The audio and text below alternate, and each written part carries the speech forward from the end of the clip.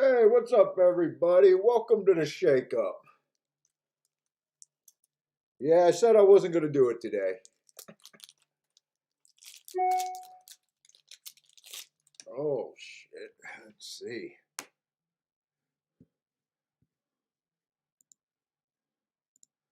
Let me get my shit together.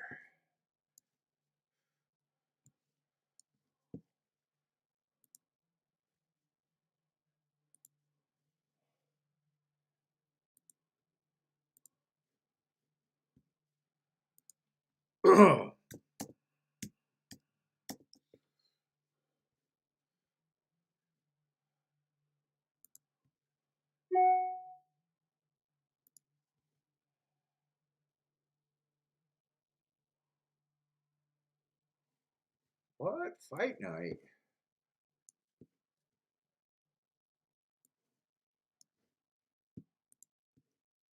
Hey, what's up, Bender? Yeah, I wasn't going to do it. I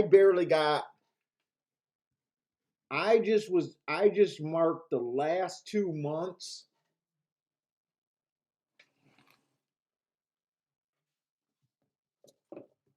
But I was laying down thinking.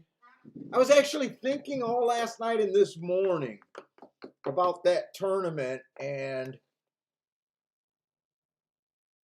instead of betting my bets all the same, and I was playing with a bunch of different formulas, so I wanted to test some things out on paper today, but I wanted to do it with a live race card, not what I could have done yesterday. So I scrambled a handicap, and then I'm tired, so I said, fuck it, I might as well go on live.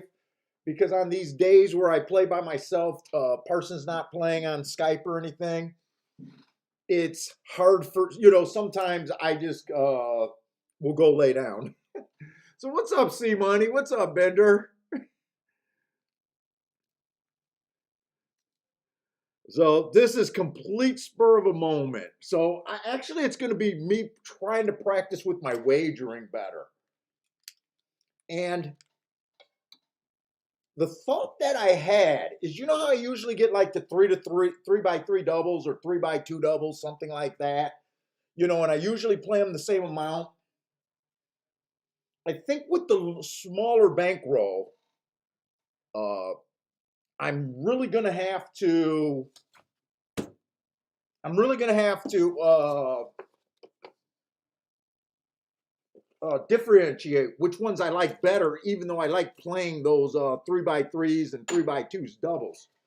So I was thinking about it, and you guys know how I always do those, or not always, but every once in a while I do those odds line. I basically had the thought that once I get my contenders, if I just assign the odds that I believe that their chances of winning out of my contenders. So let's just say I got 3 horses in this race, and I got so that means I'm going to put 100% points on those 3 contenders, sign them their points, and bet them accordingly. So if one you think has a 50% chance to win, the other has a 30, and the other has a 20. Play them like that. And I was doing that with just my results from the last couple days, and they're way higher than what I made, and I do good. So that's what I wanted to play with. Hey, what's up, Q Savage? What's up, Gino? So I did scramble. I don't know how many of these races I'm going to try to mark up as we go. I was just able to do the last 2 months. Well, November, October, and September. So like always, I'll try to give my best sight, but really, I'm going to be practicing on paper, so trying to do ticket structure a little bit better, or a lot better today. Let's just say a lot better today, because I don't care about ticket structure. No, my wife's here. My wife's still she still got no taste buds. So she's still sick, so we're not really doing anything. So why not jump on? Hey, what's up, Jevin? Yeah, and I might try to get a. We'll see how it goes.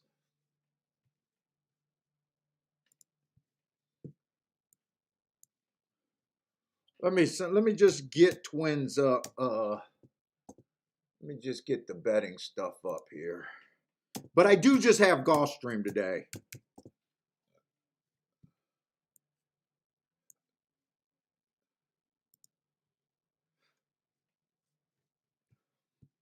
And I wanted to grab a cigar today, so it might just be more of a smoke and hang out with you guys kind of day. Course today is Oh, but let's see what we got here. I think I got the scratches and everything. Let's see, 6 is scratch. Oh, 4 and 6. I do got the scratches here.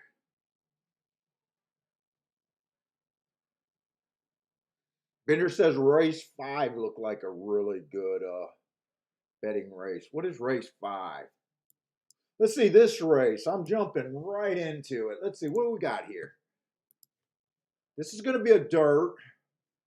And, you know, this week the dirt inside has been really good. We had that one yesterday at 8-1. I'm trying to think of the other races. I think there was a few other ones that were too short to really play serious, but we did have that 8-1. I think that was on the dirt sprint that ran away. Let's see. So I'm starting in the second race. Ooh, the first 2 races, second and third race today are both on the dirt.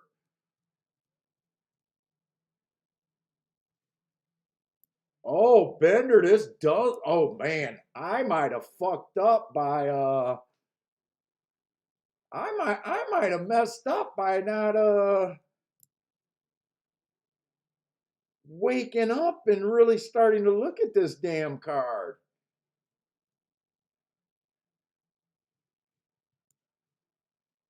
There are a lot of dirt sprints today.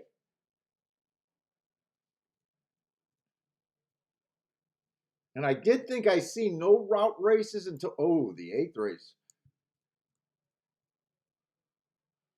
Who knows? I might have to change the audible and mark up some shit. So there's only one Tapeta route race today. The rest looks like sprint. Let's see, what is this 5th race?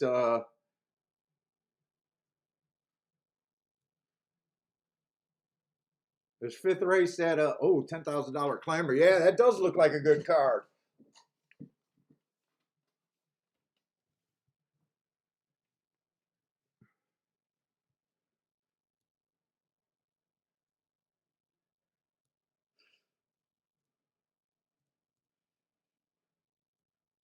Let's see. So this is a second race, and I gotta start looking here. Maiden claiming 12.5 on the dirt. We're looking for speed. Speed and stalkers towards the inside.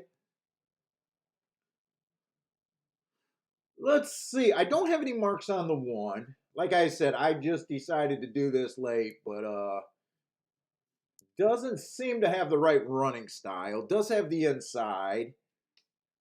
I wouldn't be that curious about that horse, or I don't think that horse is that much of a contender, unless the inside is absolute gold.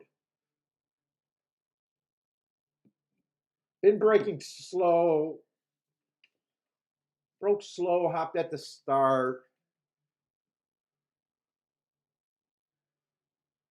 Let's see, 2 horse looks okay.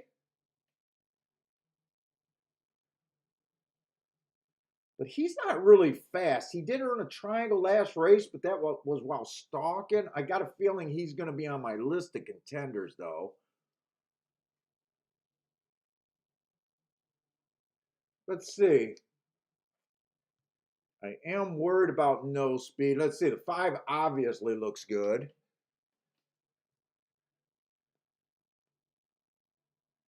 And then the rest are outside horses. Let's say I'm going to have to do this really quick, and it is going to take me a little bit more time to think of my bets.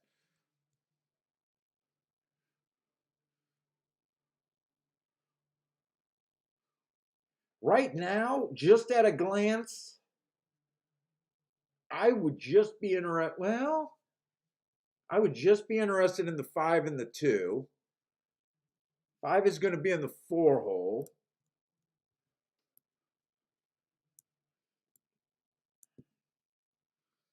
I do think the 5 has a better shot overall.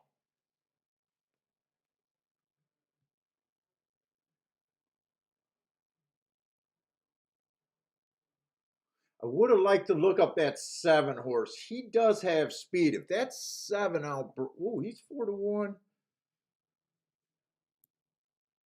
Use him a little bit. I would want 50% of the money going through him.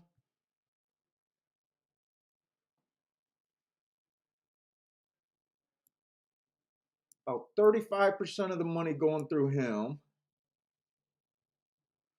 So what does that leave? About 15% of the money going through him is how I would bet that.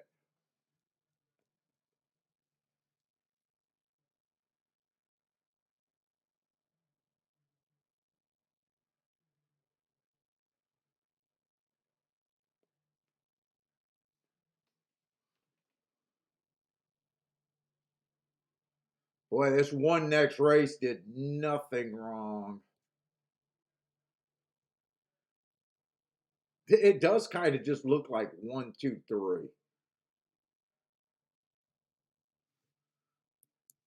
And I like them in that order.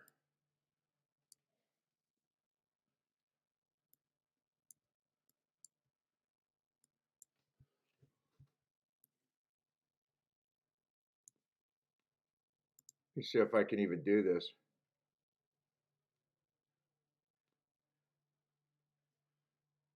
Ooh, 5-1 is paying a whopping $2.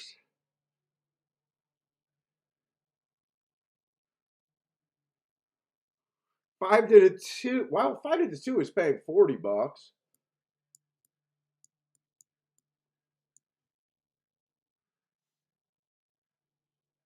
5-3 is paying 7. This race is kind of unplayable unless I try to beat the 5.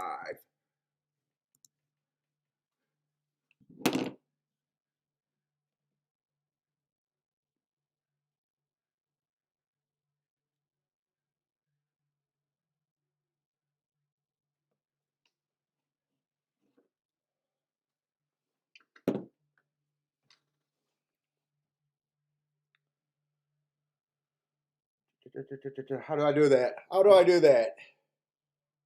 I know how to do that.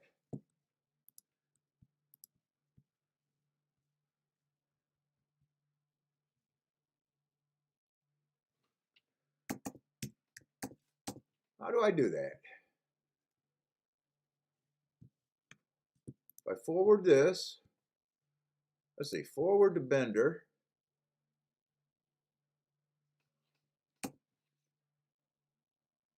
Forward to Bender. Send. Bender, I just forward what I got to you. I just forwarded. If you need the hearts, let me know. I appreciate it, Bender. Thank you. Let's see. This experiment is not a good race to do it at because the one horse that I like next race, the 5-1 is paying $2, so I would have to completely break that. The thought that I have to do this is for races that, well, let's see, how could I do this? I could play, so basically the thought was I could put $50 in the double. So if I can't play the 5-1, I could play 5 on top of the 2 and 3, and I could do both of those, let's just say for $25 right now. That would be in the budget. $25 on both of those. Or you even put more of the 50. I could have even went 30 and 20 or something like that. Let's just say I went 30 and 20. I'm just toying with this right now. The 2 to the 1, 2, 3, you also play them. I would also play them for $10 each.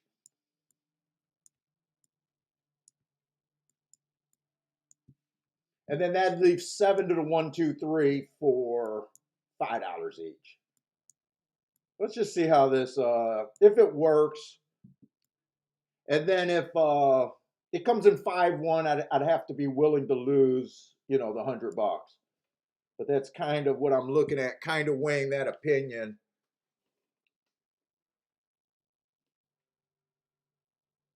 The other way I could have did it is throughout the 5, but he is my top choice.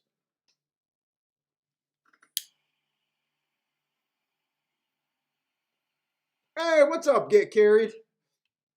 So yeah, bear with me. I'm going to be playing with some things today, so it will be a little bit different. I'm just trying to get practice for next. I'm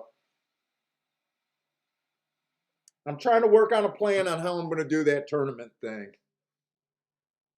I didn't think of exactas or anything. I doubted if the exacta would be anything if the 5 won. Come on, anyway this 2 can get there. No, it's 5-7. Wow, 7 ran pretty good. I didn't see him till late.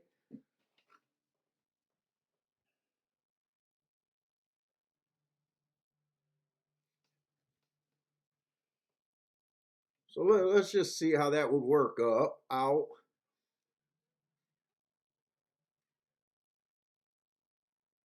Hey, what's up, Frankie Tubbs?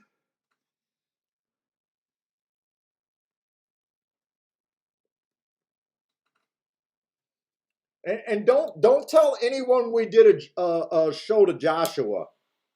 If Joshua doesn't show up, we won't tell him we did a show.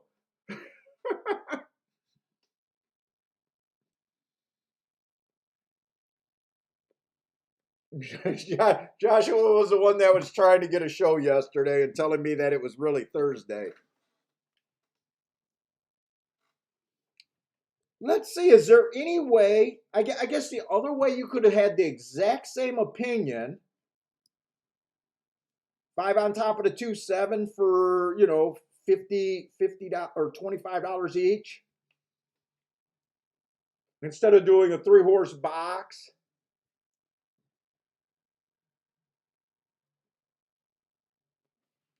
I doubt it if that will be paying though.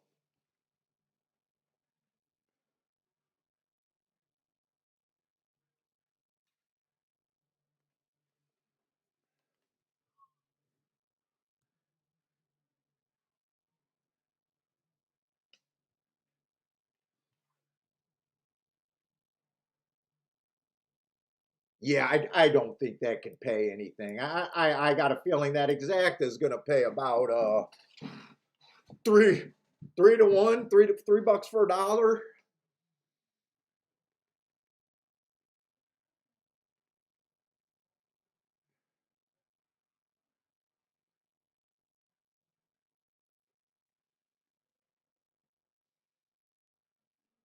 And damn, I can't. I'm exhausted, but I'm always exhausted.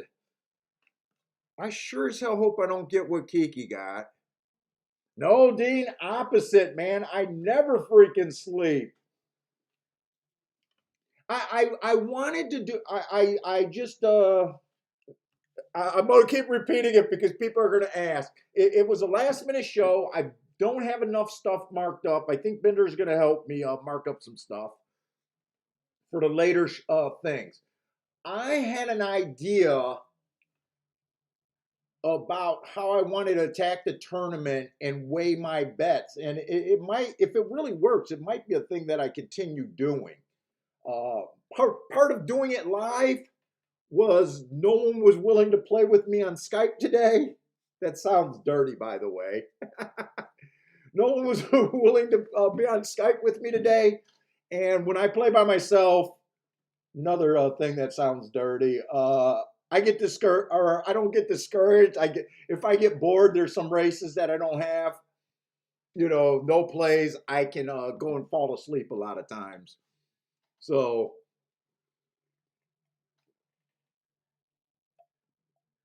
oh yeah, Get Carried. You definitely would have wanted uh,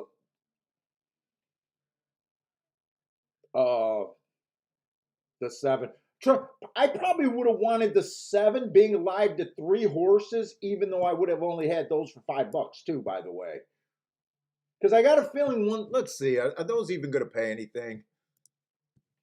And this really was a race that if I was doing with real money, I probably would have sat out. But since I'm just doing, kind of a paper tournament, one raced or one track paper tournament, seeing how it works out. Where I'm just gonna bet every race. Like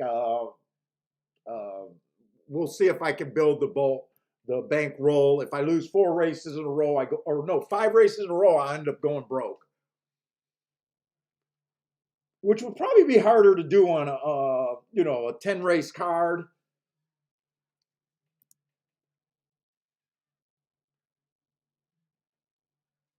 Oh yeah, yeah, yeah. If you single the one next race, you didn't want this 5 winning. Yeah, you're fucked.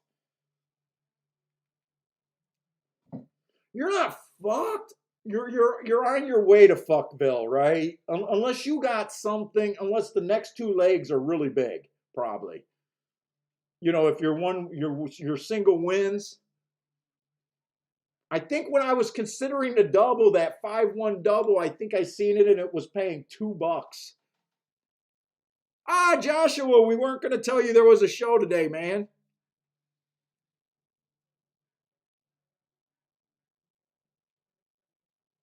we were going to keep it on the down low, man. It was gonna be a Canadian free day.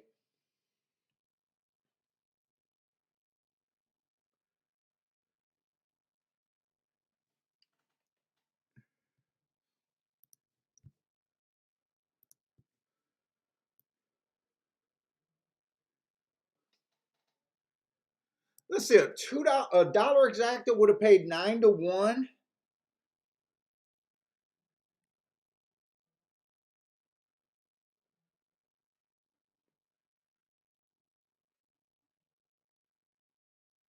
Now the only bad thing about this, let's see. So I could have, like I said, went $25, 5 over the 2-7, 25 times 9. That's not the biggest. That wouldn't have been a huge hit by any. Let's see. Well, we know 25 times 10 is 250, so that's what, 225. That would have been 225 on a $100 bet.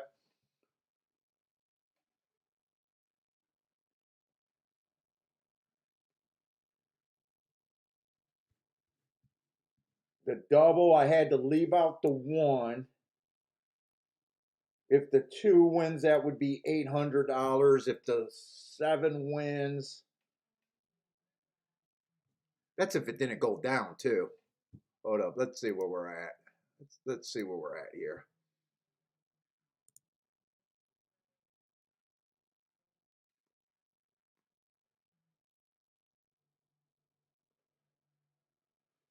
Oh no, it's not the 7, it's the 3. Oh, I was writing down the payouts. It's the 3. So this is going to be 920, not $7. So that actually went up.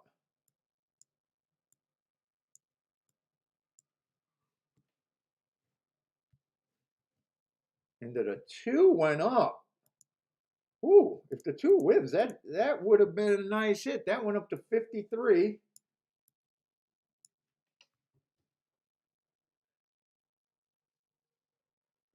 But I definitely wouldn't have. But I definitely can't have the 1.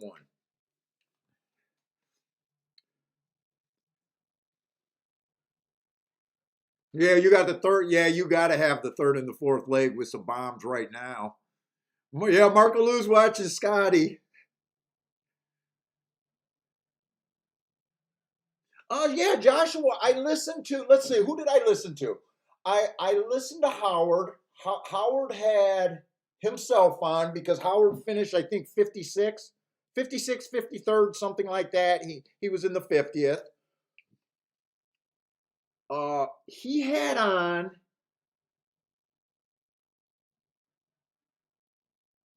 He had on the winner. He had on the first place winner, so I heard him on there. Then on that Horse Racing Nation podcast, they had Jonathan Kitchen talking about his. He finished second, and they also had on the winner. I listened to both, him and Howard. Oh, and then I listened to who's the other guy? Jason Beam. Jason Beam's podcast had I want to say the third place finisher on.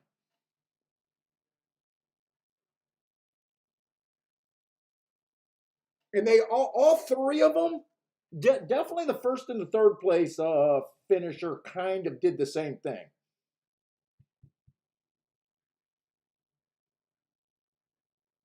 Jonathan kind of did the same thing too, but I think he hit exactas or something, exactas or doubles to get where he was at.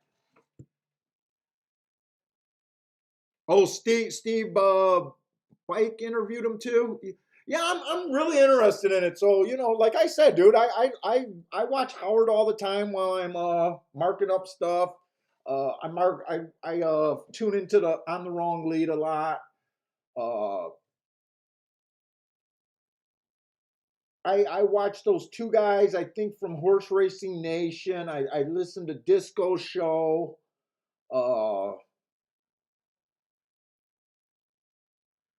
And then Jason Beam and some of the bigger shows, I kind of just listen to when they have a guest or someone on that I want to hear.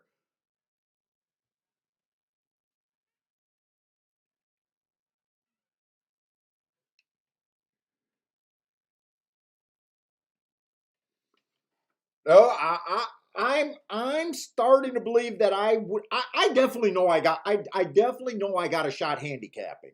There's no doubt in my head I got a shot handicapping. I don't have a shot betting. That's where I would need you to do my betting. I'm gonna work on getting better betting.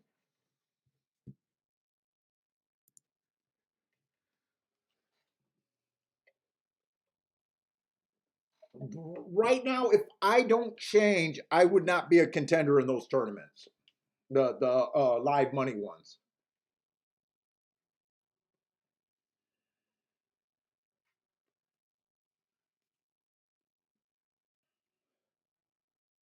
But I listened to the last couple shows, and the other thing, Joshua, is I'm like you. I want to see the plays that most people made. I'm guessing, and what makes sense to me is most guys got their initial startup bankroll all in on fairly obvious chalks, is what I've been hearing from the last 2 or 3 years I've been listening to the podcast. So I just haven't heard what they did last year. I heard the last couple years. It almost sounds like a poker tournament where they all go all in basically on a big favorite somewhere. They kind of build the bankroll up either with doubles or exactas a bit, especially on the first day with the mandatories. And then every race comes down to the either the winner or the exacta or the double going into the last race. That's what it all comes down to.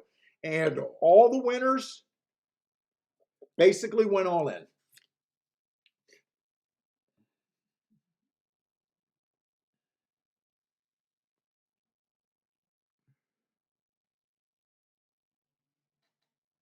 So I'd be curious because I think you're allowed to play pick threes, and I don't know if you're allowed to play pick threes in that one, but I know some live money ones you are. I know you're definitely allowed to bet trifectas. I want to see how many guys make big moves on trifectas. Is that really, because that's what I got? That's what I kind of thought when I just seen the scores a few years ago and was like, how the fuck did they do that?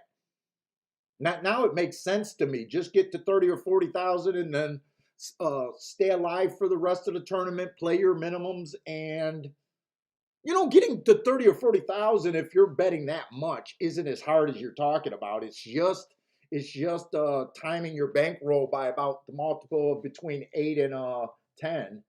It's not as far as you think. I mean, if you take $200-400, we multiply your bankroll by 8 or 10 quite a few times throughout the year. It's not that hard there. The next spot is the hard part. All right, what's up, Shan? I think you hold a rocket. I don't know what that one is.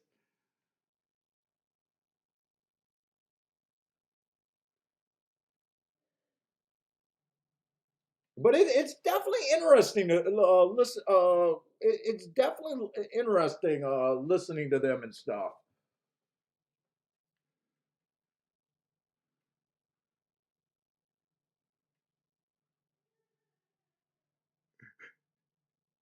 What the hell are you talking about, Joshua? You're bigger, better than I am.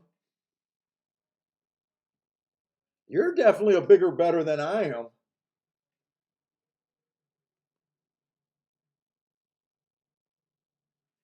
Dude, I even talk to Disco where I'm at.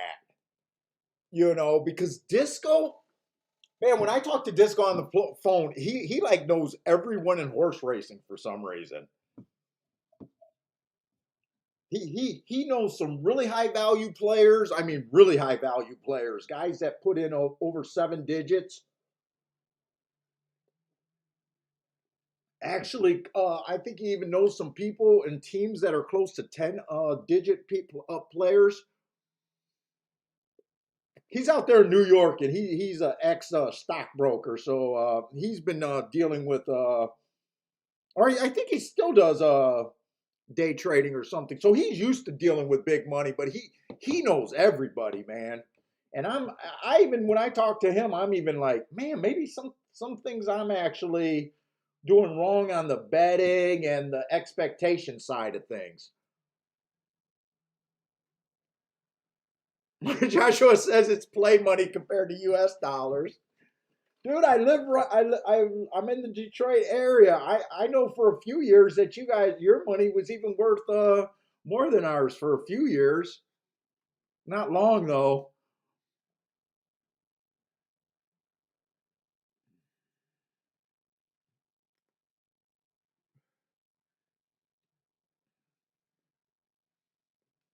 Let's see. And since I am practicing, I should just be more curious about what I would do as in handicapping and going forward. Because we do have 3 dirt races back to back to back. Let's see. So we are going into the third race.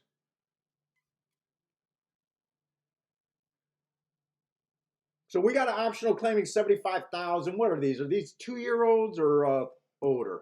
Yeah, it is for 2 year olds.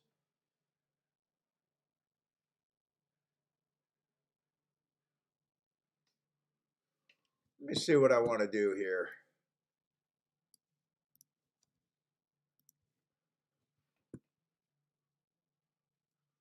Try to decide if I want to try to mark up some things as we go or just see what Bender gets me. I know he won't be.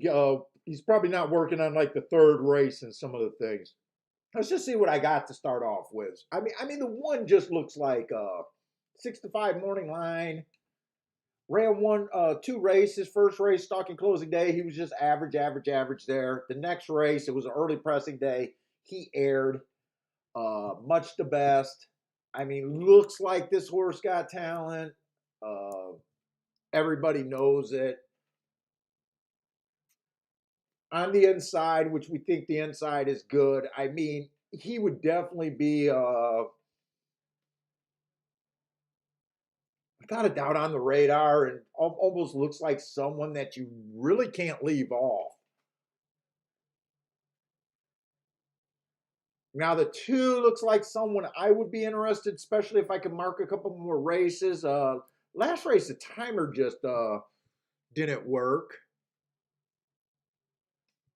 It was an early pressing day. That's what he was. He ran a decent race, but his speed figure was on the low side of things. But kind of the same thing everyone could see on him. Where's my stuff? Where's my stuff here?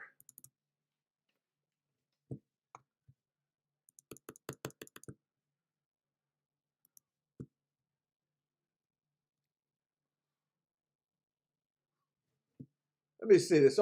This race was an early pressing day. I just wanted to see what it was because it is a little stakes race.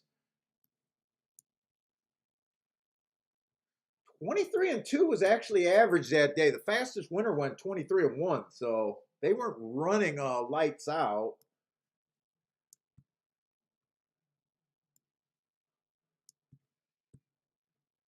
But I'm not crazy about that race. Let me see when he broke his maiden. Because he is one of the horses that I would try to do something with. Let's see, I need Gulfstream open. Where's my Gulfstream? There it is. How did he look on July 10th? That was an early pressing day, and he would have just been average. Kind of average, and then the slash.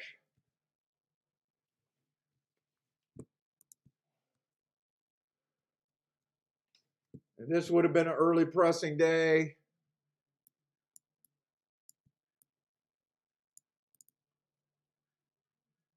Yeah, I mean, I'm not saying anything when I say the one just looks like the horse to beat. Maybe the 5. That's about as far as I can get to. But here's the thing about me: when I give a horse odds, I never give him more than a 50-1 or a 50% chance. So I'd kind of be looking at, if I was just doing my mythical doubles, be looking at a 1, 2, 3.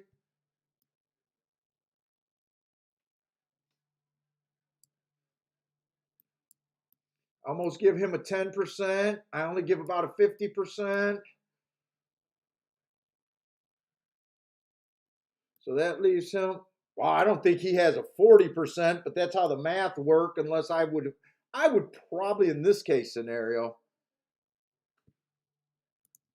just give that horse 70 and this horse 20.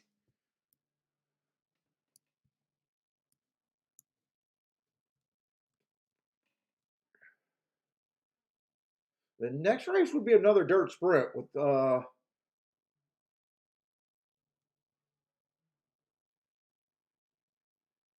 next race is a race that I'm probably going to like a lot.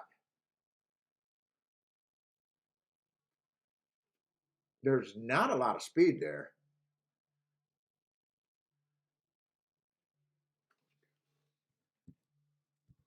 Let me see my betting board real quick. Let me see exact. I doubt it if this is really going to be a playable race. Let's see. The exacta to the 2 is going to pay 15, and the 3 is going to play 5. Let's see. Who can I try to get a dive to the double? 1-1 double is $4, $11, 26, and 18. Do I like any of these horses in the next race where I could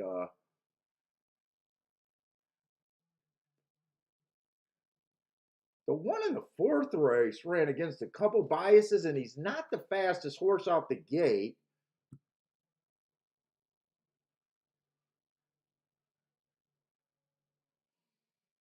Two could outbreak him, but two's a raw horse.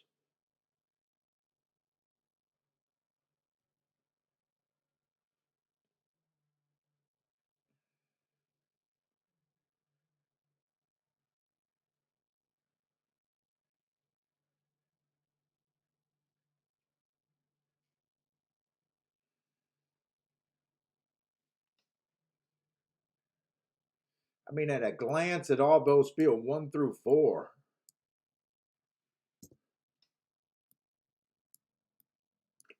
Can this fucking thing write? It's almost the same situation. I would have to throw out the 1-1 double and just play to the 2, 3, 4. Not really. Came on to try to work this out and just not really having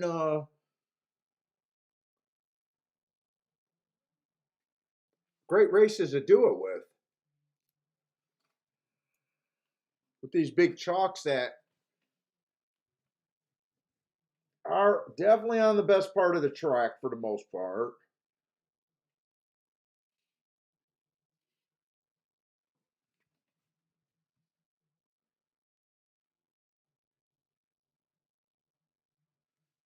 Let's see, this 2-horse might outbreak this 1-horse. I can see 2 outbreaking that 1-horse.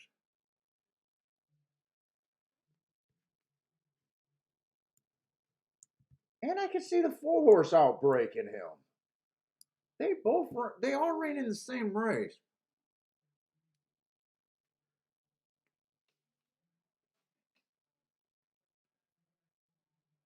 Let's see, I'd probably be forced to go something like a 1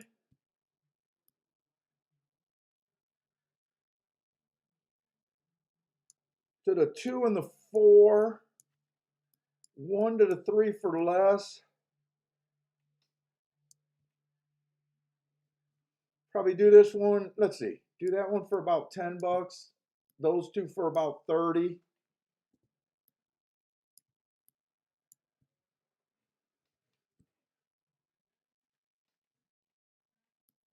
Do the 2 to the 1, 3, 4 for what? $3? No, only $2. 2 to the 1, 2, 3, 4. You could probably play those without checking them. They're just getting in the gate, and I'm just writing down all I could do. And 3 to those horses for $5. So that would be $2. This would be $5. Let's just see if I could mythically make a profit. I don't want you guys to think that I'm betting, you know.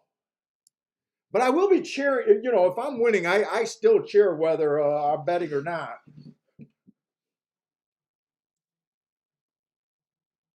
All right, what's up, Randall Gordon?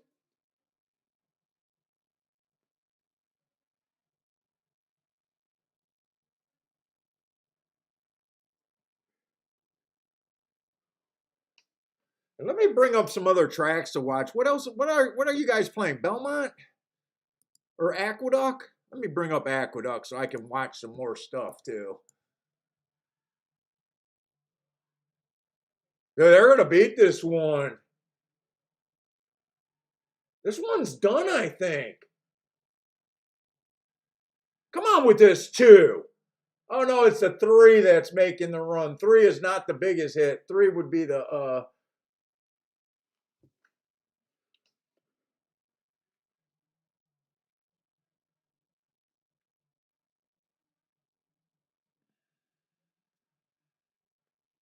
Come on, 3, finish this.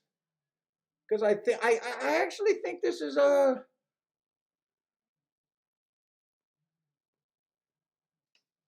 let's see, I'd only have a $5 ticket. That's what sucks, but I would have cashed. Let's see, we would have cashed a $30 ticket at $9.20. Not a great ticket, but I'm going to keep doing it because people are joining in late and probably going to wonder why I'm talking about cashing a $9.20 ticket. I'm just working on something, seeing how it could work for doing a tournament thing for a couple weeks that I'm going to go to.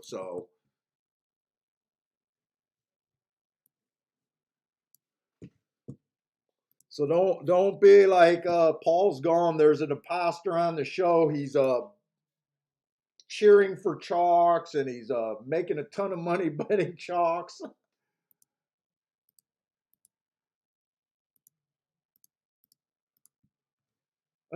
Let's see, that'd be $276 back off the original $100 investment. You know, that's not terrible for a chalk.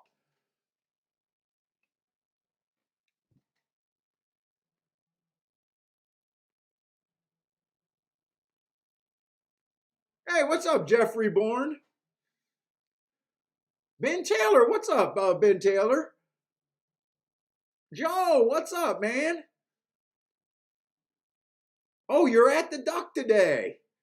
I am smoking one of my usual smokes, an El Jefe from La Roma di Cuba. And I'm not sure who makes the La Roma di Cuba, but it's the El Jefe, man. You got to be the boss. I'm glad you enjoy the show. It's a little bit different of a show. I don't think I've noticed your name before that often.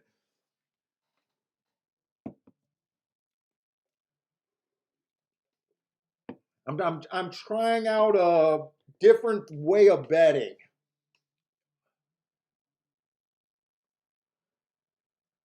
That's probably a smarter way of betting, really. It's just on my usual play. I would have tried to either beat the one last race or sat out instead of doing what I did or what I'm doing on paper.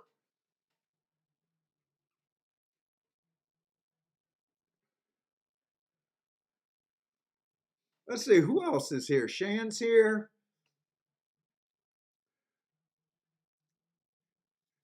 Get Carried is still bitching about Marco calling him out.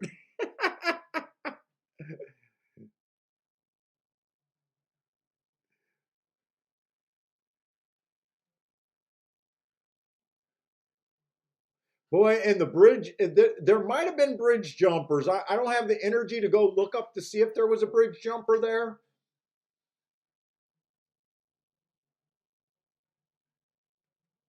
But 1 to 5, let's see, was there a bridge jumper there? Either way, if there was a bridge jumper, he's gonna be able to live today. But that was a terrible third on that one. That's a terrible third. I mean, you knew he was done before the top of the stretch. It wasn't even that he got beat late.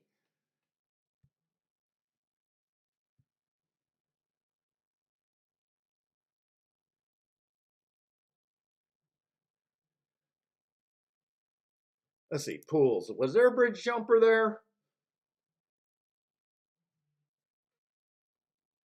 Yeah, I'd say there was a bridge jumper. There was $28,000 in the pool, and almost 22,000 of it was on the one. So yeah, I think there was a bridge jumper.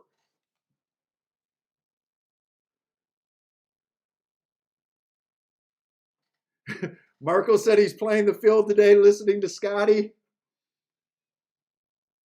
Hey, what's up, JW? Wait a minute, that can't be two different people because why is JW JW and then he's JV a line below? Or is there two different people with JV? Is JV and JW two different people?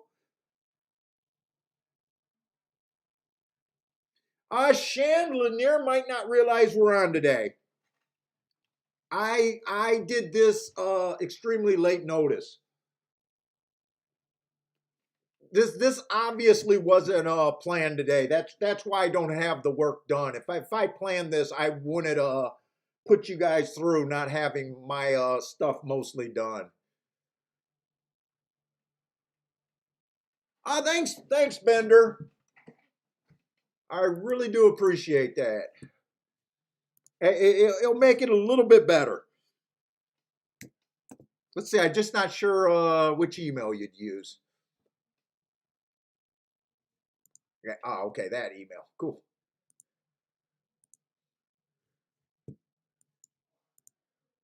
And Bender marks the form better than I do, by the way.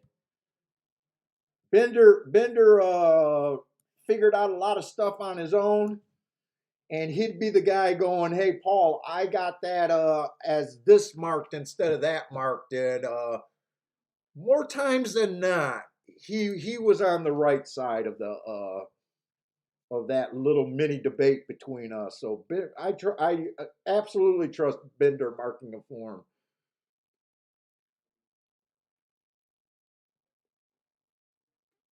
Hey, what's up, Ryan?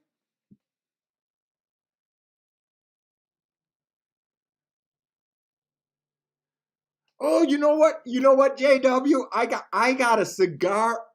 That's funny. I got a cigar. There was a cigar ash on my screen, and I seen the JW above, but the line below there was UJW, and the ash blocked out half of the W, so I was seeing JV.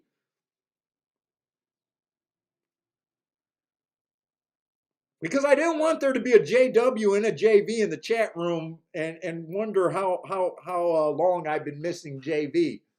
I always see JW, but that's the first time I seen a JV. But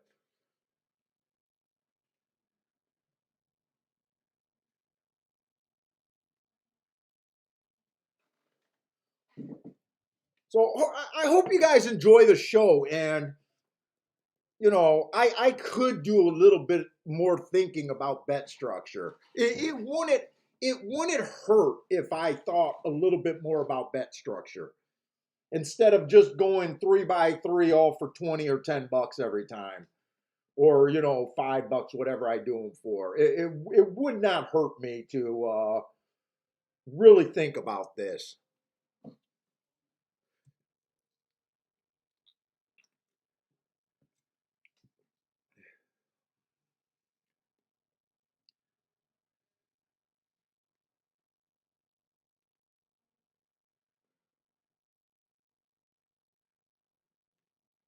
Oh, you're from Paris. Let's see.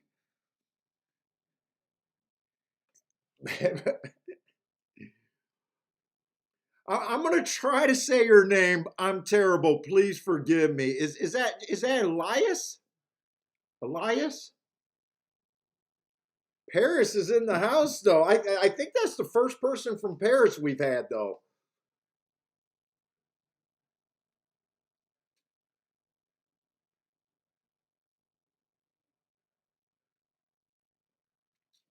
C money. Usually I don't account for run up because most of the time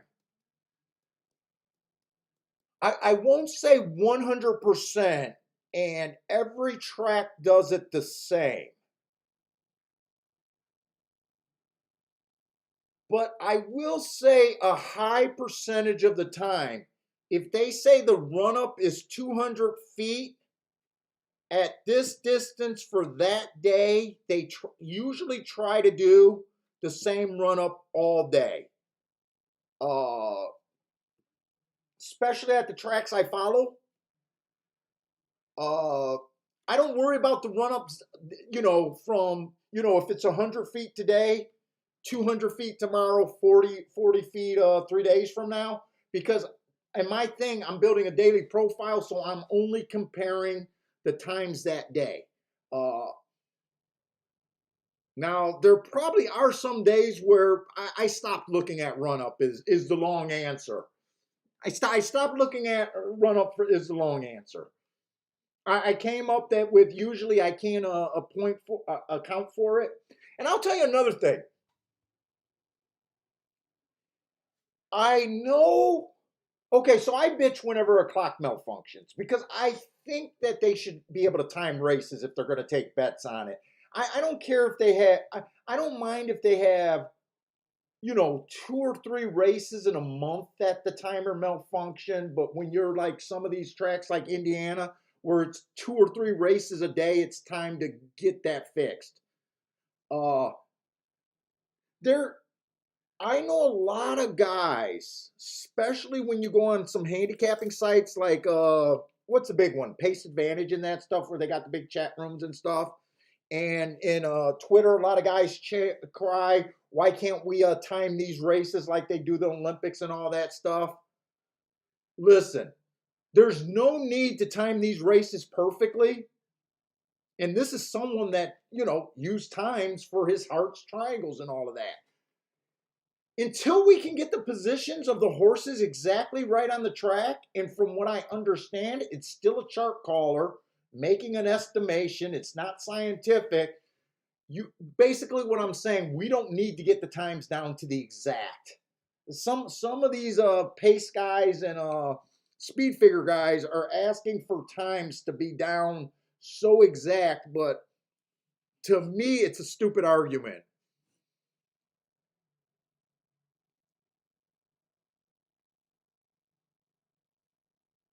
I see. Can see money speak some French over there?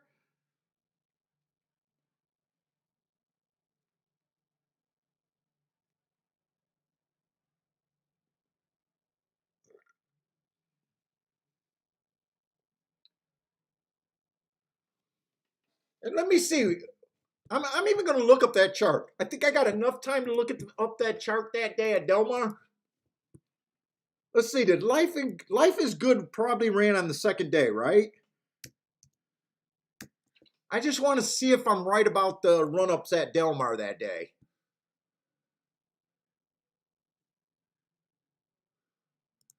That was probably the 6th. Let's see. What race did Life is Good win?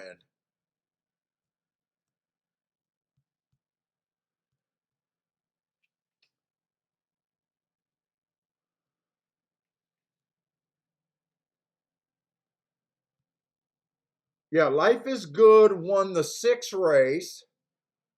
Well, what was the 6th race? That was a mile on the dirt. The run-up was 200 feet. So let's see what the run-up was on the Classic.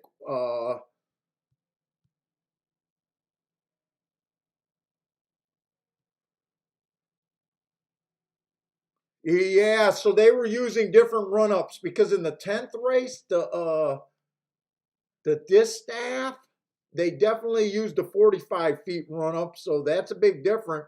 But even then, even with that, look at the times. They went 21 and 40, 48, 44, 48. Wait a minute, I'm confusing you. They went 21 and 4, 44 and 4. And the other race with the other run up, it was basically roughly the same times they ran. Wasn't it? What did Life is Good do?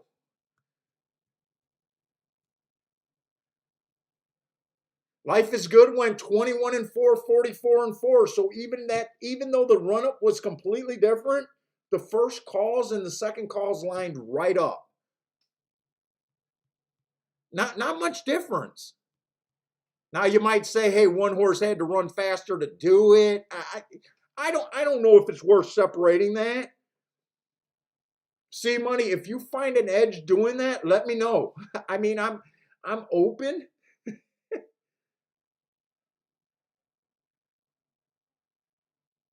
I say the biggest thing we noticed, See Money, was that on the dirt routes, speed was just holding like gold. I think they won 75% of the races wire to wire. And this guy said before he signed off, I think I should try to beat Nick's Go. I didn't realize. I think we needed a tic tac toe board was more important than anything. Hey, what's up, original?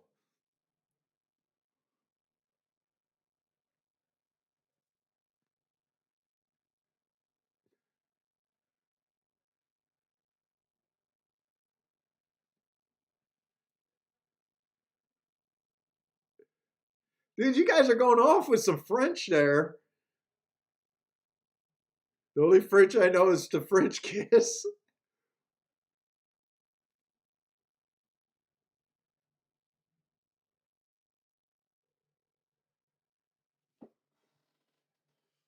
Yeah, but see, Money, don't you kind of agree that until they can figure out how to put these horses exactly on the field in your chart? I know they're trying to do it with some of the stuff. I think Woodbine tries to do it. You see, we've been coming back to Woodbine, hitting with the same. We're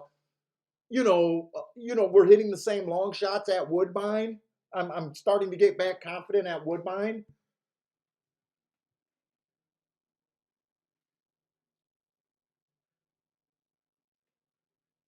So obviously I use times a lot, but at the same time, it's always a grain of salt.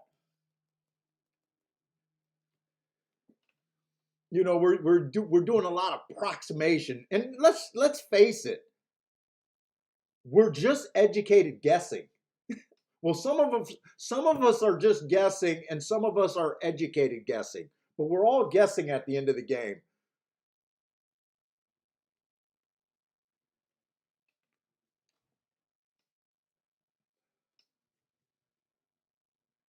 And let's see.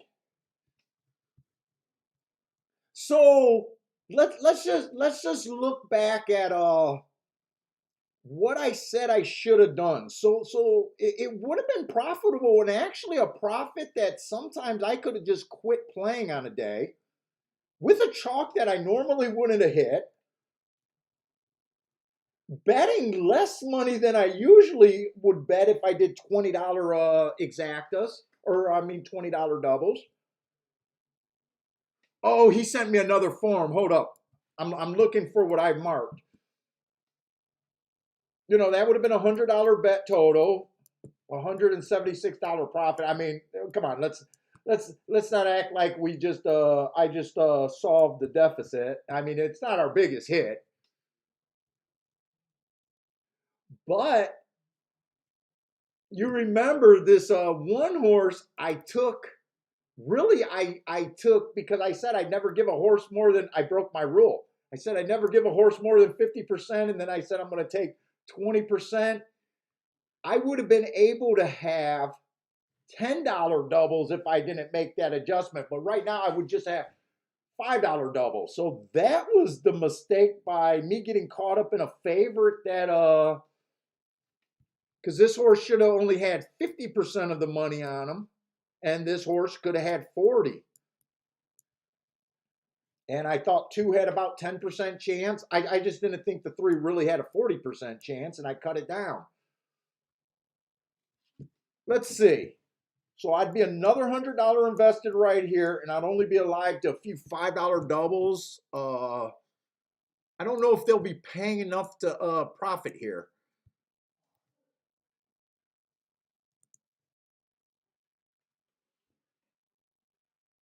Let's see, the one is paying $15, so 5 times 15, that'd be losing $40 on the initial investment. If the 2 wins, that'd be $150. Remember, these could have been 10. I got myself in trouble. The 3 would be a nice hit, $69. I could, ooh. And the four would be another hit, 43 to 1, which would get you 230 bucks back, something at $5. So I might play around with this. I might keep this if I'm definitely gonna play with it tomorrow, and probably on next week's show too.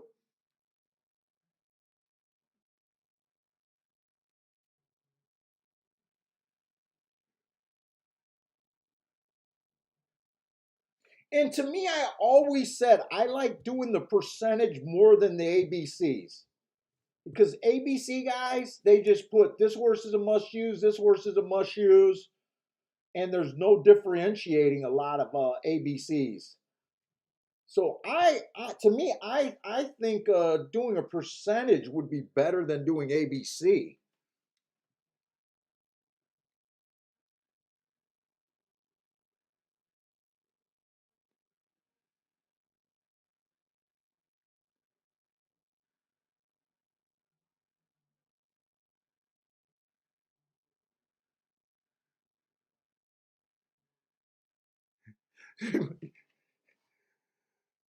Dude, I went to Orleans twice. I went when I was single to Mardi Gras, and I hated every minute of it. And then me and my wife went years ago, and we just visited the French Quarter. Man, I hated Mardi Gras. I went for 13 days though. It was too freaking much. I even tried to come home from Mardi Gras like 4 or 5 days in, and the plane ticket would made it where it wasn't worth coming home. It would have cost me way more than the entire trip just to come home early. But then me and my wife went uh, right before the COVID lockdown is, and we had a great time. But then we went to Fairgrounds Racetrack. We stayed out of the French Quarter. We stayed on that main street right by the hotel casino. Look, Orleans got some awesome freaking food. Their food is unbelievable over there. I love the cooking out there. I love the gumbo.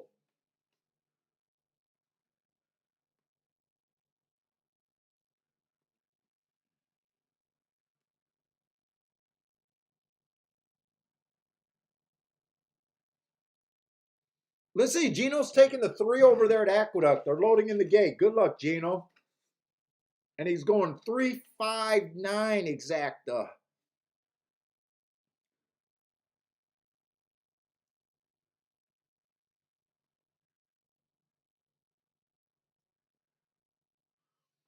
Let's see. Joshua's jumping in Aqueduct. Is that 34579? I think he's using the 4 horse with that slangers there. 3 through 4, 5, 7, and 9. Oh, he's king 7 and 9, first and second with those horses. I see his ticket.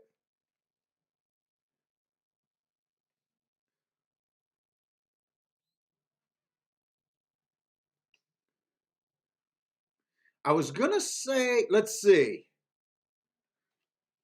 Gino has a 359.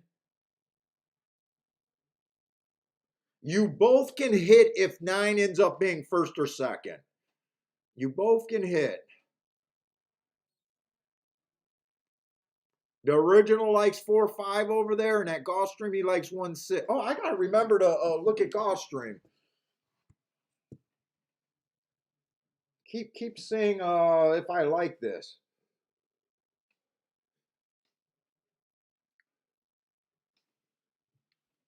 And let me go over to his form because he gave me extra stuff. Oh, and the 5th race was a race that he told me we're gonna like. The only thing that makes me nervous about the 5th race, it's the distance and the horses I love. And I think it's going to be a good race glancing at it, but it is going to be a Tapeta sprint. Yeah, Oyster Bar. If New Jersey is the armpit of America, Orleans is certainly the crotch. Dude, when we went to Orleans, it was just too busy. When I went to Mardi Gras, it was nuts. And it was boring. It was cold. It was frat boy. It was basically frat boy and trainee USA. The frat boys were just too much. And it was just so busy.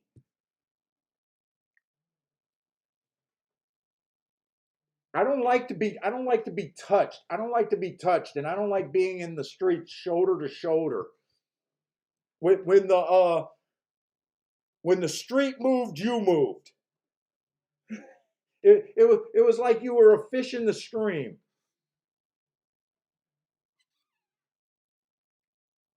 Although we did go to the saddest strip club in the Orleans that I've ever seen in my entire life. They had a guy, I swear to God, he had to be every bit of 89 doing magic between the girls' sets. And they had about 2 or 3 strippers there. And I remember one of them doing a somersault and falling off the stage. It was bad. It was the saddest thing. It was the only strip club where I seen them do a couples dance. Where a girl came out and a dude danced with her with a top hat and a cane.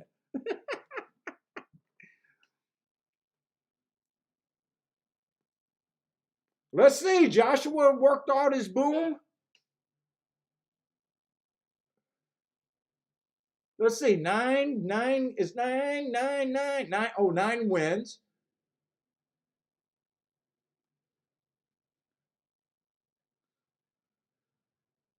Oh, Joshua, you didn't want that. You didn't want that 7 to run.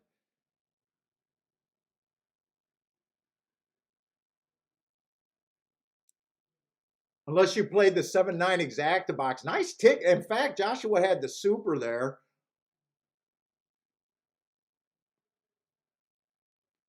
Gino had the same 9, but he needed that 7 not to run or not to be that close. Nice hit.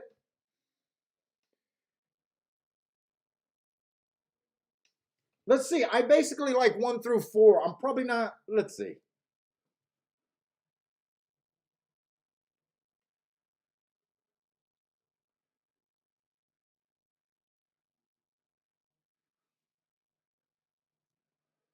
Let's see, I'm going to do this for the exacta. So I basically like 1 through 4. Let me see if I can get it to work with the exacta. And that's who I would be alive to on that mythical.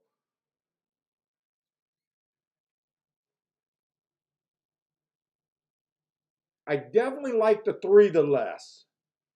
So I would have about 10% of the bankroll on, or 10% of the bet on him. And I'm just pretending I'm doing $100 bets to make the amounts that I got to put on them very simple.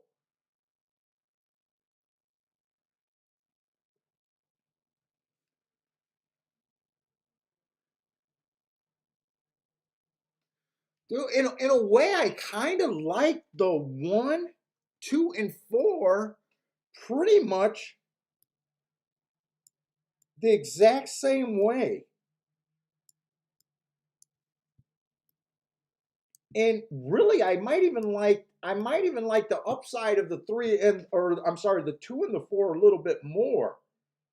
So let's see, if I was just doing exactas, so if I was doing win bets, I could put the 30 on the 2, the 10 on the 3, and the 30 on the 4 and make a profit. If I was doing exactas, I'd have to see, there'd basically be $10 exactas without really breaking it down anymore. That's basically what it is. 1, 2, 3, 4. That's if you're playing them all equally.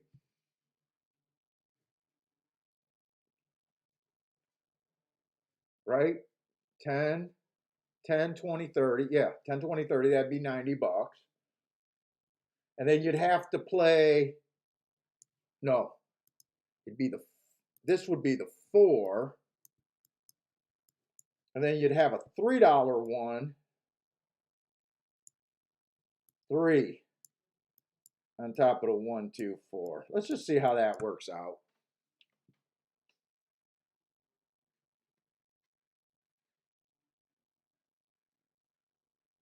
Does anyone see what I'm trying to do to that's different from how I'm usually trying to bet? Does anyone think that this might be something that I could adopt?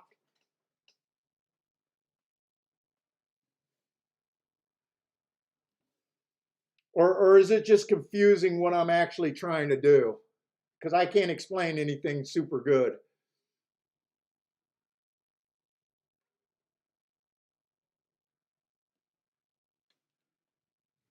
That I could have bet these horses to win with that amount instead of the exactas or the doubles. I don't think I would have put the 30 on the 1. I think I would have kept and only did 70 that way.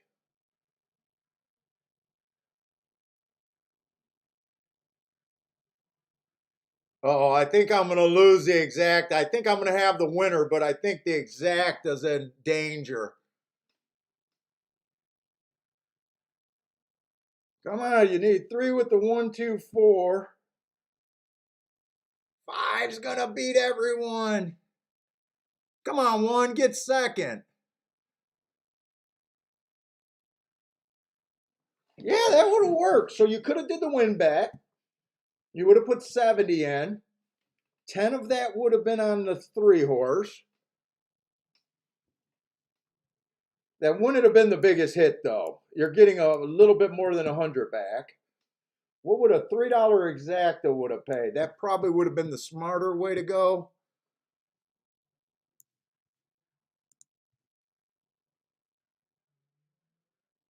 Ooh, 3-1 would have been paying 114, so that would have been, say, 345. Let's just call that 345.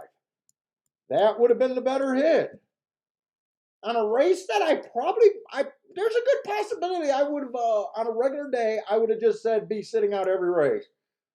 And we would have been squeaking little profits. We would have picked up, ooh.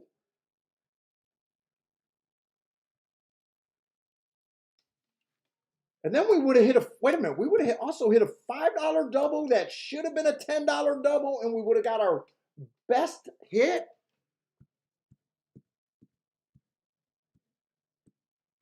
That would have been a good race.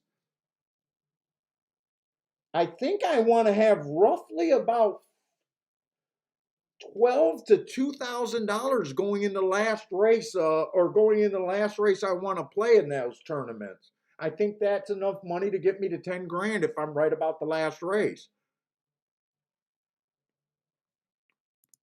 God damn it, I wish I was playing for money. I play for money. I just knew I was trying something different and I didn't have everything handicapped today.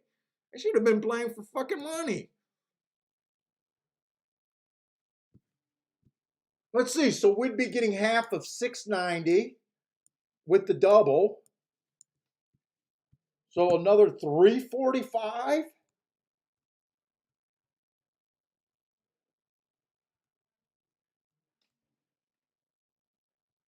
So another 345. Where am I? Why can't I figure out where I'm at to write shit down?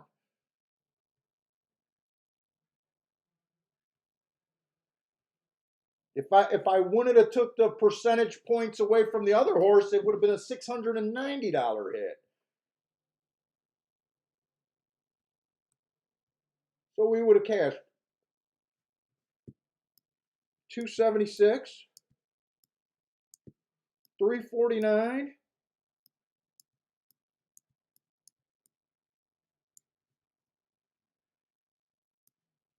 and that was about 345. Let's just say 340.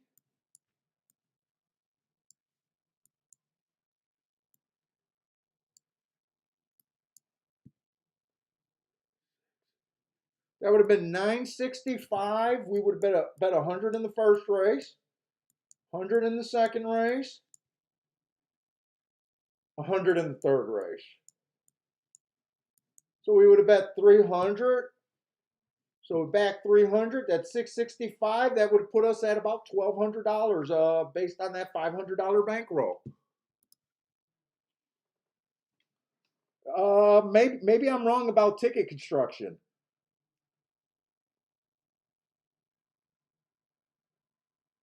Hey, what's up, John?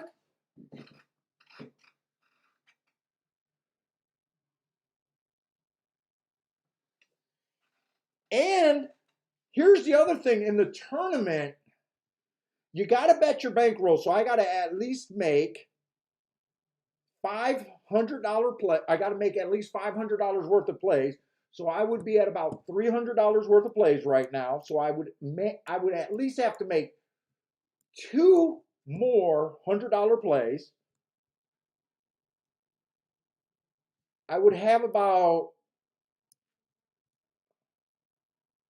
let's see, the bankroll would be, let's just say it's $1,200. So that would give me a guaranteed $900 going in the last race if I don't hit anything else. And the other thing I could do, I could even divide this by 5 if I want to keep the 5-play division. That's why I came up with the 100. I could raise my bets.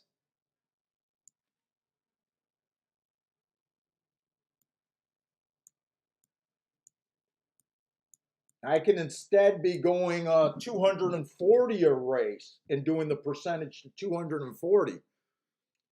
I hope this isn't boring, you guys. I might be learning something today. I don't know. By the way, if I would have did this yesterday with the real money, I would have had. I ended up winning a paycheck yesterday. The paycheck would have been insane yesterday. I would have probably made 3 weeks.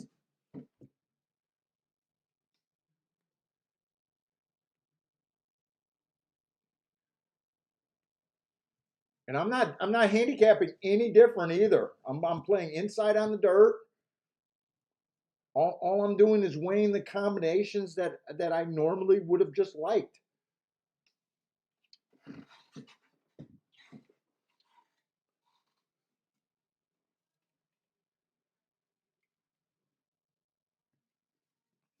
C Money says boring. Is it making sense to you, C Money? Because I think that's the biggest thing that people probably don't like about what I do, my ticket construction. And probably that I'm willing to sit out of so many more races. I know sometimes when we get sports bettors on here and I get emails for them, they're used to watching shows where they're giving out 100 plays, and horse racing just doesn't work like that. I mean, if you want to be good, horse racing doesn't look like that.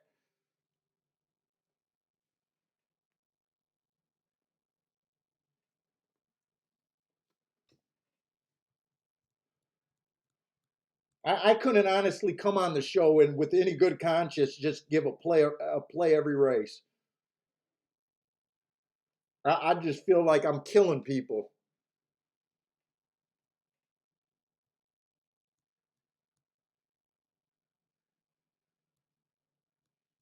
Let's see. I got to go back to the other form though because let's see. Is this the form that he updated for me? Yeah, this is a form that he updated for me.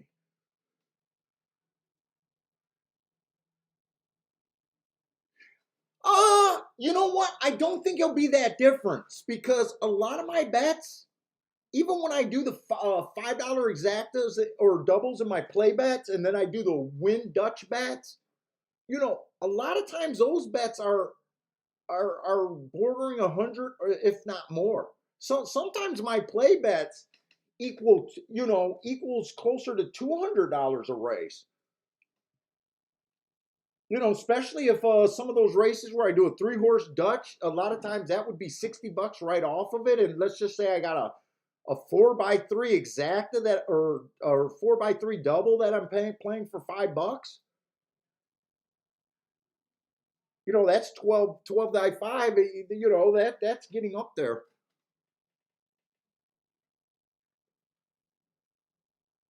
All I'm doing, the only thing I'm doing different is I'm taking the 3 or 4 horses that I like in a race, and then I'm taking an extra step of really determining which one I like better and thinking a little bit more about the bet. That's the only thing I'm doing different, and then I'm putting the percentage down, and then I'm making sure that amount of money goes through that percentage of thinking in the first leg. Now I could break it down a little bit more and break down the second leg in order and really get it right, to my opinion. But right now, I don't know. We'll see. It just might be because I just had 3 winners in a row, and it's probably hard to lose money on 3 winners in a row. But there's a real argument that I would have over included the 1. I might not have done even that minimum ticket with the 3 that got us a nice hit. You know what I'm saying? There's really arguments that, even though you got the 4 contenders, you can, I mean, all of us know that even once you get it down to 3 or 4 contenders, there's still a 50-50 chance. There's at least a 50-50 chance that you're still going to fuck it up and be right about the contenders winning. We've all been there. We've all been there where it's like, dude, I had to try every freaking race, but I don't play tries. I didn't cash a single ticket all day, and I handicapped good. I mean, we've all been there.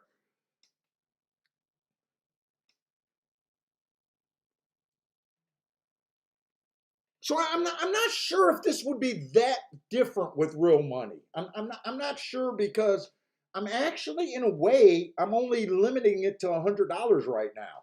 So that, like I said, that's usually less than what I do. And the reason why I limit it to $100 is because I start with a $500 bankroll in that tournament. So I won't. I know there's no way on my first play of the day that I'm willing to go $200-300 in. I'm not willing to give the whole, half the bankroll, 60% of the bankroll away in the first race. I'm one of those handicappers that like to dip my toe in a little bit.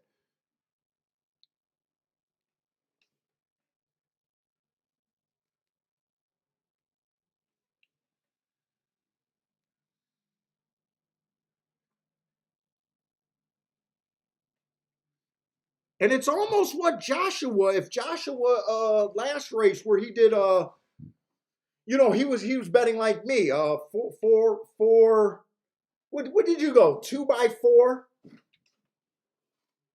But you didn't differentiate. You did everything 50 cents. Or not 50 cents. You did everything for $50. If you would have differentiated, see, do that test, Joshua, if you're still here, and see if you would have been better off that way. My guess is you would have probably had to play the 7997 for more money. Since those were your two key horses, instead of just catching it for 50, I'm guessing you probably would have caught that for 80 or $100.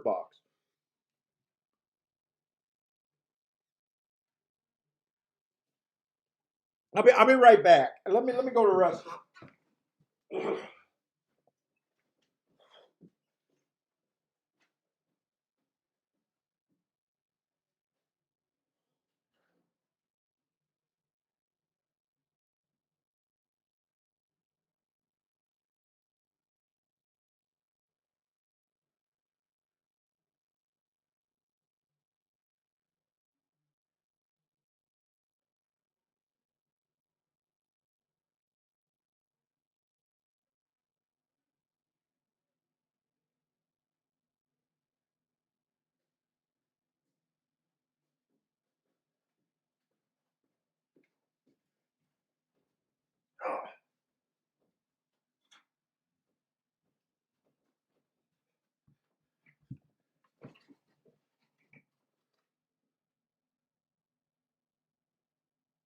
Joshua says I'm right. He would have been able to have that more, and that would have been your toughest. That would have been your best opinion. Joshua, I think we survived and was doing it for so long just because you think it. I always thought what I did was okay because I usually just keyed off on longer shot horses. So when I was right, it made up for a lot of losing.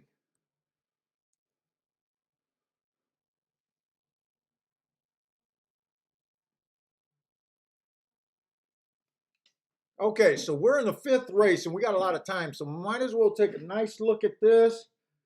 I'm not sure if this would be a double play. I'm not sure if this would be a double play because next race is a 2-year-old race. It's going to be on the dirt. The inside looks like it's extremely dangerous from what we've seen so far. The 5 is the best marked horse, but everything inside of him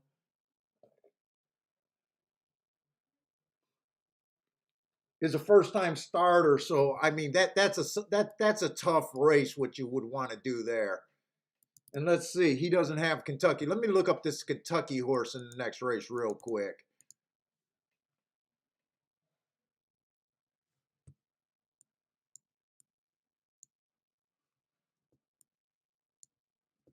Come on, can I make it S? Okay, Stalker Day. Jesus Christ.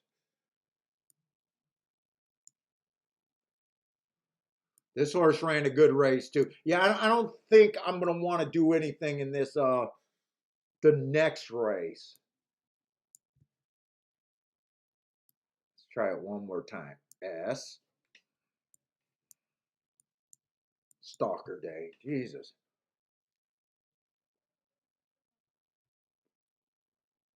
Now, what trips me out a little bit now, this is a really good race right here.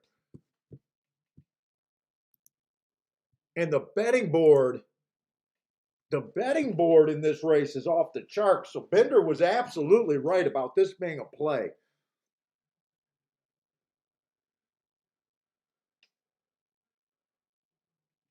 The favorite is the 5 at 7-2. The only thing I could ask for something better is if this race was run on the dirt track. Because I'd be able to concentrate on the inside of the track. I got a real opinion there. Let me just bring up the Polytrac bias reports right here. That's the only thing that's making me a little nervous about this race because we got marks everywhere. Let's see, the poly sprints, right now we've only got 44 of them. Post 1 through 6 has won 84% of the races at leaving 16% on the outside. I mean, that does look powerful.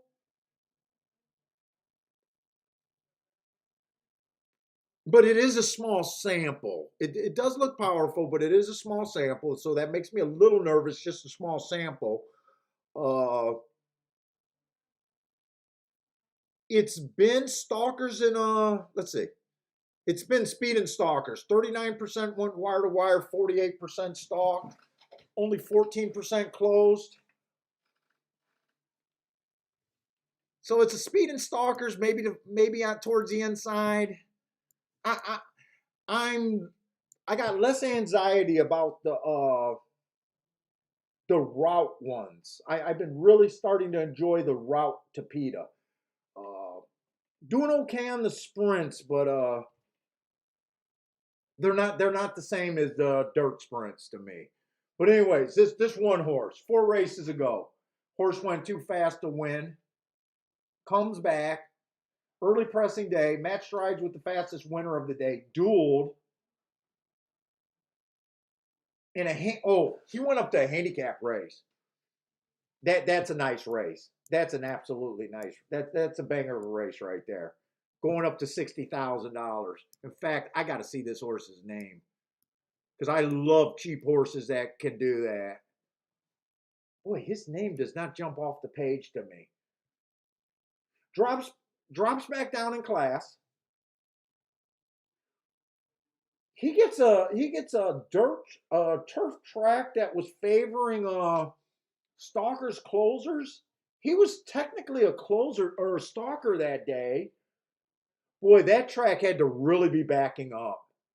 He went too fast to win, so I still like that. This horse, let's just say it, he's in great form. I don't think he's a quitter, but he has been giving it up. He has 4 wins out of 23 starts. I wouldn't call him a quitter. There's going to be other speed in this race, but to me, this horse has been doing something special. Going too fast to win is another thing that I always consider special. And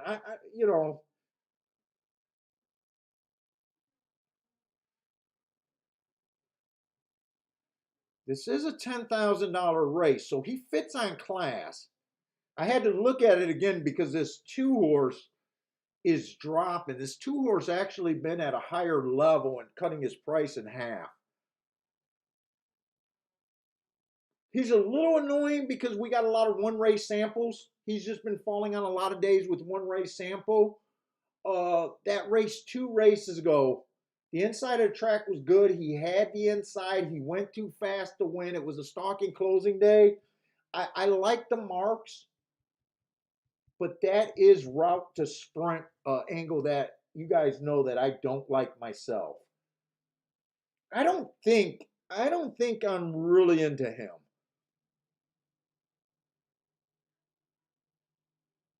And this race is going to be tricky because now I see the 3 is making a monster class drop too.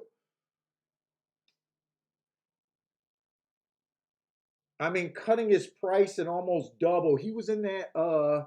Is that same handicap $60,000 race on August 7th? No, it wasn't the same one. These starter allowance races come up for $25,000. Come up extremely tough. Boy, Bender, this is a doozy of a race right here. And I use the word doozy. 4's in great form, but he's just like the 1. 4's in great form. I kind of love a lot of his marks, but he's a $10,000 horse, and we got some horses that are making really legit drops. I'm not. This race is kind of scaring me right now. Let's see. Let's just get a read on this chalk. 3 races ago, so 4 races ago, this chalk, the 5 horse was at a higher level. 1 race sample, ran third at a higher level. So then he comes back at a $16,000 starter allowance, which is going to play tough in here, probably like a $32,000 claimer. It was a speed favoring track. He couldn't get the lead. So he gets the asterisk. I like that asterisk. He comes back. Inside of the track was good. He had the 4 hole. That was at a route. He went too fast to win. And then last race, his speed figure picked up again at this level. It was an inside speed favoring day. He was outside. Ran with a. This is a tough race. I'm not sure right now. I'm not sure if this 5 should be the chalk. Who is this legal blonde in on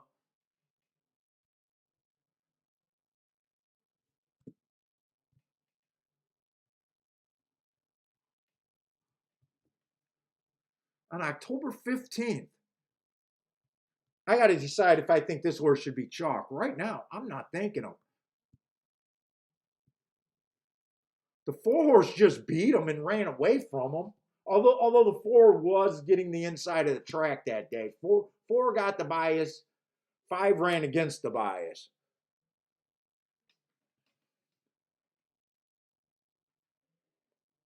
6 is making the biggest step up. I'm not going to be a believer in the 6 just because he's making the biggest step up from 6,000.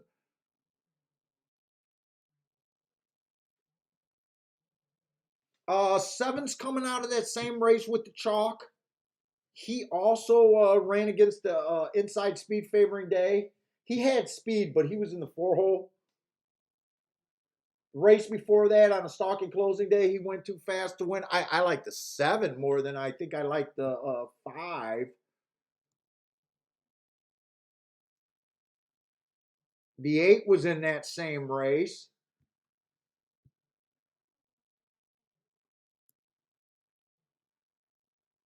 Was 8 in that same race? No, 8 ran that same day. Wait a minute. Did I mark the 8 wrong? October 15th, October 15th. Oh, no, I did not mark that wrong. He was on the dirt. The other horses ran on the poly. So the biases are different.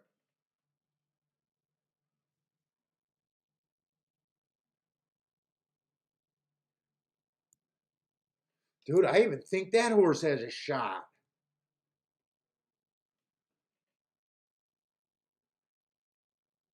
Let's see, 12's coming out of that same race. He got some good marks, but last time he had an inside speed favoring day. Had the rail and still couldn't outbreak some of these horses. Dude, this is bombs away.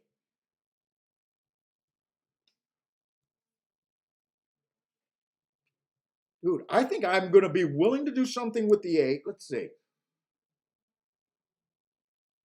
I like the 7, the 8. It's going to be hard putting these horses in order. I like the 4, and I think I still like the 1.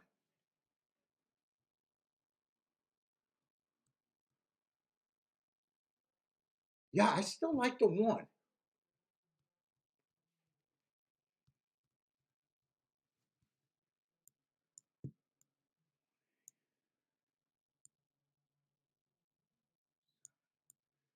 I probably like the 7-4 more.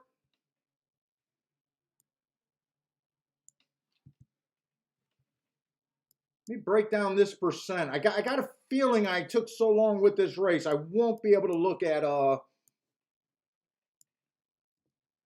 Oh no, I don't like doubles. That's right. I don't like doubles.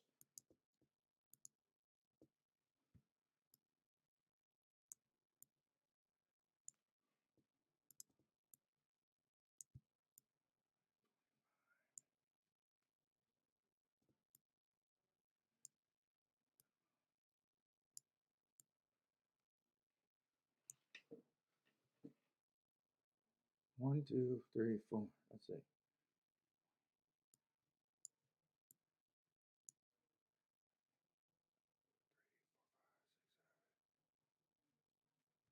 Did I do this math right?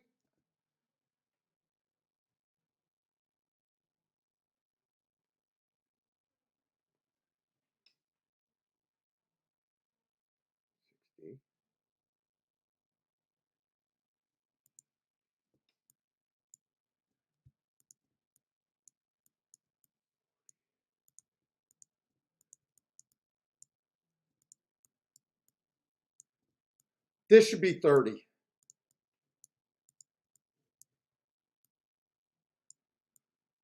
The only thing, if I decide to play like this all the time, this is going to take some time.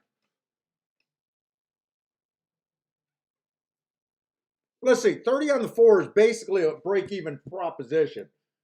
I would have to go exactas. $10 exactas, 4 on top of the 1, 8, 7 for 10 bucks. Let's just see. 7 at 7 to 1. I could do the $40 win bet.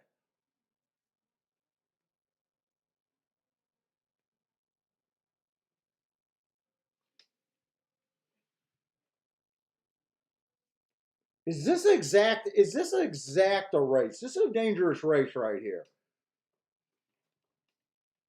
Because I could see myself doing the 40 to win on him. I think I definitely have to do the exactas on with the 4. Let's see, if I did the exactas, this is how the exactas bet would look. The 1 and the 8, on top of the 1 and the 8, the 7 and the 4. All of those would be $5. That would be your $30 there. All of those would be $5. There's a big argument in my head just to bet the 8 to win too, because if the 8 wins, you don't really 15 to 1 would be a nice bump at 30 to 1. So that would be something you would want to think about. Let's say 15 on the 1 to win is only $150, so you might want to do that. And then if you did the exactas with the 7, which I could argue to do the win bet or the exactas.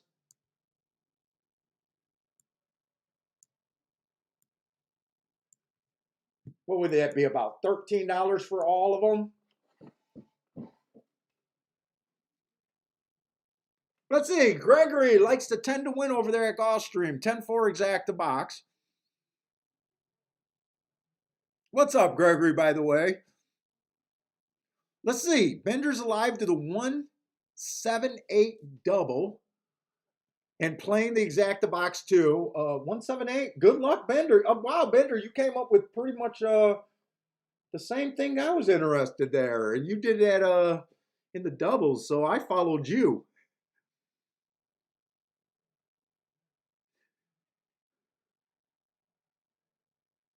Yeah, the horses dropping in class do scare me here. Gino says Chantel. Mario got the we're not going to say Mario's bet at Aqueduct. That didn't work out, but he got the 3-7 over here at Gulfstream.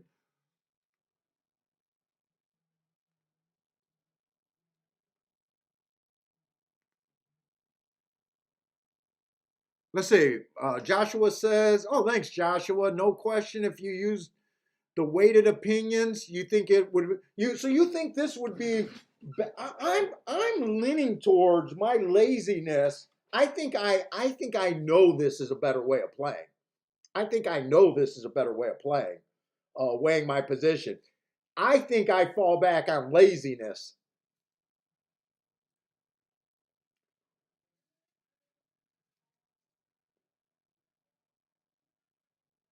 Come on with this one. One got the lead.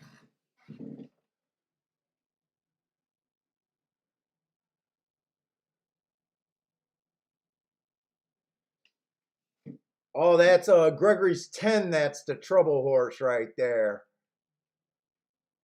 10 looks pretty loaded. 7 got horse, but I can't tell if he's going to ride. I think the 7 got a lot of horse here at Gulfstream. Come on, can we get 1-7 here?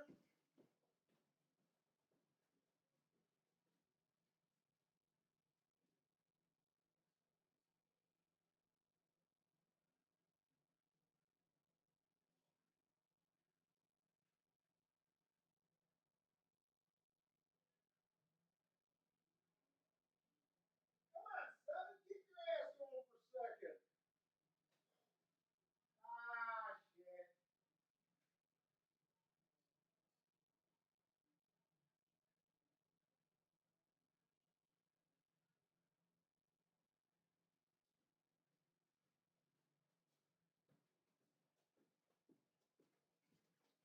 Dude, I think the 1 ran a fantastic race. I really got to look at the fractions there.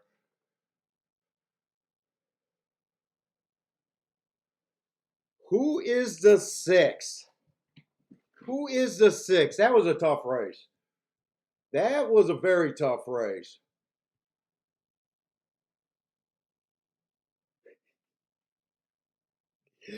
That was the horse that I was most confident throwing out, by the way.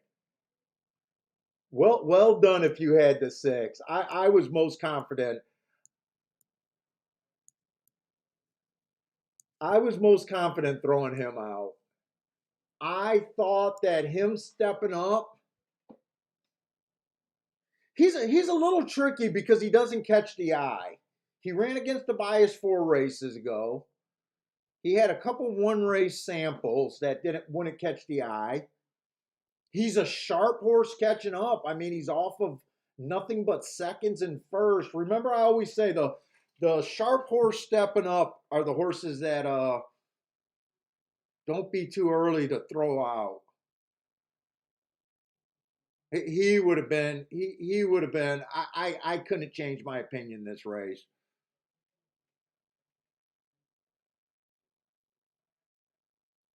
I can't believe he was 6-1. Really.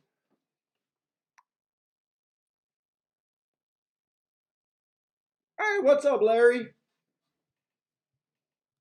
All right, so that's the first race that would have stung me there. That race would have stung me there.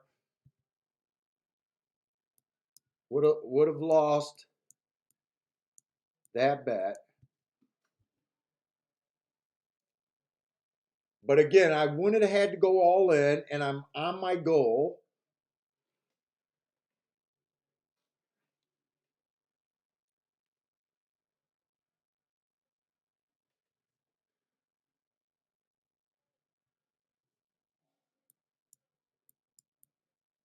Oh, is that horse named after a musical group, you said?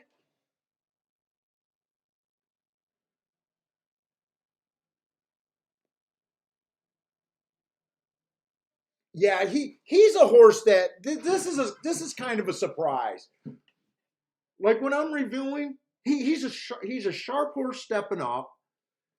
I just would have done the percentage with so many sharp horses that already been running at the level and a few horses that were dropping. I wouldn't have thought it was likely for him to win that race. And he didn't win like he was overbet because he won very easily. If I would have even looked at the odds on him, I think 6-1 is a little short on him. But nice job if you came up with him. I got no problem with him winning. The pace of that race did go pretty fast for the Tapeta. The Tapeta, even for the sprints, have not been putting up super fast times.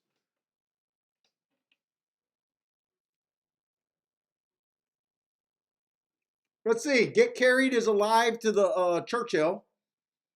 14568. Good luck, Get Carried.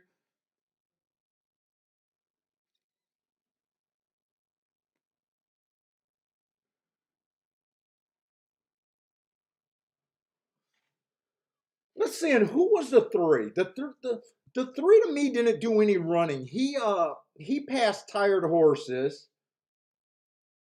The 3 makes more sense. The 3 honestly makes more sense to me than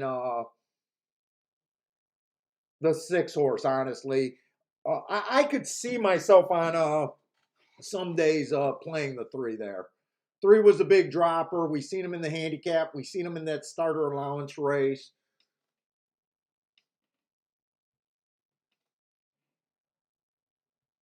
That race, I think the top 3 finishers all came from out of it, didn't they? 12 might have been up there on the front end or close to the pace. Well, I'll watch that replay again. Uh-oh, get carried. You're closing out another pick 4.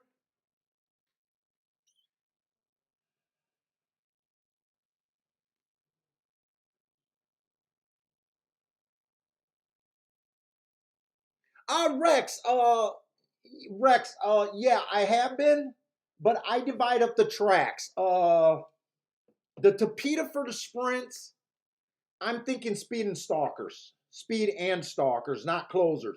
For the routes, everything over a mile, 7.5 furlongs on out, but they haven't did any 7.5 furlongs. I'm thinking stalker closers. So,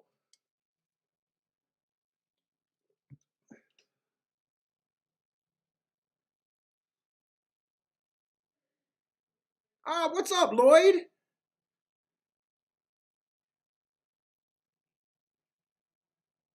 Lloyd Dutch, the 3 and the 6. Oh, so you Dutched the 3 and the 6 here, and you caught the 11. Wait a minute. I think he's saying he caught that same 3 horse at 11-1 in the 3rd, and then you Dutched the 3 and the 6 here. Oh, you're going to be sick on that Dutch that you didn't think to do a little exacta with it. But not nice, man. That's a nice 2 races, and the double's going to be sick.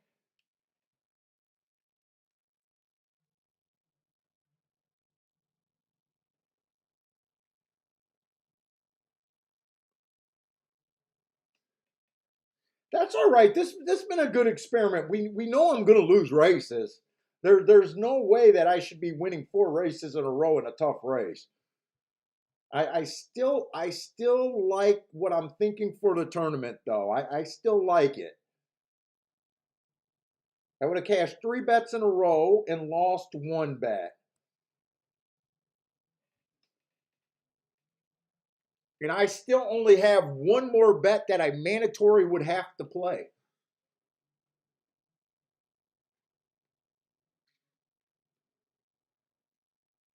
Bender says they all closed there. Yeah, I kind of thought the 6 and the 3 did. The 12 was the horse I wasn't sure about because he looked like he could be a little close.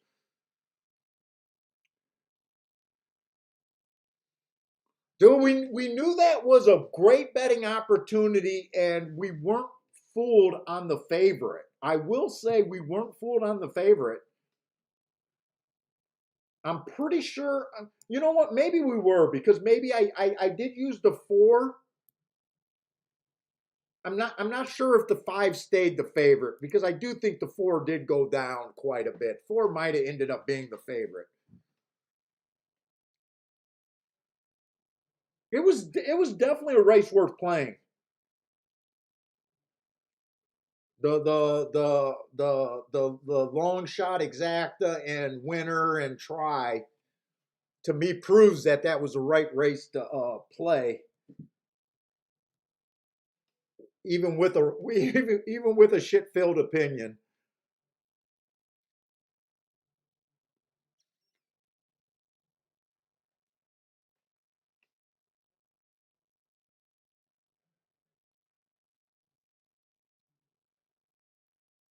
Hey Lloyd, right now I'm doing something a little different, and I will be honest, I'm not playing with real money today. I'm trying to build tickets and practice for the tournament. But I caught that same 3 with the exacta and the double on my mythical tournament playing thing.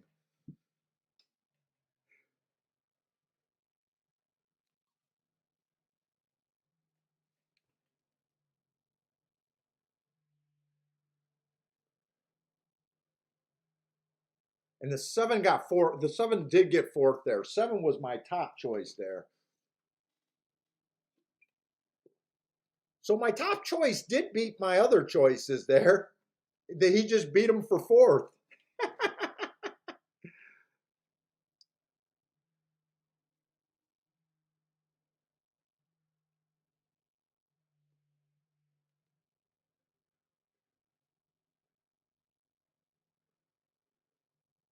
Boy, it's pouring over there at Aqueduct.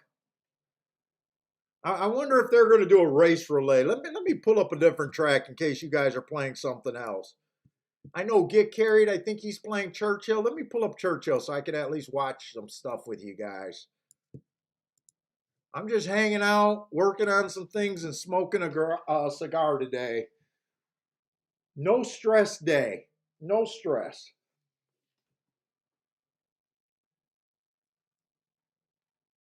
I already know that this next race at Gulfstream, I don't think I would be willing to even do this mythical play. The other thing that I got to try to be honest about is if I would play these races. I think I can with the weighing things. You know how a lot of times I'm trying to beat a combination and stuff. So I was even looking at the combinations I was trying to beat in the last few days and seeing if weighing them mythically would have made them playable and profitable, and a lot of them would have been.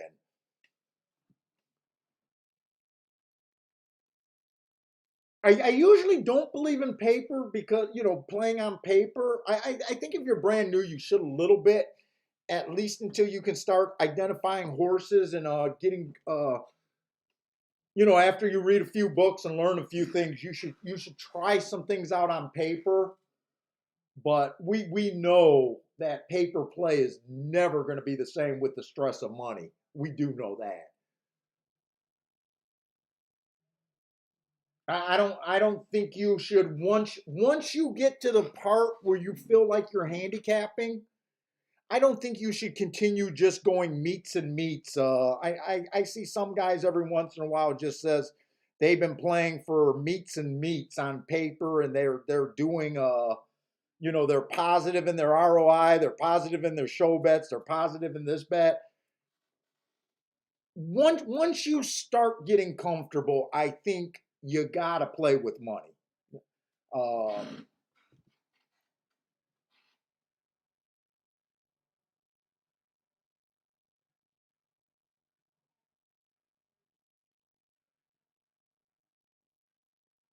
oh yeah, Lloyd, Lloyd, I went on a rampage the other day. I went on a rampage about some people because we know that Jonathan Kitchen is a public handicapper and he gets a lot of shit. And I just had to point out that that man has done things that I guaranteed 98% of his criticizers have not been able to do once.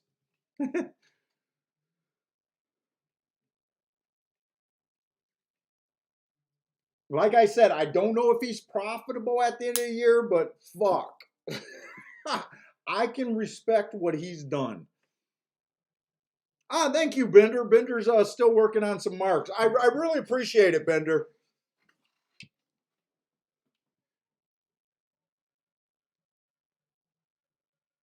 But yeah, some of these guys, especially on Twitter, that are really aggressive talking shit about him.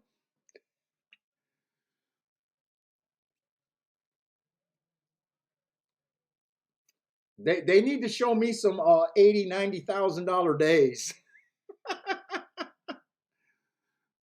I don't care if he bets chalks. I've never had days as big as him. I guarantee you that.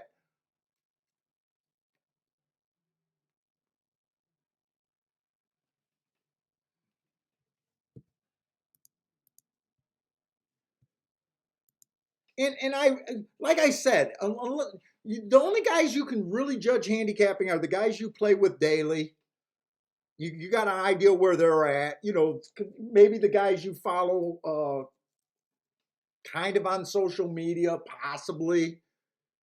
But really, all I'm able to do is look at big tournament results.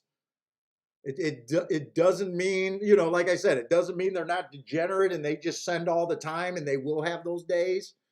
But you got to respect what he does,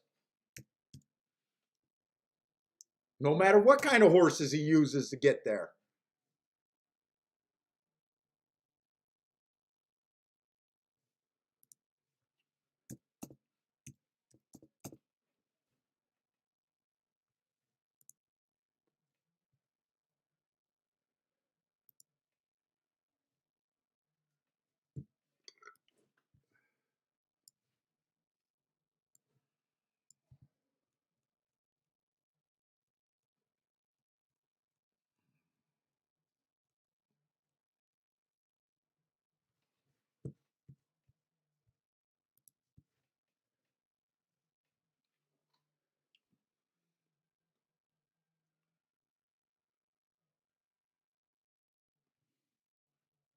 Yeah, I Bender. I think that that big shipper race. I know there's a big shipper race.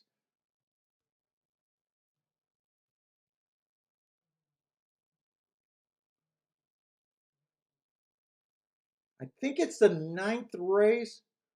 Oh, for some reason I thought it was a stakes race. It's just a $25,000 claimer. Wow, I thought that was a stakes race.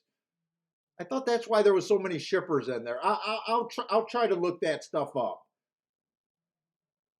But thanks a lot, man. I like I said, I really appreciate it.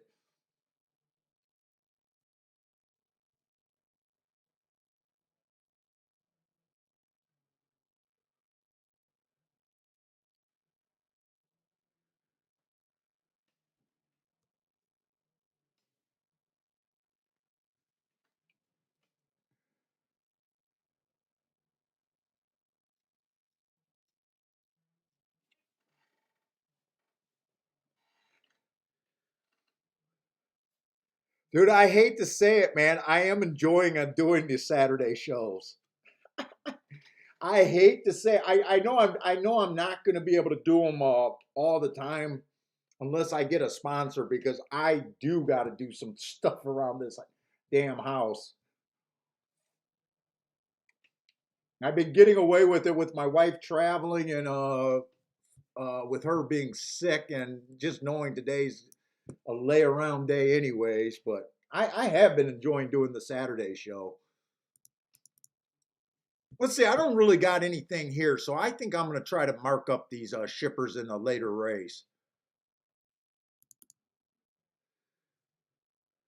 So if you guys want, you guys got plays, just throw them out.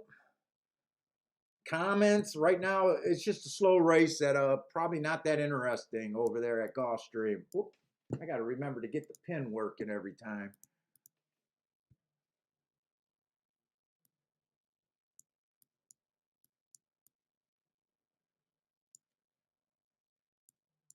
And like I said, man, it might be good. It might have been a good gamble for them to do this Polytrac because we're getting a lot of these press style shippers coming here. They haven't been running all that well, but it is always nice to have more horses than less.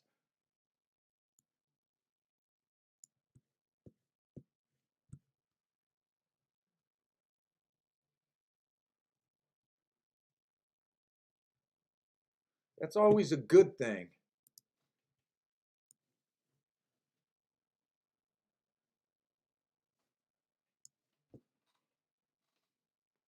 Hey Lloyd, have you been checking out the other streams? A lot of the other YouTube guys have been interviewing these guys that finished. I've heard interviews with the first, second, and third player, and I found all of those streams interesting. Especially the guy that finished first. The guy that finished first, he's the guy that can talk your ear off. I like listening to him. Another thing that's really interesting about him is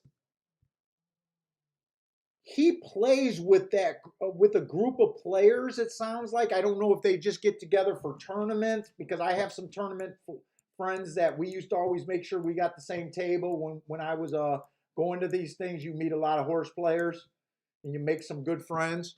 But he sat at the table and was friends with the guy that won it a few years ago, and then he won it this year. I thought that was pretty damn interesting.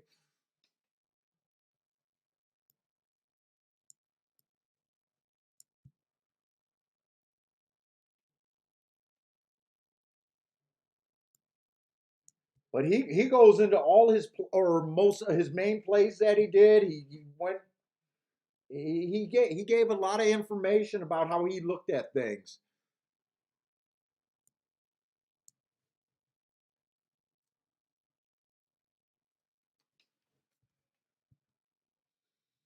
I definitely think it was a good interview if you're interested.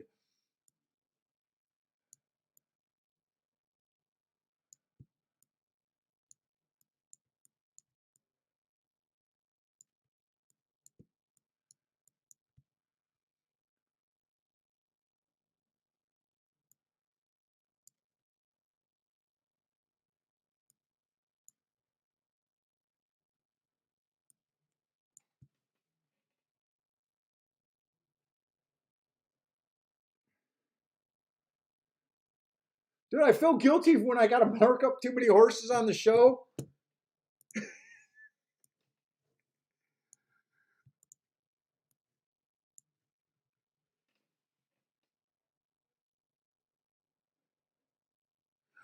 Yeah. When I was on the tournament scene, it was definitely, there was definitely a hardcore group that traveled. Uh, you really got to recognize a lot of the same faces. I imagine for the $10,000 buy-in one, it's even more exclusive, especially the guys that are willing to pay $10,000 to play.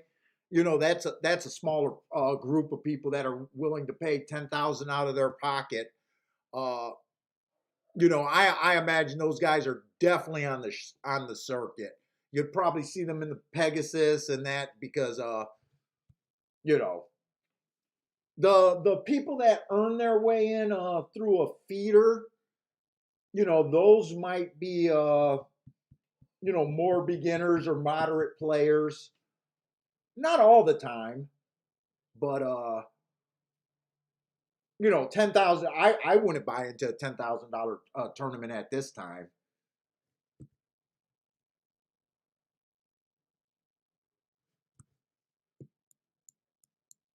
That would be. I think the most I've ever paid for a tournament might have been in the $2,000 range.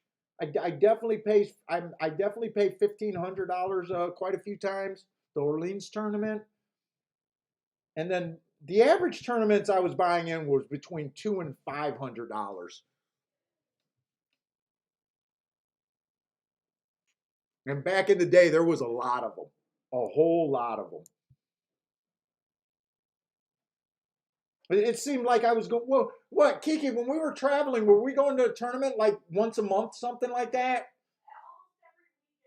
Oh, it wasn't that much. Sometimes it felt like that. Oh yeah, they had. No, I'm talking about our schedule. Our schedule was, yeah, maybe once, sometimes twice a month. Sometimes they back to each other. Like Turfway would be on Friday or Saturday, and Keelan would be the next day. So you could hit two tournaments back to back. That was nice.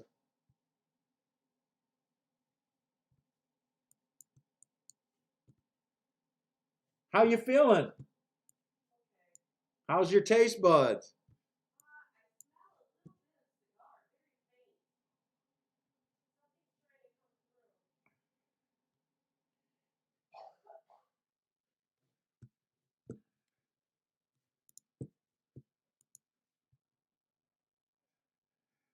I tell you what my wife's been doing funny.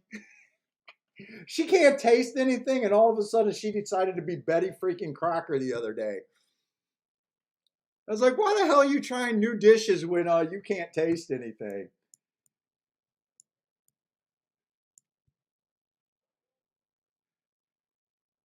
She should be eating the scraps in the back of the fridge right now. She said she is. She's eating pierogies she don't like.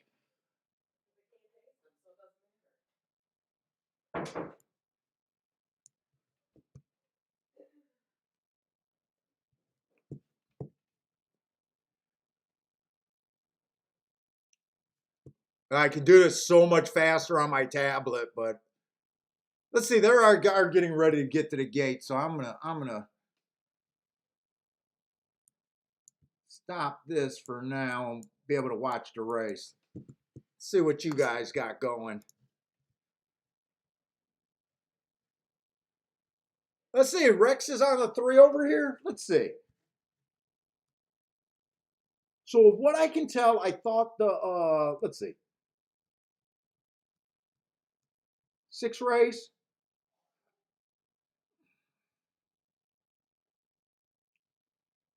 I thought the 5 and the 6 had great marks. I did the 6 horse. I think he earned a heart at the second call or something like that. But with this being a dirt race and having to respect the inside, I'm probably rooting for the inside. If the 5 or 6 wins, I'm guessing that no one from the inside really has any speed. Uh, 5 probably gets to the rail instantly, and 5 or 6 and able to win.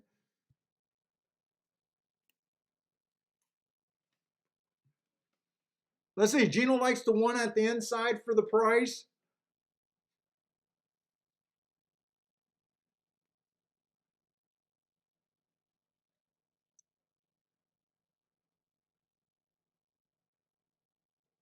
Yeah, but I'm going to keep saying it. If you guys are in Chicago and you guys play roughly $400 on Friday, and you guys play roughly $500 on Saturday and Sunday, you might as well sign up for this tournament. Even if you're intimidated to play in the tournament, it's basically they're going to give you a credit card for your amount. You just load the credit card at the customer service window. Is probably how they do it.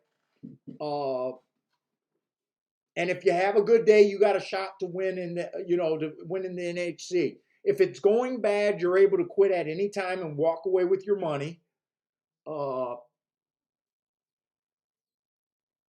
I read the rules twice. I'll read them again, but I'm pretty sure there was absolutely no takeout. So a lot of these live money tournaments, if it's a $500 buy-in, they take $100 or $200, and the rest is your bankroll.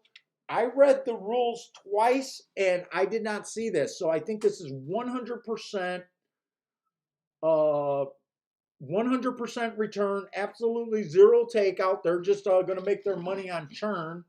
So if you're in the Chicago area and you play for that amount, you might as well sign up, because if you have a huge day, you got a shot for a big tournament.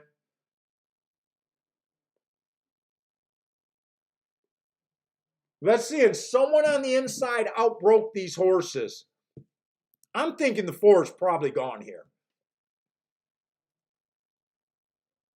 Ooh, 21 and 4. He went extremely legit.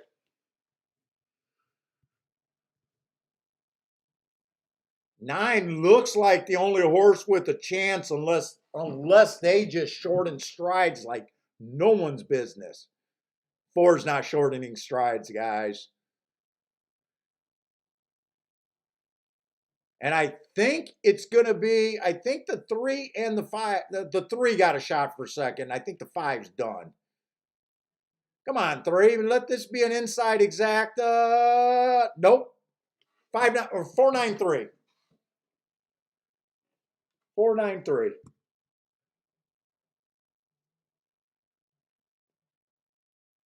I didn't even look at the 9 because he was so far out. You know what? I'm not shocked that the 9 ran, other than him being on the far outside. He was one tick slower than the fastest winner first time out. Average, average. The inside of the track was good. He had the inside, but it was his first time out. The next race, he ran against the stalking bias. One tick slower than the fastest winner. Average, match strides with the slowest winner of the day. Other than him being in the nine hole and just not really looking at anything on the far outside, he doesn't really surprise me. But we kind of thought that if one of the horses, the 1 through 4, if one of the first time starters had speed and got to the rail, we kind of thought whoever got to the rail was going to win that race.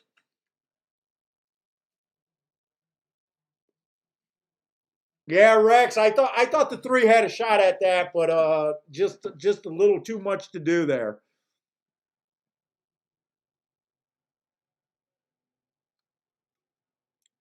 Oh, how does the NHC work? So NHC is more of my style of a bet, or just more my style of a handicapping, and it just might be because those were the earliest tournaments that I started playing. But basically, what it is, you have a buy-in, whatever it is. Let's just say, so the NHC championship you can't buy into, but they have a bunch of tournaments, and back in the day they just used to be live. So basically what happens is you go to the tournament, you find out where the tournament is, and you pay your entry fee. So if it's a $200 I don't know why I'm writing. If it's a $200 entry fee, you just pay the entry fee. Your money's gone at that time, which makes it where you already know. The money's gone at that time. Now it's time to concentrate. You're not going to lose anymore. You're not going to win anymore. But what's nice about those tournaments back in the day, you were playing for a seat. If you finished usually first, second, or third, you won a seat to the NHC championship, which was really nice. But back in the day, they used to also have prizes. And for a $200 prize or for a $200 buy-in, you were basically playing against 200 or 300 people in a single room and winning or trying to win basically a $30,000 prize pool. The winner would often get basically 50% of it, second and third, and sometimes they would pay down to 10th. But basically, it's just a win in a place mythical bet. So every bet you make is just a win in a place ticket. Sometimes they were $2, sometimes they were $10, sometimes they were $20. The amount does not matter because you don't have a choice. Whatever it is, whatever it is. So basically, they'd have like 5 or 6 tracks that everyone played. Every once in a while, they would have mandatory races where everyone had to play the mandatory races. And the numbers vary. But back in the day, it used to usually be a $15 tournament race, which means you had to play 15 races. So you got 15 bullets. Everyone calls them bullets. Now, there might be 45 races. 7 of those 15 plays would be mandatory. So everyone would have to play the same 7 races. I feel like a teacher. So everyone would play the same 7 races. So that leaves like 8 races that you could find out of the remaining 40 races. So basically everyone has to play 15 races. And then all they do is total up the win-place scores. If your horse plays, you get that money. If your horse wins, you obviously get win and place money combined. The only thing that they got is usually a 20-to-1 cap on win. So if your horse was 30-to-1 and he won, you were capped at like 20, 22-to-1, whatever it was, and a cap at place, I think at 10-to-1. So if your horse paid $30, you only got 22 on that. But pretty simple rules.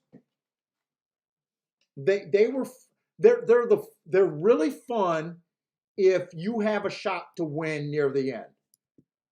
They're the most miserable absolutely miserable. I found them miserable if you traveled and you were nowhere near it.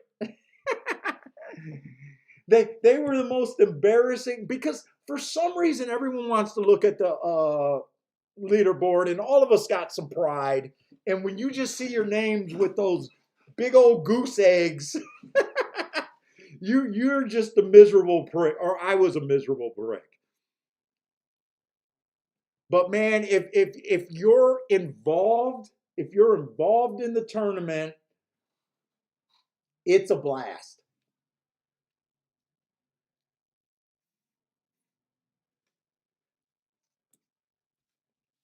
And like I said, back in the day, man, I met a lot of great friends that were on the circuit. I kind of lost track with quite a few of them, but they're a blast.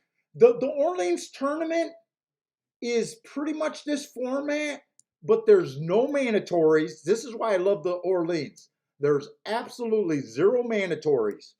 It's a 3-day tournament.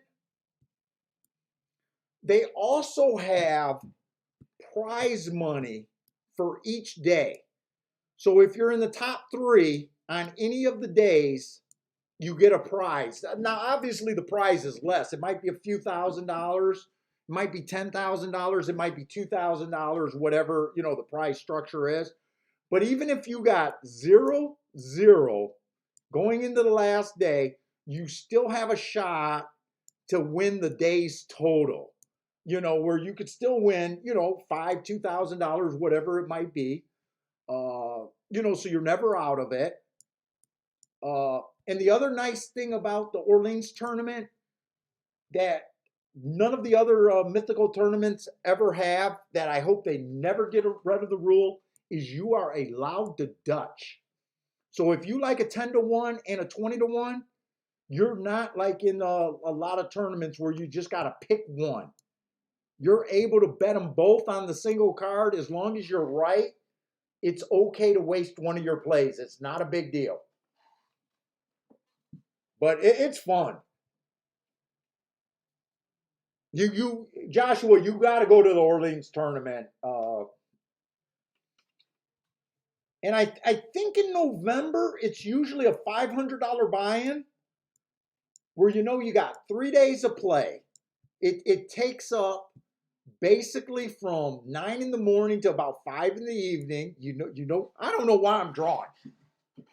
They usually give you 2 meals and a snack.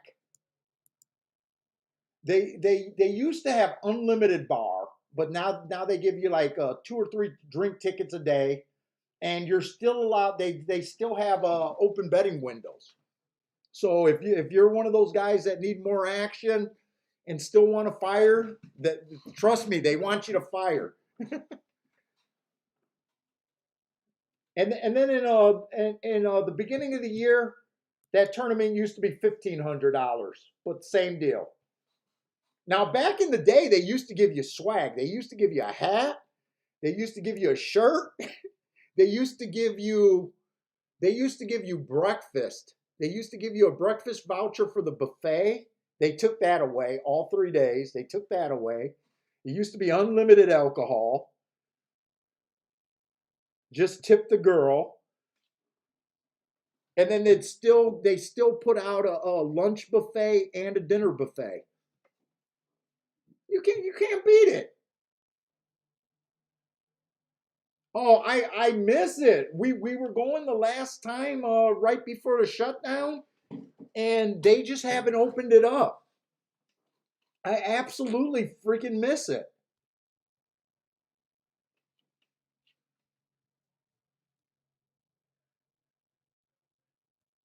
And that tournament would have roughly about 700 players in there. And I think for the smaller one, you were playing for about 250,000. And I think for the bigger one, it was about 500,000. Where how cool is it to look around a room of basically now people could buy more than one entry. So I think the entry's usually been about between 5 and 700, and the prize is always based on the entry. But how cool is it just to look around a banquet room and know that someone's going to win that money that weekend? It's fucking awesome.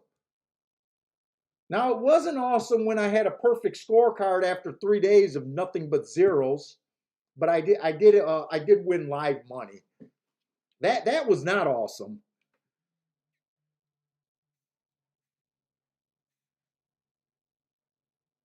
Yeah. Oh, you're not a drinker either, dude. I would save my dear. So I used to buy in more than one time. So I would get, if they gave you two or three drink cards when I buy in for 3 entries, I basically get 9 drinks. I'm not a drinker. You want to know what's funny? They usually have two girls working the room, the waitresses. One of the waitresses for 2 of the years was an ex-girlfriend. And I married my wife, and my wife seen this waitress comes over to me and goes, "Oh my God, Paul," and was touching me, and my wife comes over there like a superwoman to break it up. She's like, you are such a whore in your day. I can't go anywhere without seeing someone you know. And she had to admit that the girl still looked good. That was the part that my wife hated the most.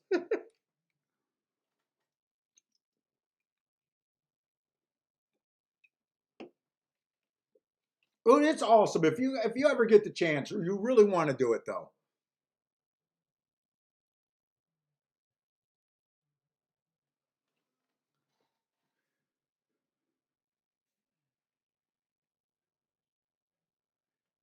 Ladies are more of a distraction than alcohol. Yeah. And if you guys like the ladies, the right across the street from the Orleans is the ballet.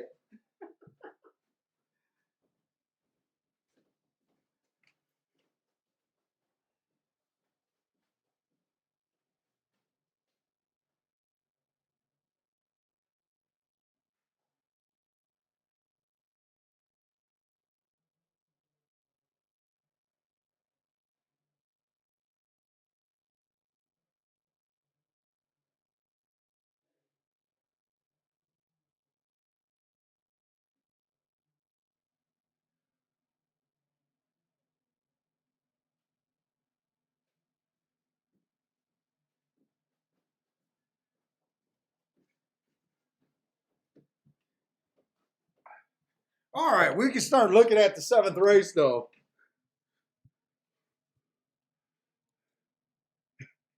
And for you shy guys that don't like the buffet or that don't like the buffet, the adult bookstore is a kitty corner.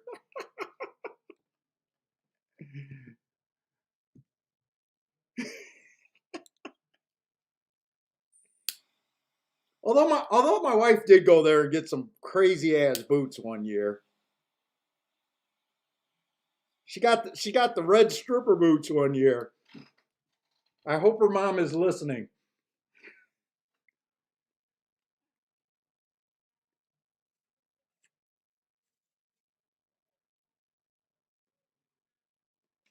All right, let's look. We got 11 minutes. Okay, so this is another poly race. And I really did.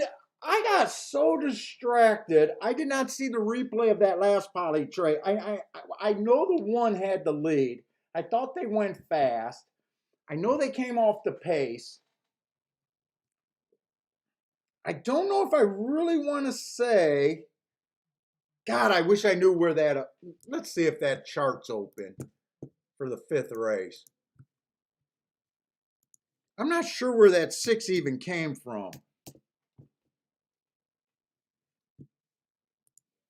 I'm not sure if they'd have the chart made yet either. Oh, they do.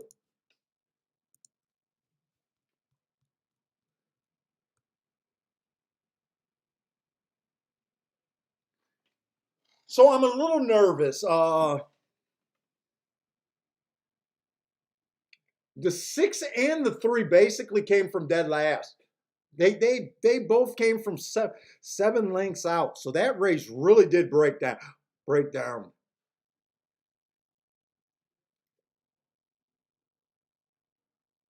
So is it track back? And there was a lot of heart horses there. I don't know how to address this race. There was a ton of speed in that race. I know the one did get the lead, but and no one was really next to him, but they were, on his ass where he wasn't able to relax. I'm wondering if that was just a breakdown race.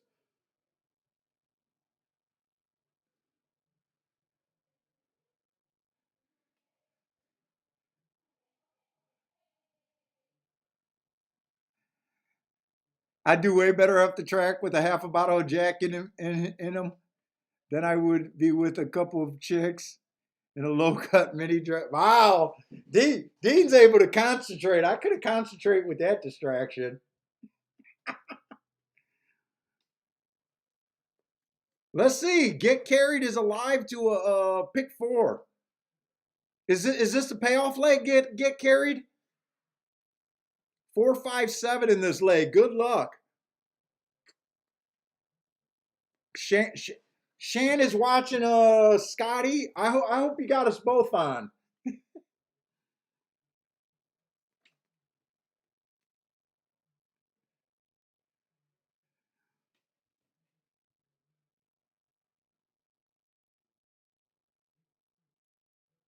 Let's see this one horse, speed favoring track 4 races ago, got an asterisk there, average, average, average. I like that race. Comes back on an early pressing day. Took a little bit of a layoff. Took a little bit of a layoff. I see a layoff there. He was average, average that day. Wins on a stalking closing day 2 races ago. I don't know. I don't like him or hate him. Let's see. Let's see what else is in this race. The 2 horse just broke his maiden. And then he came back and won his first race against winners. Oh, this is Julie Bird. Oh my God, I put Julie Bird in the winner's circle last race. I've been betting this horse consistently, and then the 2 races that she won, I gave up on her. Luckily, she wasn't that big of a price, but she beat me her last 2 races.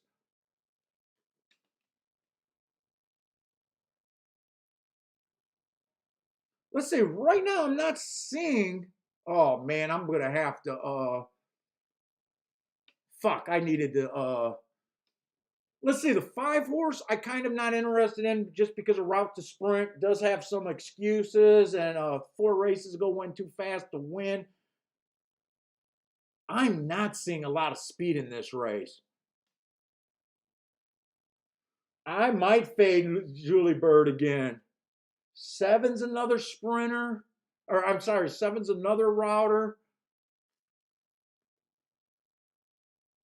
I might be a little interested in this 8, but I got to see this favorite.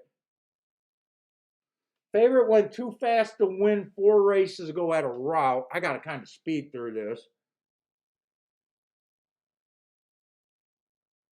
Boy, I am not seeing a lot of speed. 11 ran against the bias last race. I don't know about the 11 hole. Dude, I got a feeling the winner is going to be one of the horses that I don't have marks on. Can I look all of these up fast enough? Oh, my stomach's rumbling. Let's see. Pain in my ass, 1 race sample there.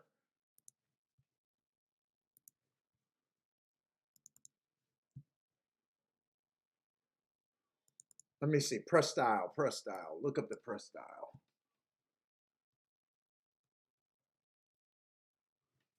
That was an early pressing day. 22 and 3 would have been just average. He looks like speed.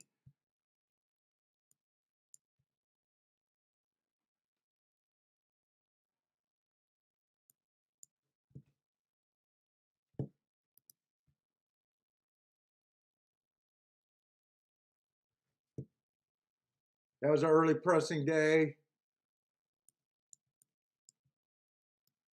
Nothing special. He just wins.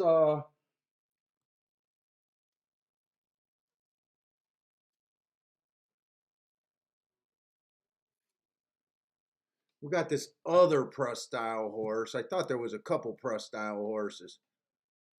The only press style horse I could thinking of that won recently was that only speed horse that a person gave out at about 10-1. That was a stalking closing day.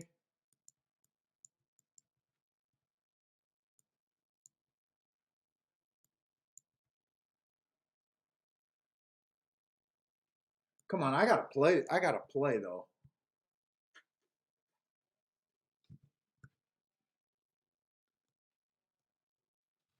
Bad rail that race that he won.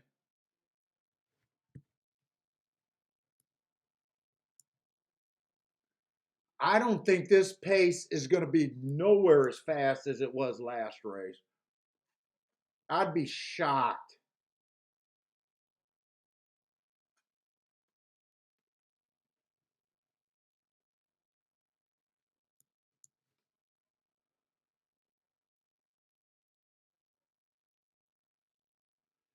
God damn it. I know Julie Bird's not that fast. I want to fade this girl again.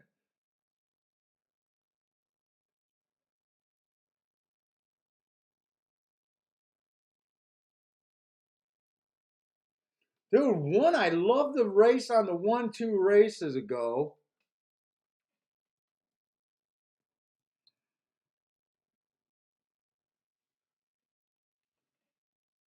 Shit, the four's 25-1?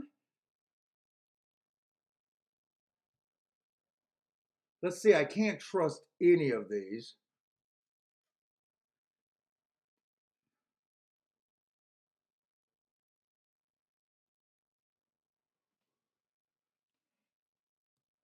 Oh, 9 has some speed. 9 has speed, but I can't count on him.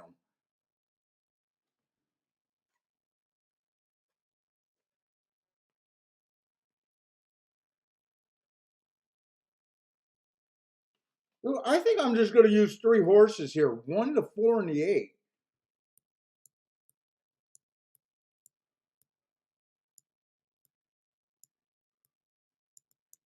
And I do think I want to play this race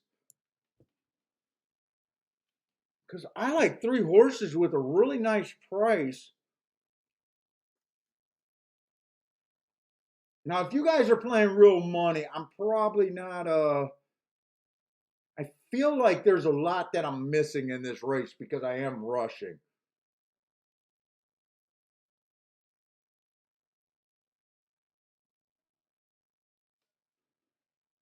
Dude, I think I can even throw in the 2 at those odds.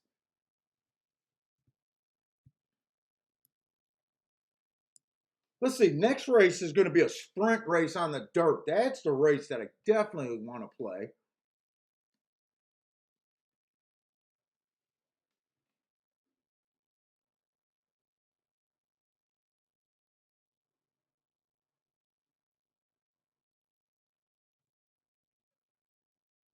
Dude, this looks like a 1-2-3.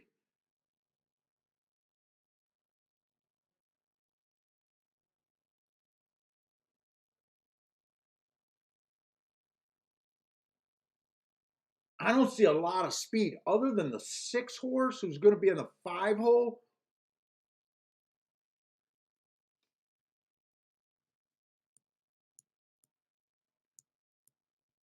I think I definitely want to try some doubles here.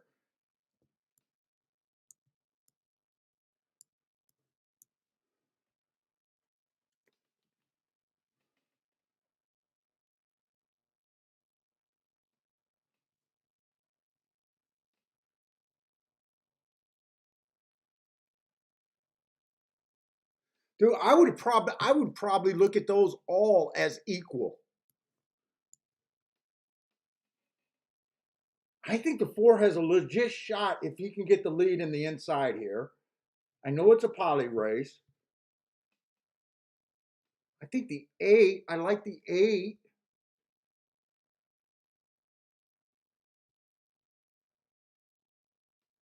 Dude, if I was doing that $100 here,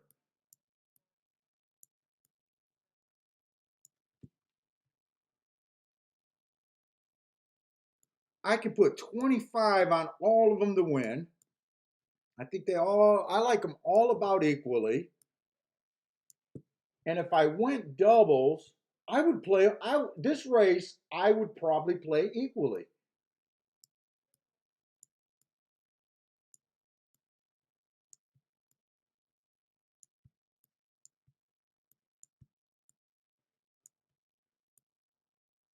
So if I played them equally, I think that's about an $8 double.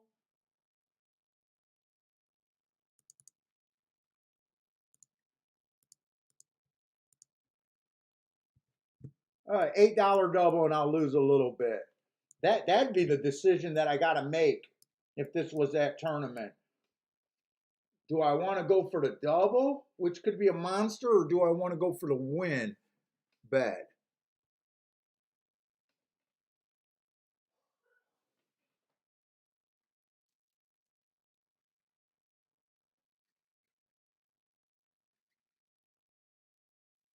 Oh, you go, Bird. Dude, and I did throw in Julie Bird, didn't I? Julie Bird's a 2-horse. That means every time I use that 2-horse, she's never ran.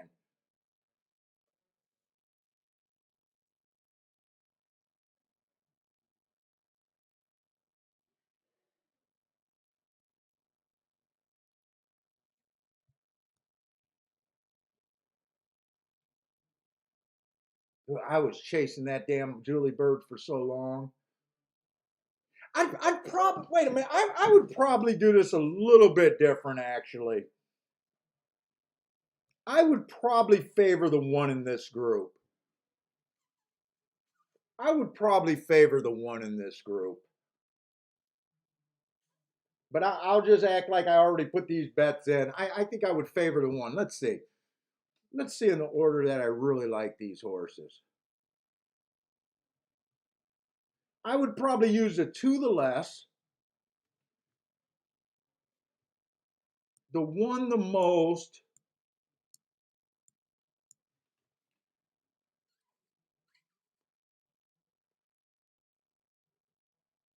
so I'd probably look at this 20%, 20%, 20%, and 40% on the 1 is probably how I would structure that.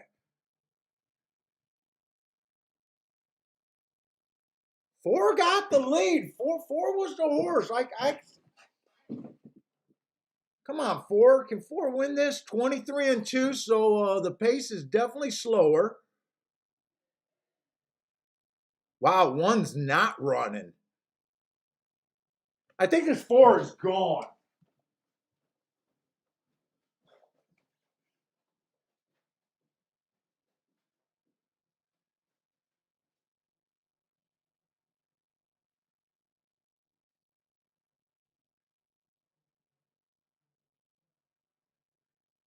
Come on, you got horse.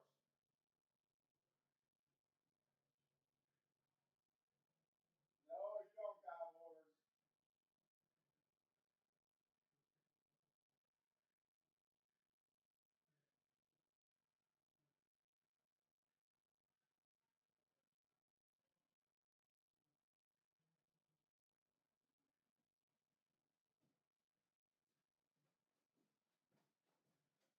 Oh, I would have lost that. I would have lost that. One was the disappointing horse, not the 4. Take it easy, Rex.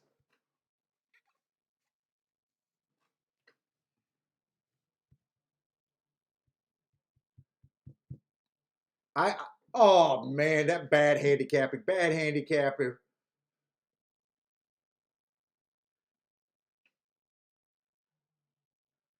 handicapping here.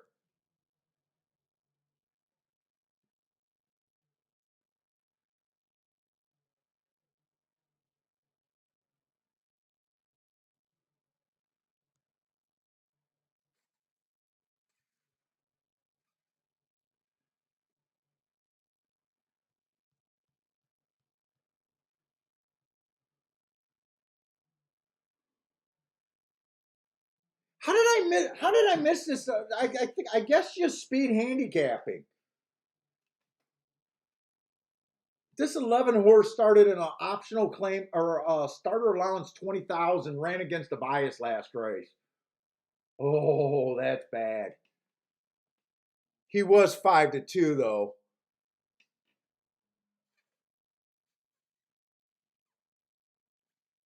He was 5-2. That's a big class drop. What did his press style downs races look like? So get carried. Are you cashing the pick four? Or you got one more leg. You probably got one more leg, right? They probably pay out in the ninth leg or ninth race. Take it down, man. You to be the king, you got to cash them.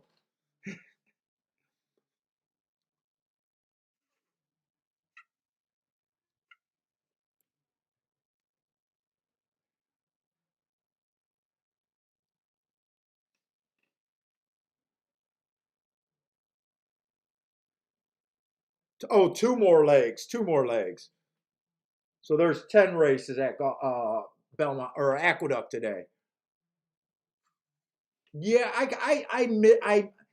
seen that 11 and I remember saying I'm not sure about the outside post. But you know what? That 6 ran down the center of the track. This horse is coming out of a substantial drop. He could have been bet just off of that last race, but I want to just look at those press style races.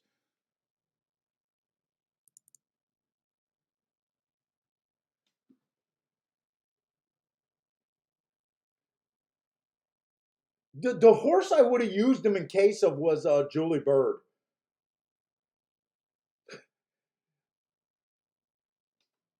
I would have still wanted the 4, I would have still wanted the 8, and I would have still wanted the 1.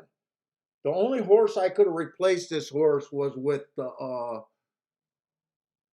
Julie Bird. The problem is I probably would have had to adjust the numbers, the percentage. I didn't see this giant class drop. Let me see. Let's just look and see. It gets worse. It gets worse. This is a press style down PID.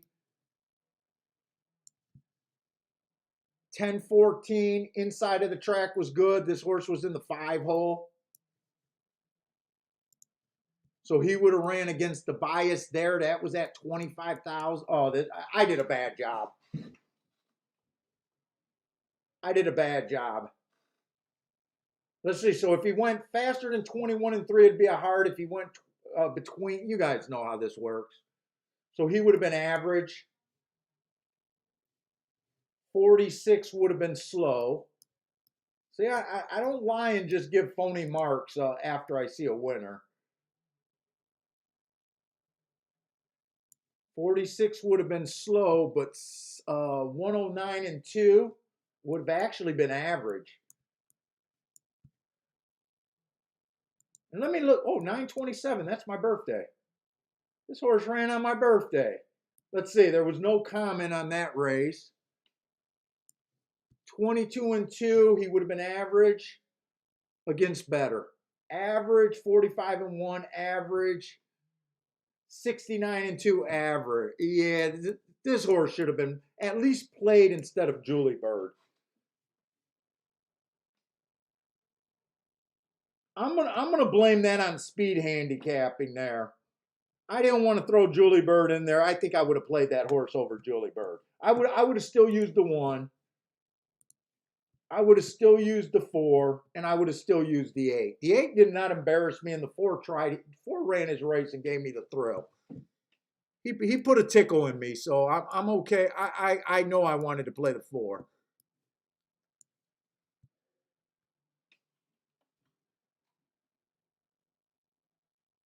Hey, get carried. It doesn't count unless it's on this show, man. He's defending that he's the king of the pick 4s. Well done, man.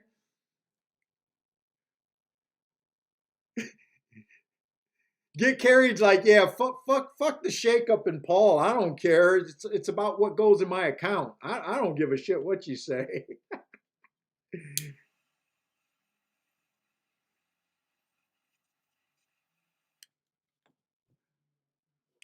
Well, you only been on the show for about 3 days, and you already hit one on the show.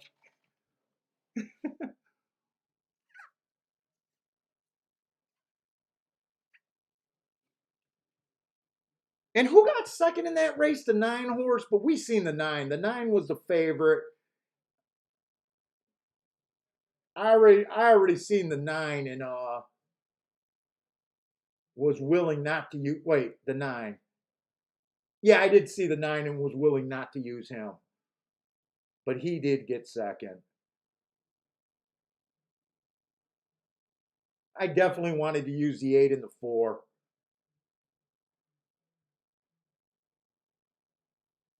And I would have still thought that the 1 had a just as good, if not better, of a shot to beat the 11 just because of the 11 post. So I think I would have still divided the odds up with the 1 having the most, maybe 2 having the second most, maybe being able to cut down a little bit of the percentage, a little bit more on the 4, and playing the 8 for the third amount. But would have, could have, should have is what it amounts to there.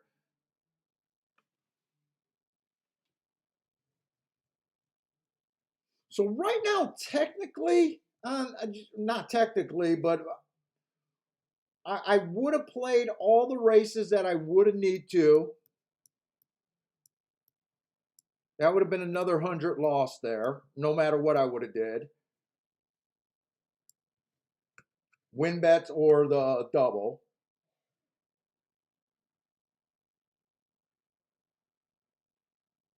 So that would have been another 100. That would have mean that my $500 bankroll, I think, would be roughly about 900, and I wouldn't have to play another race. So I'm just shy of my goal, but if I save that, I think I could do 3x3 doubles for $100 and give myself a real shot going into the last race. Or I could wait to the last race and probably even go $100 exactas to give myself a shot, depending on what they paid out. Remember, guys, if you guys are new, I haven't been playing live money today. I've been trying to work on my ticket construction, getting ready for a tournament. So everything that I say, being up, moving my bankroll up to 900 today, it's all mythical. It's all bullshit. I don't really have the money. Uh, who knows if I would have, in a live tournament, if I would continue on this road? You know what I'm saying? Uh,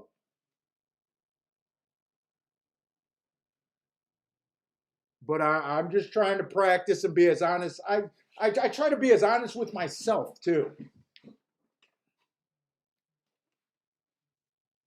And if I handicap this race better, I could see myself being alive to the 11 instead of the 2. But I won't include that. I'm just going to watch this 1, 2, 3 next race and seeing how big of a mistake that could have been. Hey, Grandma, what's up? No, Grandma, I think Kiki is still in the relaxing state of faking COVID on me. I think the girl's been faking COVID for about the last week and a half.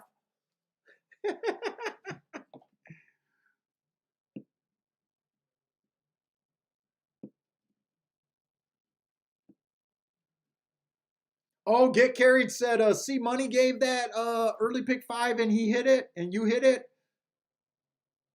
C Money's modest. He doesn't even come in and say he hit a nice pick 5.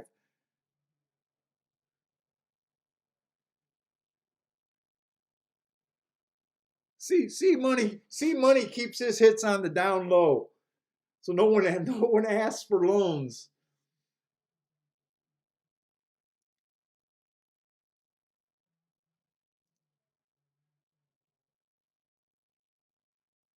Now, the other problem with what I'm doing now, today I did this practice shit and hit the first 3 races.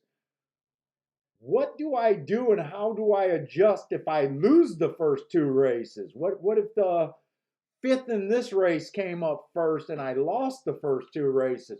Will I do the next two plays at the same rate, and do I cut it down?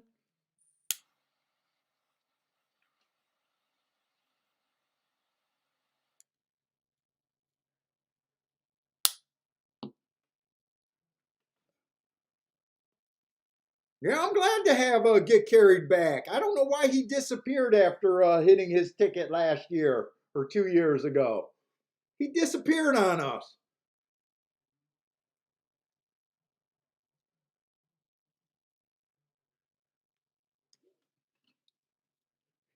He didn't want to deal with us hacks.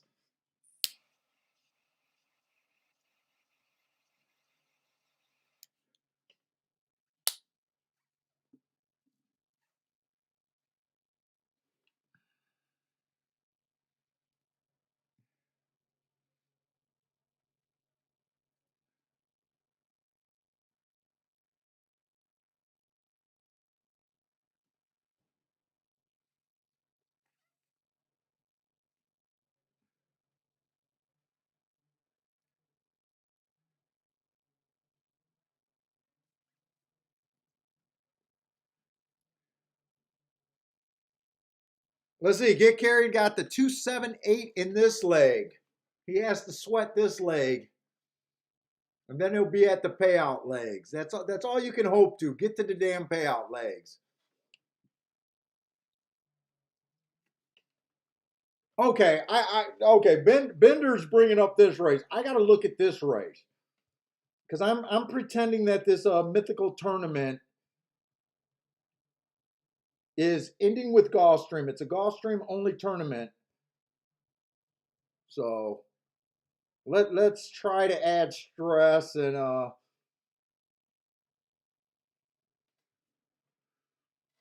actually there's three races left, so there's more than oh,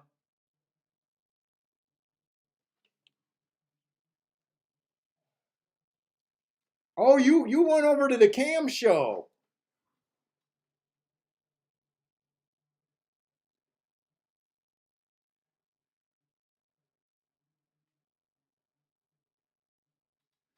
Let's see, Ryan's just slowly not doing anything today. He keeps being put on favorites and just sitting on his hands. I mean, that's not a bad thing if you're gonna keep doing it.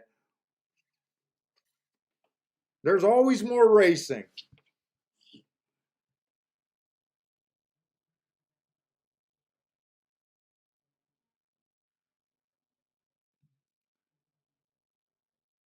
Oh, Ryan's in the bankroll building this week.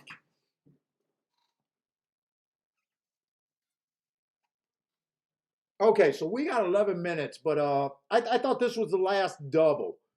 But we got some more races. But this is the race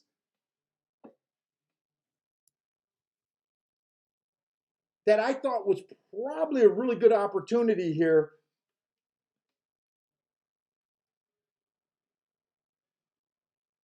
Let's see. So if I'm in the tournament, I got three races left. I know that a lot of these live money races come down to a big bet in the last tournament. The thing that I should do going into the Chicago, the real tournament, is I really need to know what's going to be my last race. Making sure I think it's a right race to even play. Because you don't want to get to the last race thinking you're going to do an all in kind of big bet and you don't have an opinion, or your opinion is not going to pay anything. Because even $100 play, let's say an exacta play, but the play pays $16, it's not going to be good enough. I still think the goal is to get about to be about 10,000, say $7,000 to do good in Chicago.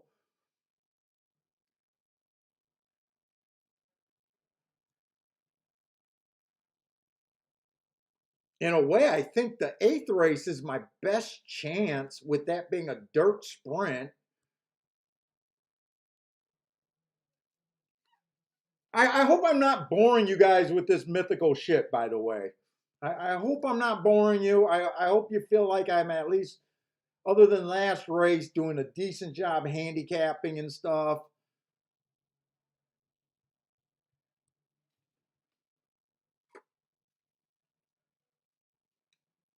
But I tell you what, when I trained for the Orleans tournament and doing the mythical tournament, and we were doing that like 2 months out before we left that year that I finished 12th in it. It really, my average score day in and day out was close to contention. I really got good at getting about to that 100 points a day in the mythical shit. See, Money's loving it. Okay, I got at least one person that's not bored to death with it. Ryan is. I hope I'm not putting you to sleep. I hope it's your lack of just looking at favorites today and not being able to make a real play today, and not me boring you to death.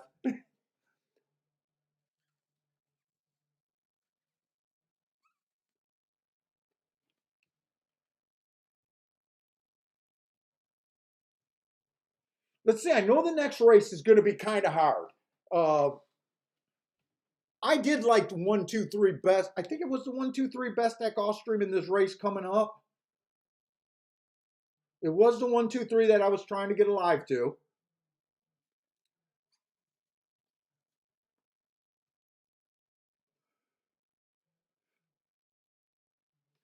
The only horse I'm a little worried about on the inside is the 5. I was also worried about the 6.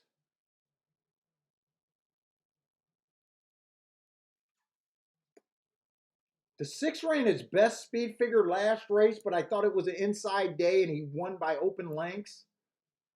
If you guys are familiar with speed figures, a lot of times when horses win easily, their speed figure gets a little bit and a little bit pumped up. He also had the good part of the track. I do got to respect that 3 races ago, he did earn 3 hearts. Well, I'm trying to beat a 13-1 shot. Why am I trying to beat a 13-1 shot?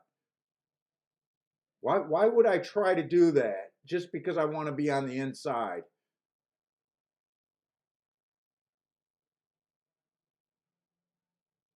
The best horse in this race is probably the 8, but I don't think the 8's going to be able to get to the inside, and he's not the speediest type. When I say he's the best horse, it's just kind of just looking at the speed figures. He's been able to consistently do higher speed figures than most of these. He ran against the bias 2 races ago, still had a nice finish. He ran against the bias on that 83. He wouldn't surprise me, but I definitely would want to try to beat this horse.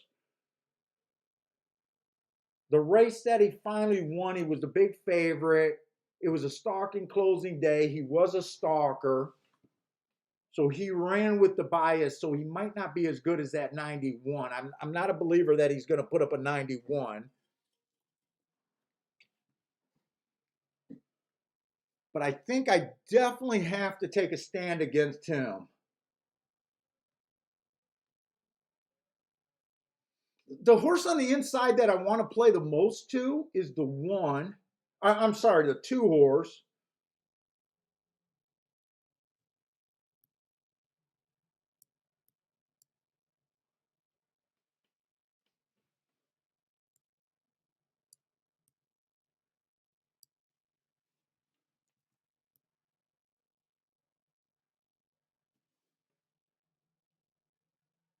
I think I am going to use that 6 horse. I'm definitely going to try to beat the, wait a minute, is the 4, wait a minute.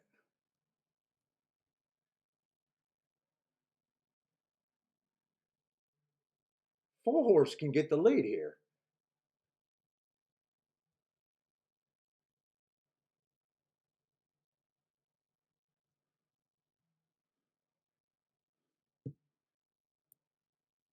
We'll go 30% there.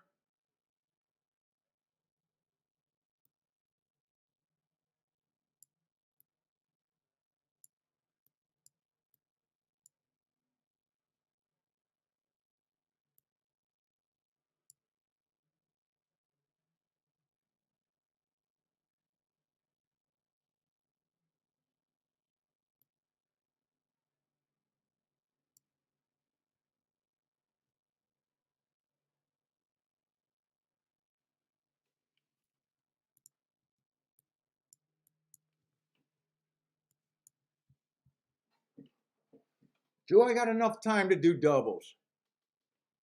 Let's see, the one I definitely have to do a double or an exacta to.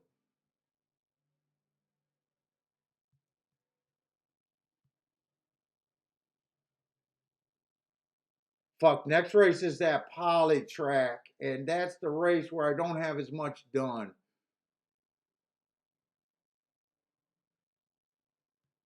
And I'm nervous about them closing.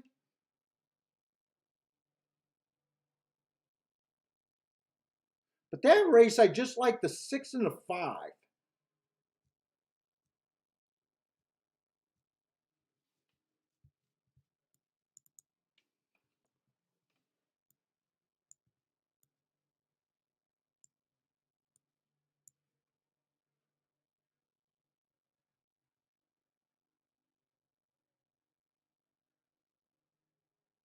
Let's see, if I did doubles, I do $20 to those two, to the 6 and the 5. I do like $12 doubles with the 1. I do $12 doubles with the 6. And I do $5 doubles with the 3. That's how I would have to bet the doubles. If I don't want to do the doubles, I do the exacta, 2 over to 136.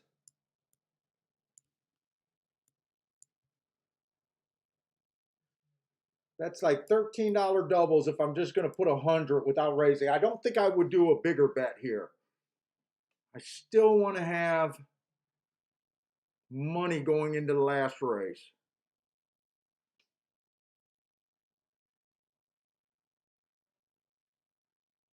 Wait a minute. The one's the horse that I got to play in the doubles or the exactas. Wait a minute.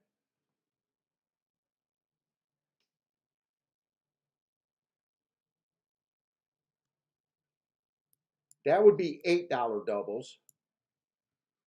The 2 is the question because I could go win bet all 40 to win on the 2.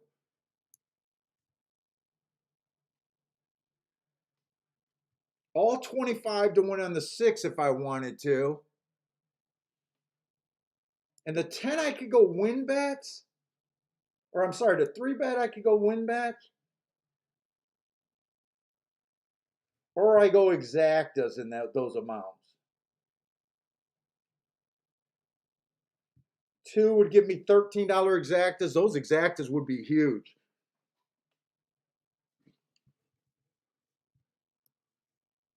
God, deciding, do you want to do the win? The only exacta bet I know I have to do instead of win bet is to the 1.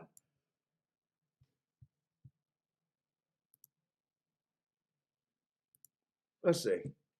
Oh, I'm at Churchill. I got to get to Gulfstream to even look at this.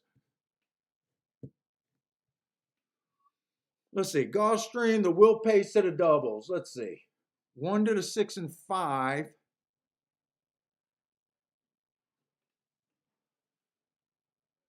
They're not paying great.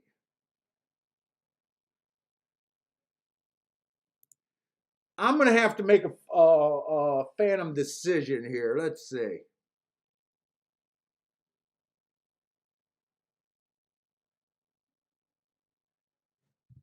By the way, that's a 2, not a 1. Let's see. 1 2 is not paying that good. That's only paying 12 bucks. 1 3 is paying good. 1 6 is paying good.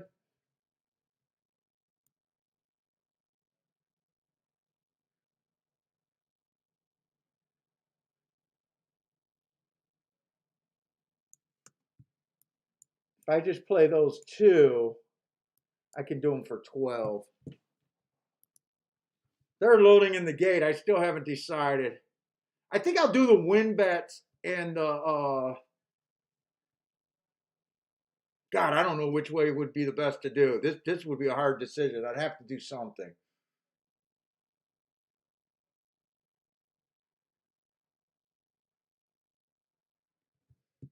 That's supposed to be the two, by the way.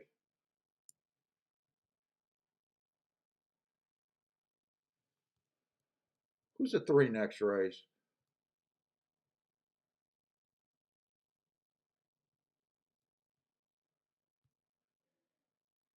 You know what? I didn't look at next race good enough. I can't do the doubles.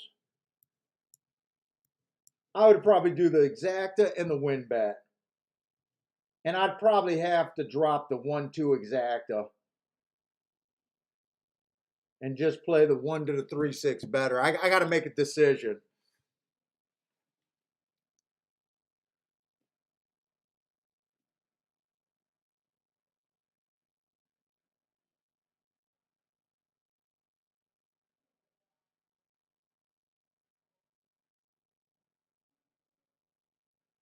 He says, glad to say he had them both.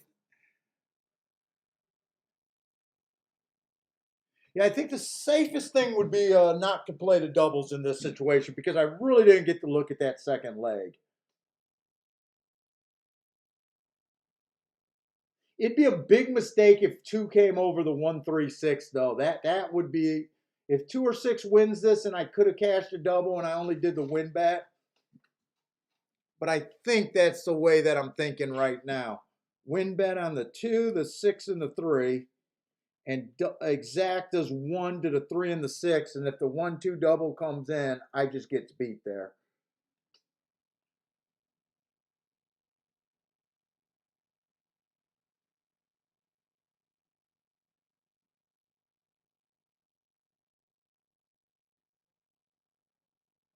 Oh, get carried. Did you get dumped on the pick 4?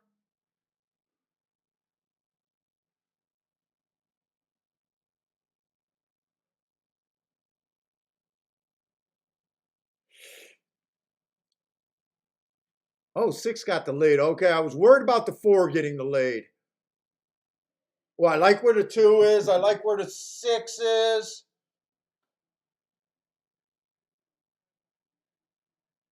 Which one would be the better result? Well, I like where, no, I don't have the 10. I got the 3. I like where everyone I got is. I just need this 10 horse to go away. Come on, 6. Giddy up.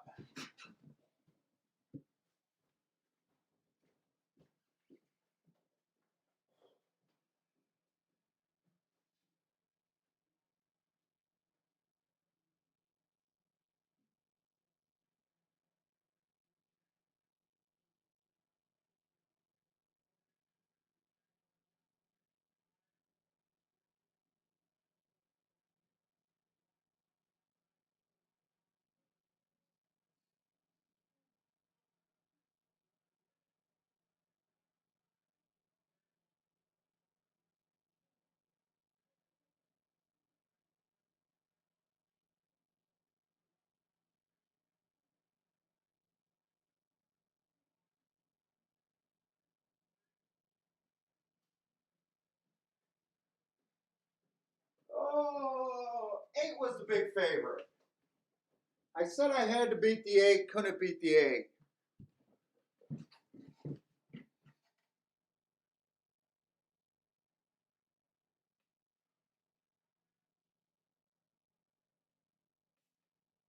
Boy, that was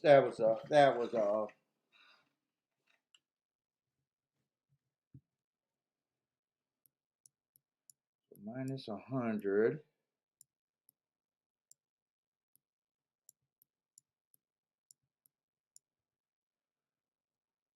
So that'd be $800.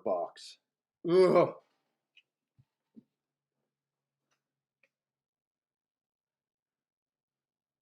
Let's see. I did see the 8. I just said I was going to try to beat him. I said I was going to try to beat him. Another maiden claimer or a maiden. God, the 8-hole's not supposed to win on the dirt. The 8-hole's not supposed to win on the dirt.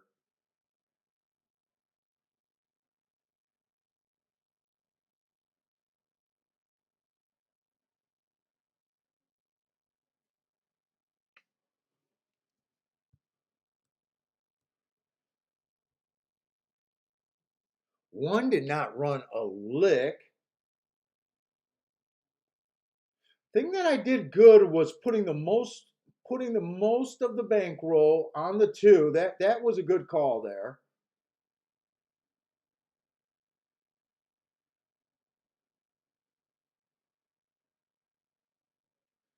Bender, it's been terrible to you today.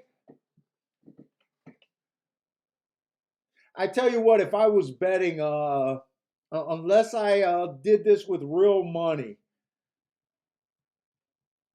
I'd be up about $300, but I would have lost the last 3 races. I still like what I'm doing, though. I still like what I'm doing.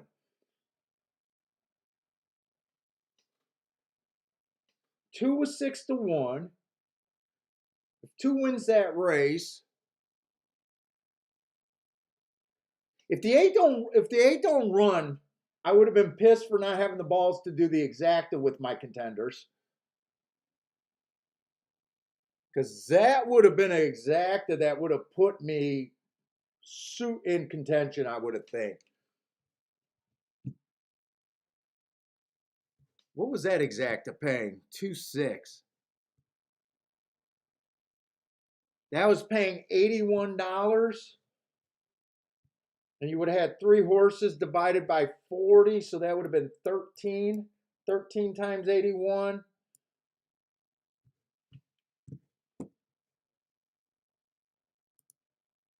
Yeah, I like doing this. I don't know if I'm gonna like playing like this all the time because it takes so much more time. And I'm lazy. That would have been a nice hit. The 2-horse would have won.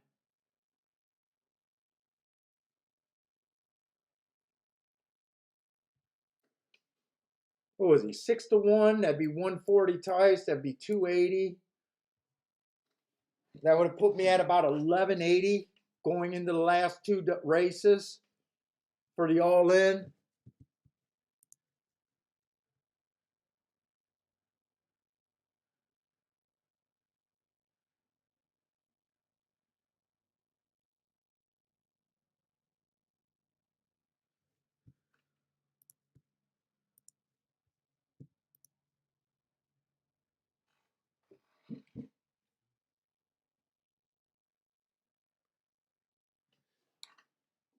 Did that 8 too? I bet that did that 8 too exact? I know I would have tried to beat the 8 though. I would have tried to beat the 8.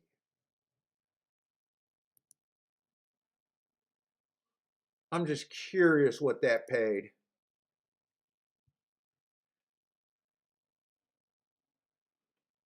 Oh yeah, no. I would have definitely had to try to beat the 8. If I would have said I was so scared of the 8 and would have played him with the 2, that's only paying 9-1.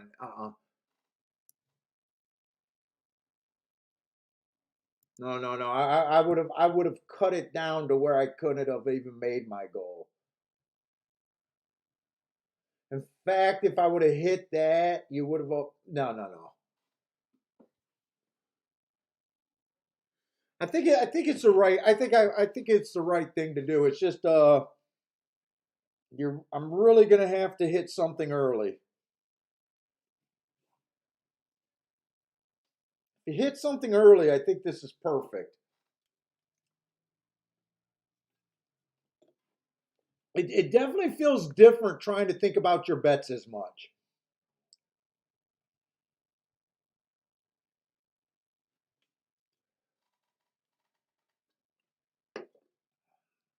I gotta get this watch sized a little bit better.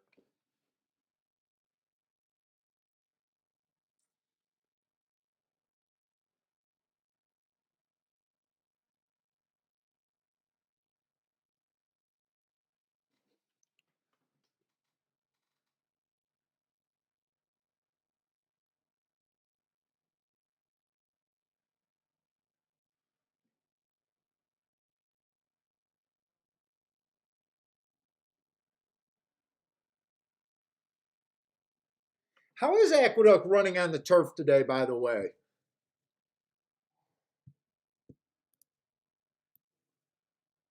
And where the hell did this? I'm going to look up the charts for Aqueduct today. But the replays here, I want to see where this 8 came from. So 8 came from about 3-4 lengths back. And really fell to about 5 lengths back at the half. You know what? I got exactly what I wanted for trying to beat the 8. I made 8. The 8 had to come through horses and come from 5 lengths off the lead from on the outside on the dirt. To me, I made it completely the right play.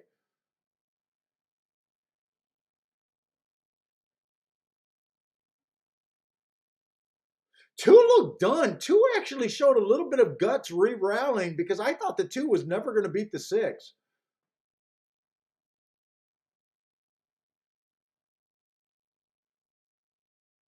You know what? I'm not that disappointed in that handicapping. I took a stand trying to beat the 8. I had two. You know, I'm not disappointed with that one at all, other than not being able to cash it.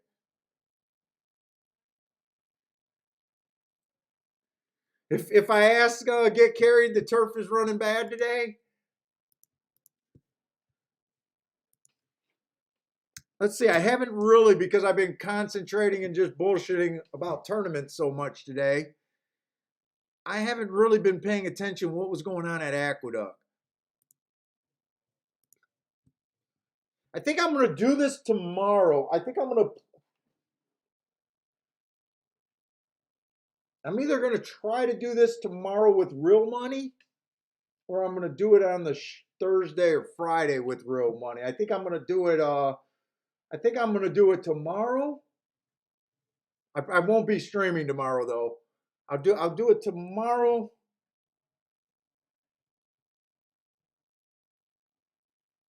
I'm definitely going to want to do. I definitely going to want to do it with real money to add more stress before I go to the tournament. Let's see. They wired in the second race on the turf at Aqueduct. They closed on the. Oh no, yeah, deep stalk to a close on the turf in that race. Big long shot.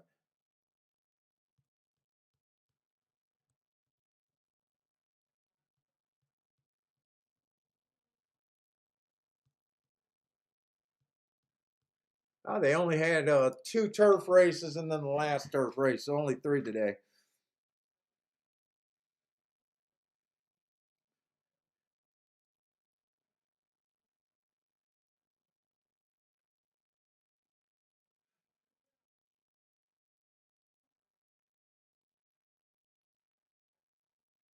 Shan says, Scotty doing boom and boom, so Scotty's hot today. And all I'm doing is talking about cigars. Well, Shan, I hope you're winning over there. Dude, I'm doing something different today. That's fine.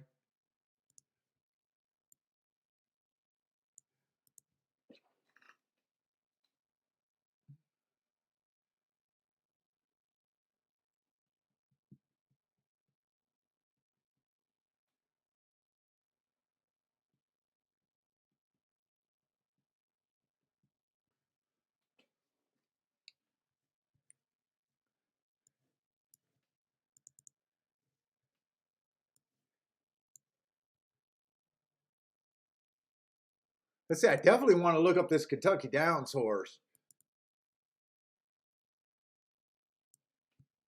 Because I was just going to go 5 and 6, but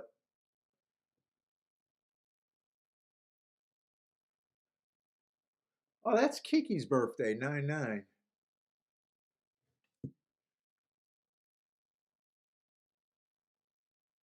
Let's see, Stalker Day.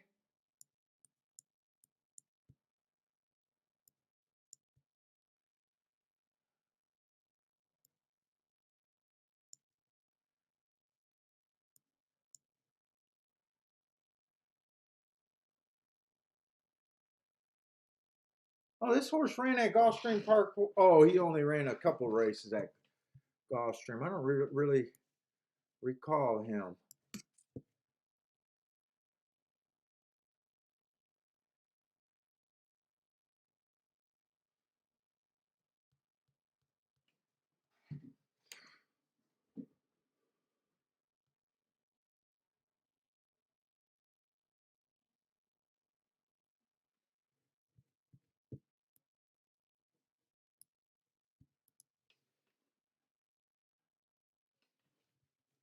Let's see, where the hell are we at?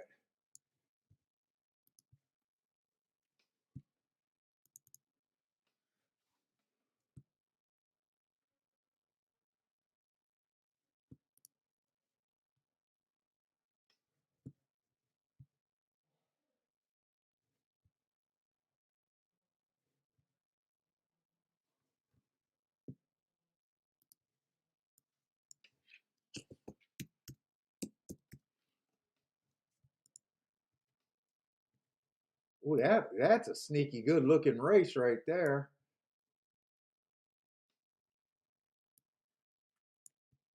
That's at Arlington. They run the craziest times over there at Arlington.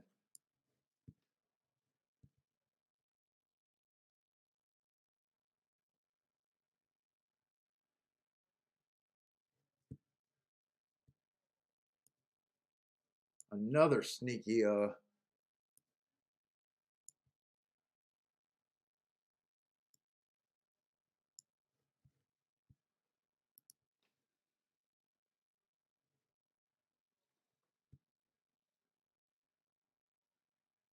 Indiana. We got an Indiana horse over there at Gulfstream in the last race.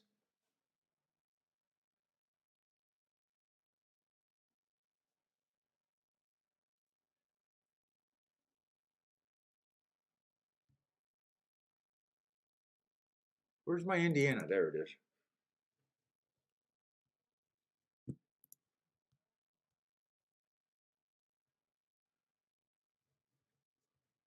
Early pressing day, that's what he was.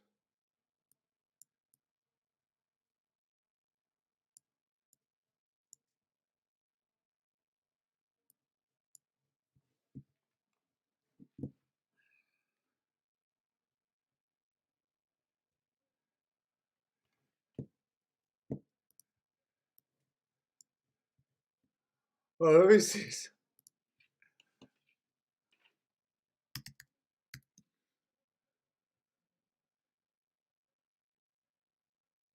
Holy shit, no one's watching today. We're way down today. Only 23 people in here. I am boring the shit out of you guys.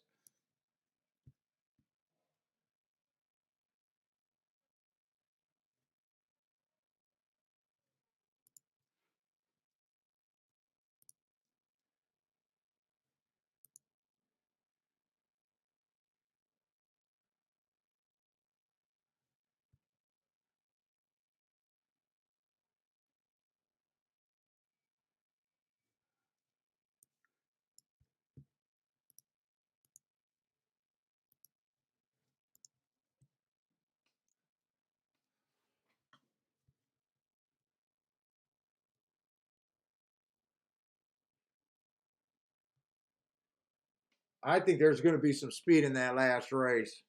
It'll be our first Polytrac, Tapeta track of the day.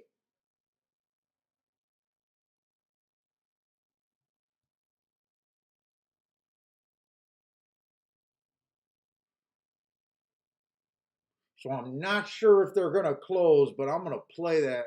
Man, there's a few horses I liked in that last race.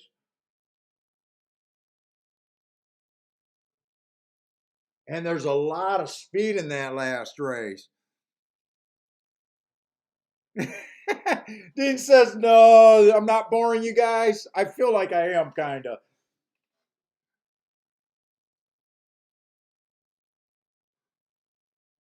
Just no warning and saying there was no way. I thought there was no way.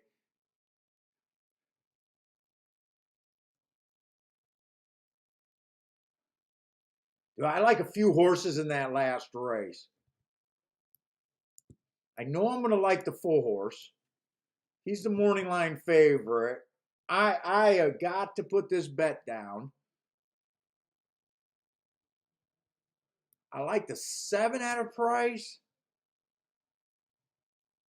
And I like the 10 at a price. I think the 10 and the 4 are coming out of the exact same race. Let's see, October 29th.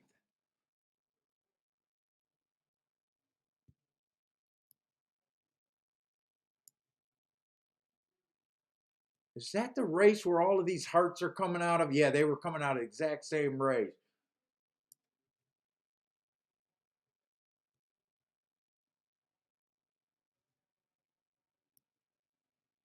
I definitely going to need the track to be backing up to have a shot there. Wow, 3's 50 to 1. If they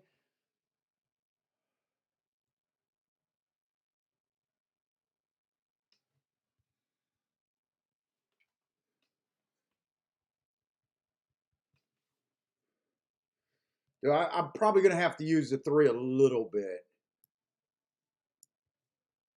Let's see. So basically, I'd be at an $800 bankroll right now, going in the last 2 races. So I can decide to do doubles, win, or exacta. I need to figure out how to get that to 10 grand.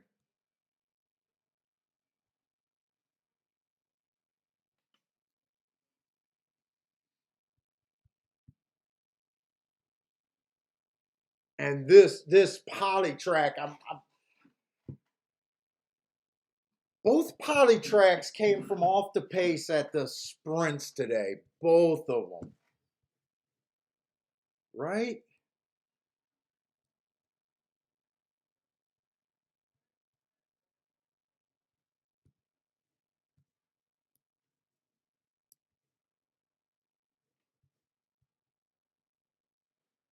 Big prices at Aqueduct today. I got Scotty on right now. I don't know if Scotty will copyright me.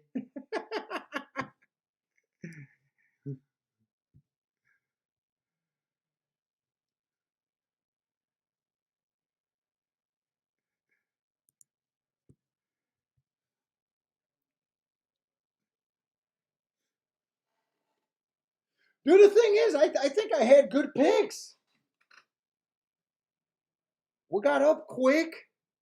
That last race, we had 2 long shots that got beat by the favorite. There was really only 2 races, or 1 race that I really felt like I did a bad job on when that 11 horse win.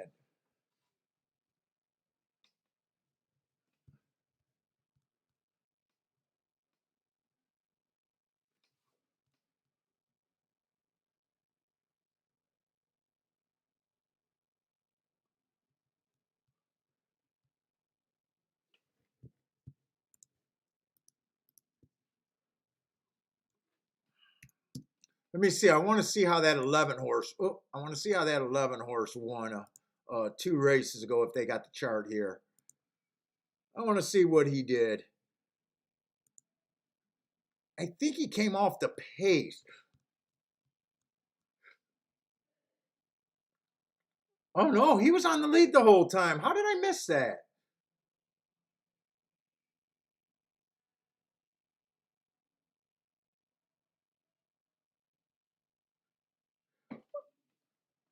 Dude, is this chart caller just bad? I swear to God, this 4 got out by a few lengths.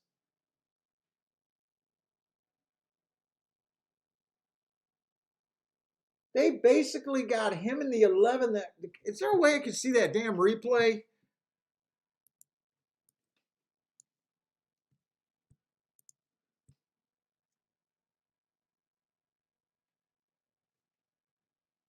Can I see that replay? Because that's not how I seen that damn race.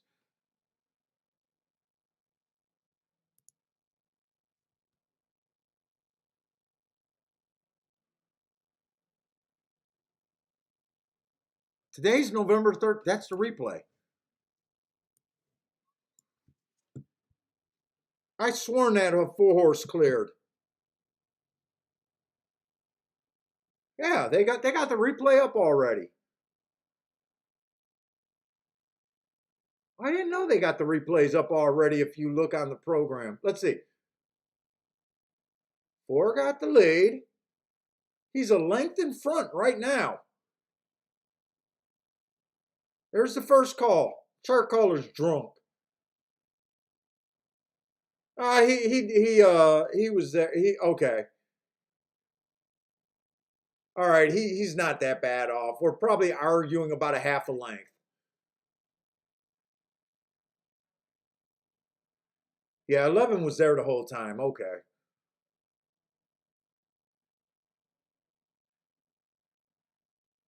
I still think he was a length off, but we're only arguing about a half a length.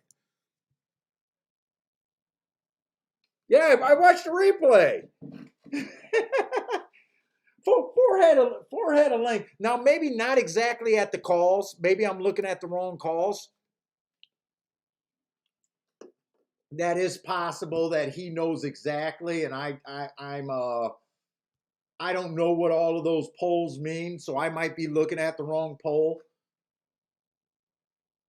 I know the poll that I used, the four had the length, and I do all my stuff consistently, so.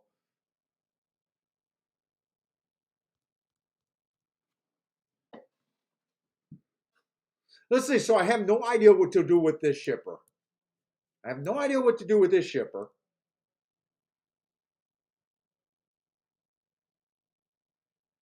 The class here did get me nervous. I wanted to use the 5 and the 6.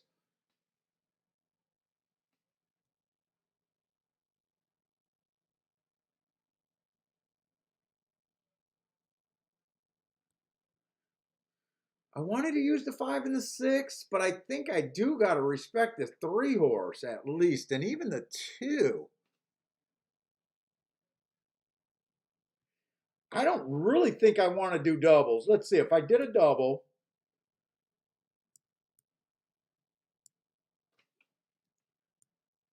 what am I even thinking of, and how much are these tickets going to pay?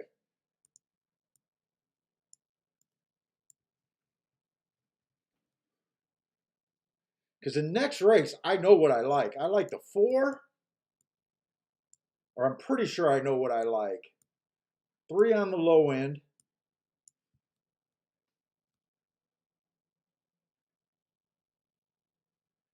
Let me make sure I got the numbers right. Well, I did want to use the 7.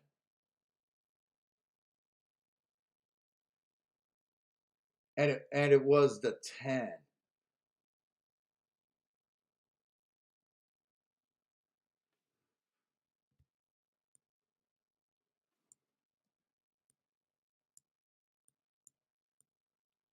And that's the order. I guess I like both of them.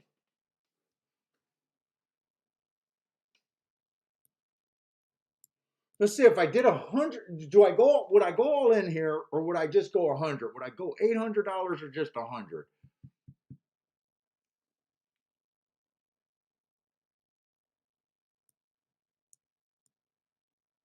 I'd probably just go 100.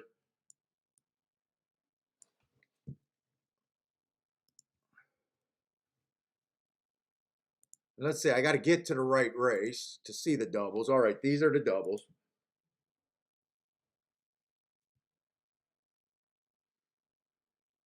Three four is paying dog poop.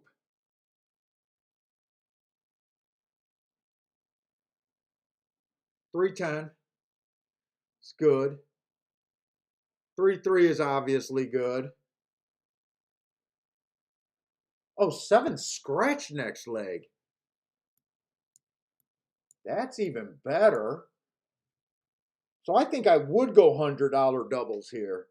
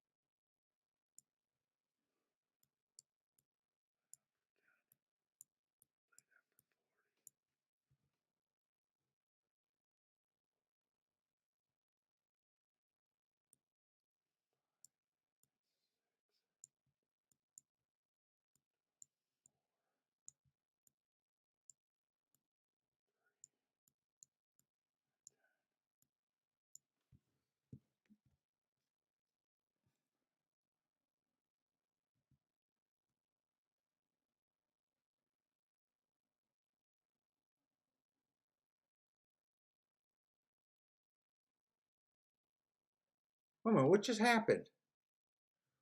Wait, how did those doubles change? Am I in the right fucking race?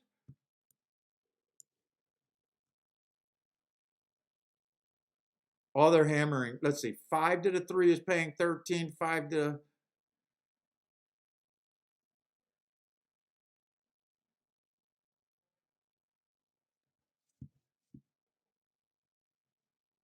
I'd play those for the 8. So that would be the $100, win or lose. So that's 50 and that's 50. That's the amount right there. And I would just go $100. Because if the 3 wins this race, those doubles are paying huge. That's what I would decide to do. And then save the rest for the last race. Yeah, but it's paying dog food and I had to leave it out. The 3-4 I think is paying 8 to 1, $8. But the 310 is paying, I think it was $90. So 40 times 90, that would be half a Rolex right there. And the 3 to the 3 is paying like 630 to 1. That would definitely be contention. Let's see, and the 8 horse gets the lead. Grandma likes the 9 over there at Woodbine. Good luck.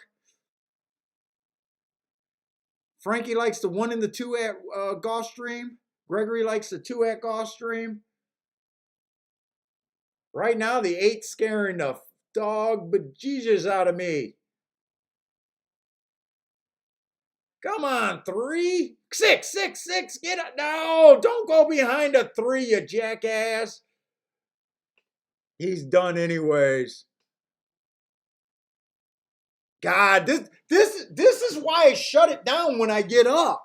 This is why I shut it down when I give up.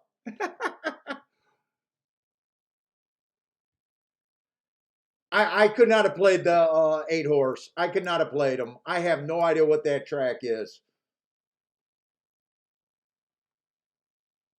5 to 1 on him.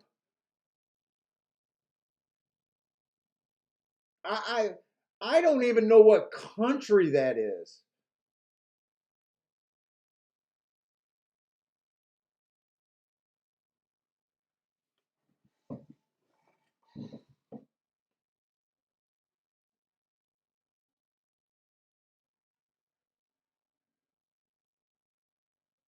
Yeah, I guess the 8 horse was for real. Let's see, it came in 8342, 8342. You know what? This is one of those races just like a first time starter. I had to ignore him. I used the horse, put the most of the bet on the horse that ran second. You know what? I'm going to say that I think it's okay.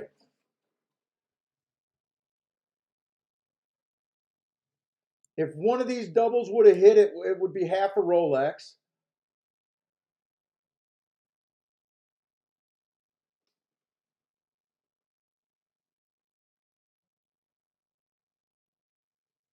Dean said, "Oh, that's a Chanel, chili track. Chili. Wait, how do you say that?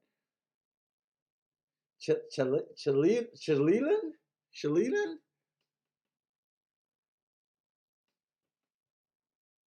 You know, that's as best as I could have done with that bet right there. That's as good as I could have done. There's no way I would have just took a shot with the 8 horse.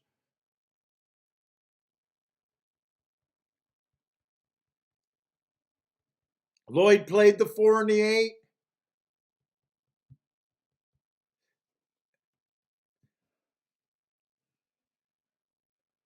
I mean, I seen the graded racing, but depending on where that is, I don't know what that equals.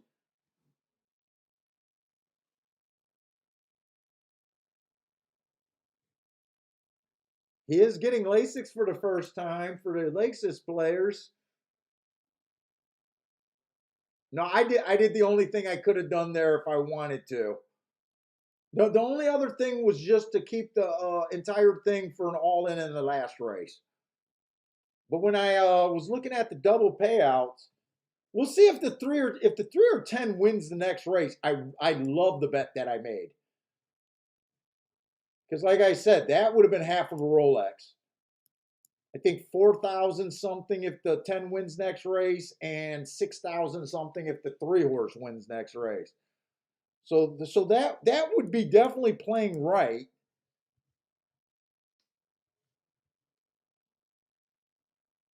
And in fact, if the 3 wins next race where you get 6,000 back, that I don't know. I've been in the Hawthorne tournament before, and I do remember that it took about that day. It took about 10,000 to win, but that was just one tournament. I don't know if that was a low scoring points there or high.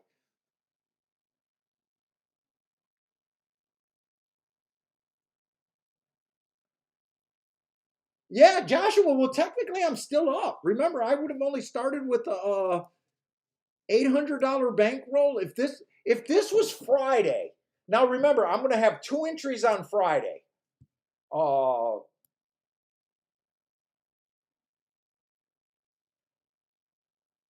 so if I would have mirrored my bets or did something different, but let's just say the second bankroll went to zero already. I don't think it would have, but let's just say it did. I know there's another tournament. The other option is to say I got 800. I'm dead even for today. Uh, right now, I plan on buying 2 entries on Friday. I don't know why I'm drawing. And right now, I'm planning on doing 1 entry on Saturday. So right now, I would also, if this was Friday, I would also have the option to say I'm dead even basically on the 2 entries to just buy 2 entries on Saturday. I also have that option. But no, I actually like that bet. I got beat by a horse that I couldn't see. I actually like that bet where the 8 horse just beat my 2 horse. I think it was the right move. It just didn't work out. I think I could have handicapped the race before that with the 11. I feel like I should have seen the 11, but I wanted a bet to win. I wanted to hit the exacta because the 9 got second. I would have only replaced them with Julie Bird, so I would have been alive to the same 2 horses getting beat by the 8. So that didn't cost me anything there. I just could admit that I could have done better. And if I just do this day in and day out, I am finding it interesting that I could have built my bankroll getting a little bit more than $600 up without cashing anything big and actually betting less than I normally probably would have in those races. So I do think it was overall a good experiment. What was that first bet I hit? Let's see. We didn't start to the second race. Oh, you know what? That's right. He was sending me updates on form.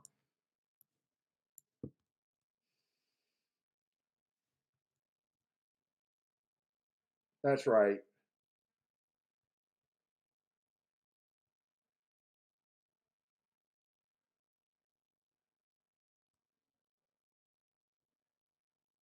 Yeah, I started in the second race. We got alive with the double.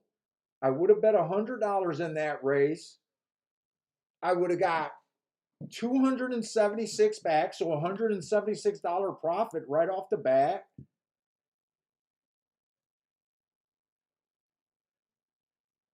That would have then came back to another.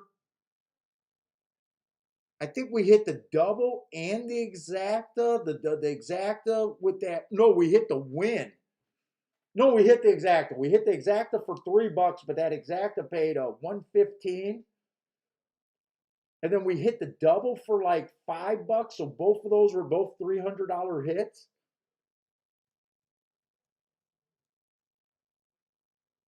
And then you just had to back out what you put in the race. So I think I was up 690 at one time.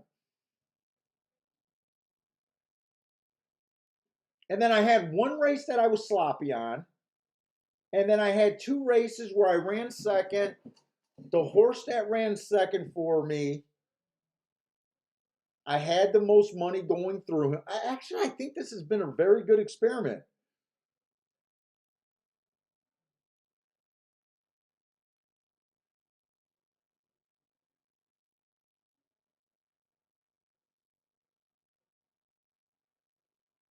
Yeah, and I might even do two entries, two entries. I'm just deciding on if I want to. Right now, I'm just planning on doing two entries on Friday, one entry on Saturday. Uh, and part of that was because I thought I was going to play on Sunday too, so another entry on Sunday. But I think we're going home, so maybe I'll just go two and two. Now I can only get two entries under my own name, but I could get entries under my wife's name too. John likes the 9 over there at Churchill. Oh, nice price on the 9. Good luck, John. I think Aqueduct's done because they're showing a commercial.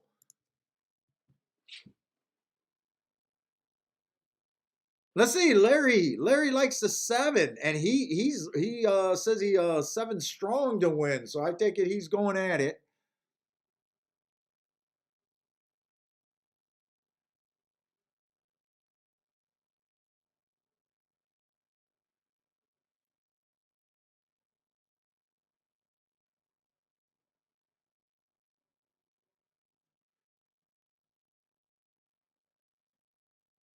You don't follow Chinchillas Racing.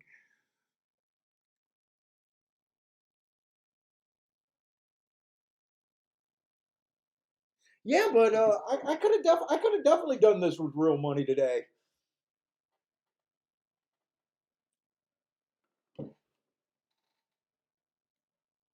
Let's see what is so Larry likes the 7, but then he likes the exacta box 3710.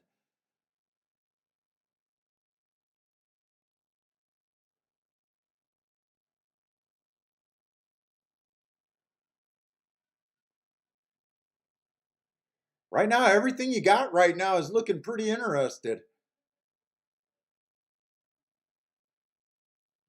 I'm guessing you probably prefer that I'm guessing that you prefer the 7 wins this race since you said you were betting the 7 strong, even though your better exacta is winning right now. This 3 needs to get in the way of this. There, yeah, make this 6 horse go outside. 3, what the hell are you doing? All right, 6 is done. You're definitely going to have the exacta.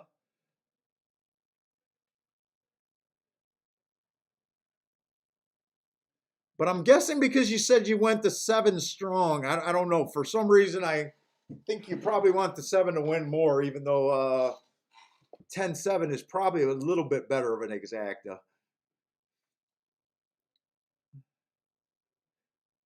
Take it easy, Dean. Thanks for hanging out with me today, man.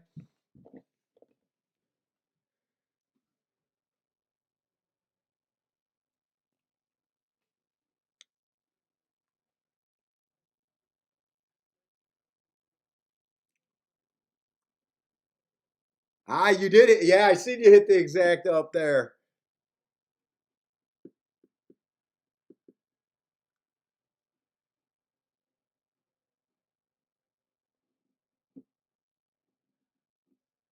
So I know I like the few horses. I know what I need here. I know I need the horses to come off the pace. But this is our first route race on the Tapeta today. If they go wire to wire, they're just going to catch me with my pants down here.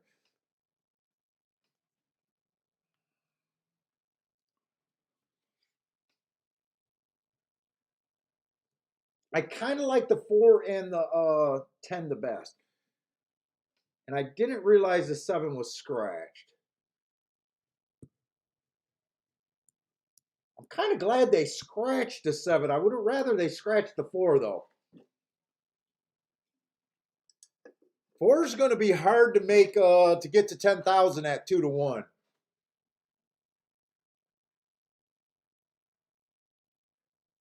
So if this is Friday, I got the option to walk away and not even play this race and buy 2 entries for the next day. But I'm going to pretend it's the next day where I don't have the next tournament.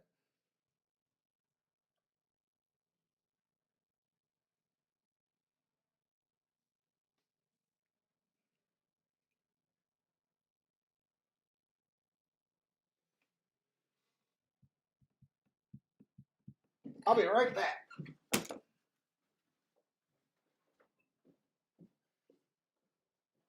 Oh boy.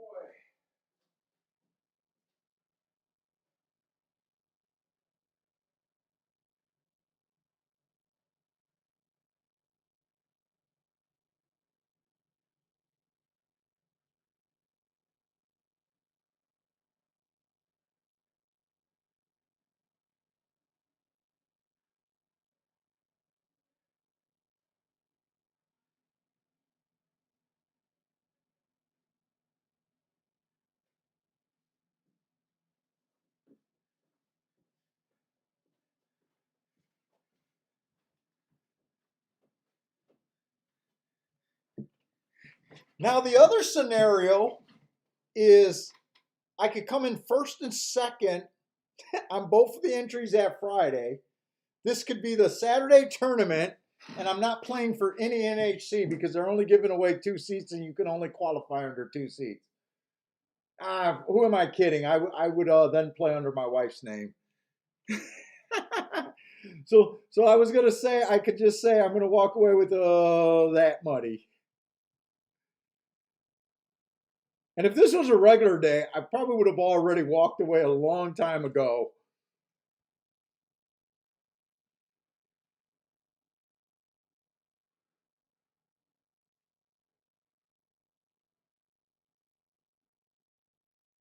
But let's see what we got. 10th race. Let's just make sure. So the 1 horse does fit this race. I'm still not sure if we've seen another press style horse win a race, other than that 1 horse that like a week ago.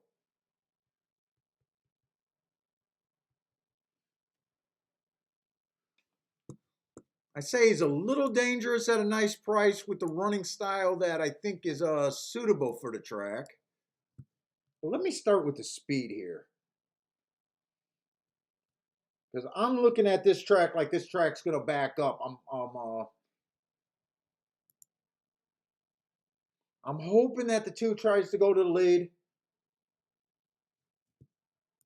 I'm hoping that the 3 goes to the lead and put on some fractions here. But at 20 to 1, I think I can bet this horse.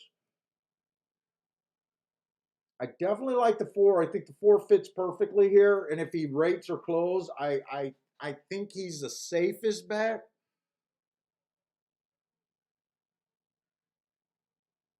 6 been off a long time. I guess he does fit the running style, but he's been off a long time. I'm not sure, even looking at the marks, if I can get trapped into him. I better look up the 8 a little bit. The 9 horse, I love the marks on the 9 horse, but he's like what we keep saying on the Tapeta. Until they wire a lot, I'm not willing to start betting these horses. So I'm hoping the 9 horse gets taken out here. Uh, and the 11. I'm really on the 10 and the 4.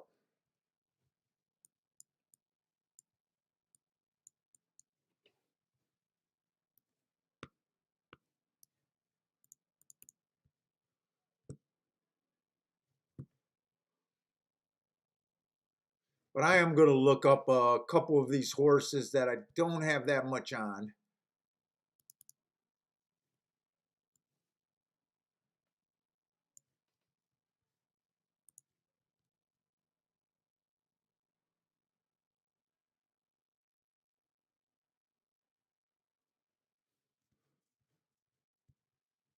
That was an early pressing day, asterisk. God, I was hoping not to like him at all. He has a little bit of layoff, but I'm not worried about that layoff. He's dropping in class too. Fuck.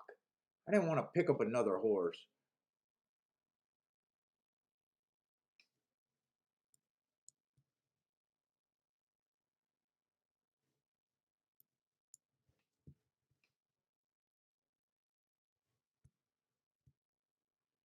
That was an early pressing day. Another, I think I'm going to have to respect this 8 horse.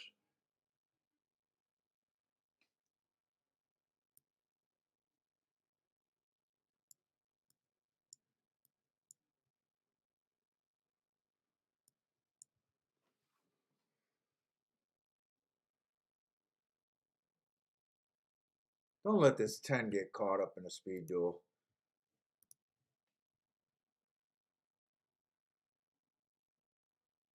Yeah, see, money. I've said that too. You could get over right. You could get overly ticket creative, especially those guys that bash a lot of tickets. Because the only perfect ticket construction is a single, single, single, single. And in fact, a lot of times when these guys are bashing tickets, they're using their opinion on the horse that you use, and you really need to know.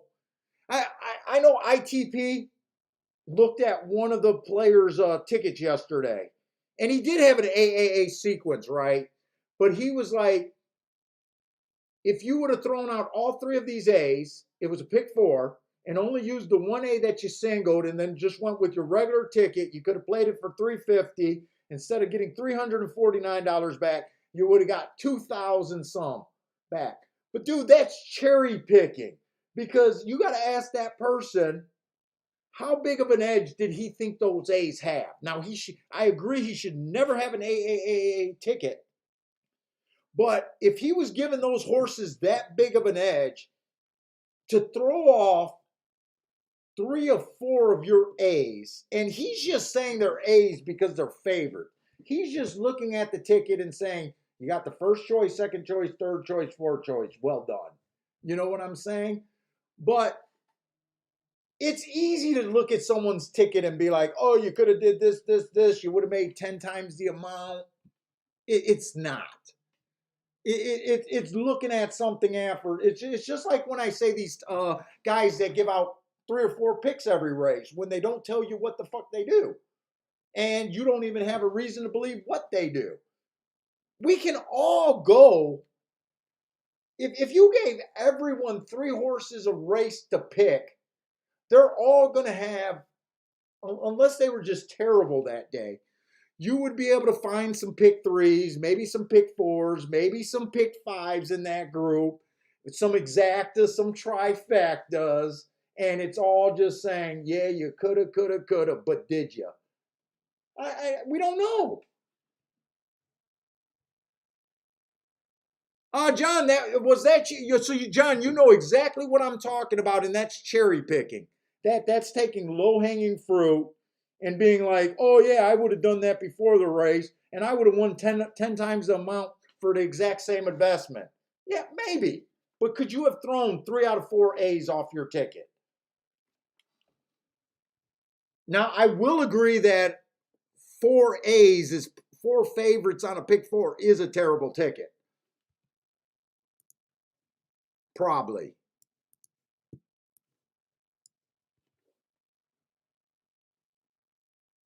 But even with this practice shit, what if I choked after the first race? Well, who knows? But I'm willing to admit it.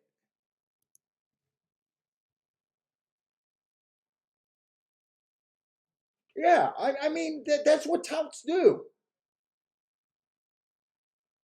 and that's just what sports pick guys do. Oh yeah, Well, I went 3 or 4, but that particular race, I did a 10,000 unit play. Okay, maybe you did, maybe you didn't. I don't know.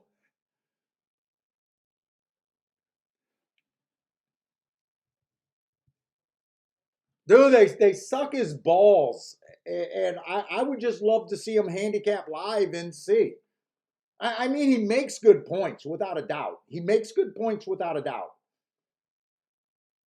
But you know, ticket making is just like jockeys. You make a brilliant ticket, then you make a bad ticket, and you try to make better tickets in the long run, more than you do shit tickets.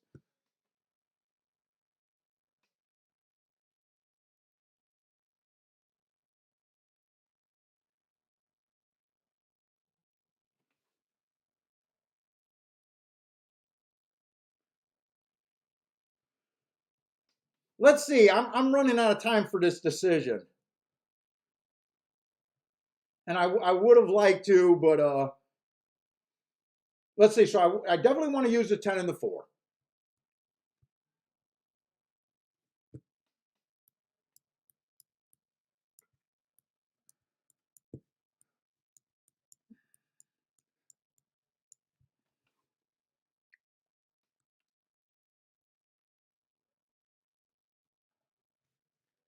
God, I'm not going to be able to get as detailed on this as I wanted to. I thought I was really gonna. They snuck up. I can't talk shit about people because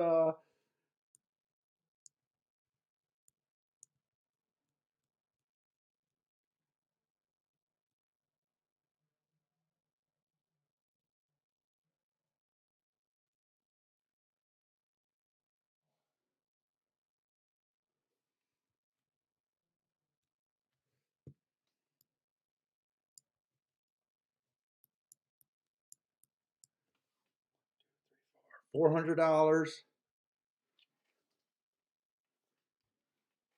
God, I would really have to see if those even would put it to 7,000. Say I need at least $5,000.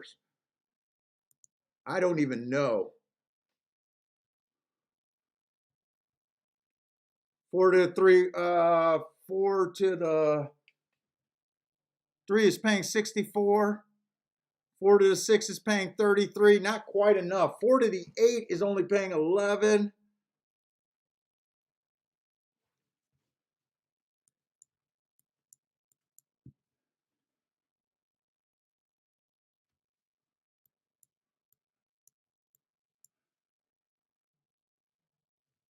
Let's see, that's $300. Let's do this quick. $200 on the 10 to win. That's 5. That leaves $300.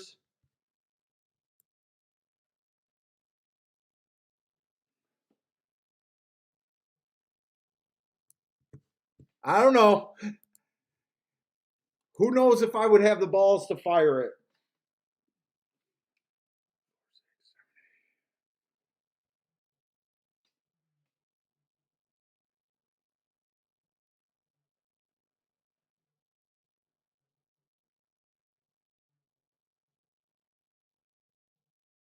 So I'd have 600 of the 200, or 600 of the. Did I have 8 or 7 actually? I think I had 800. God, I don't even remember if I had 8 or 700. I think I had $800, but I'm not sure.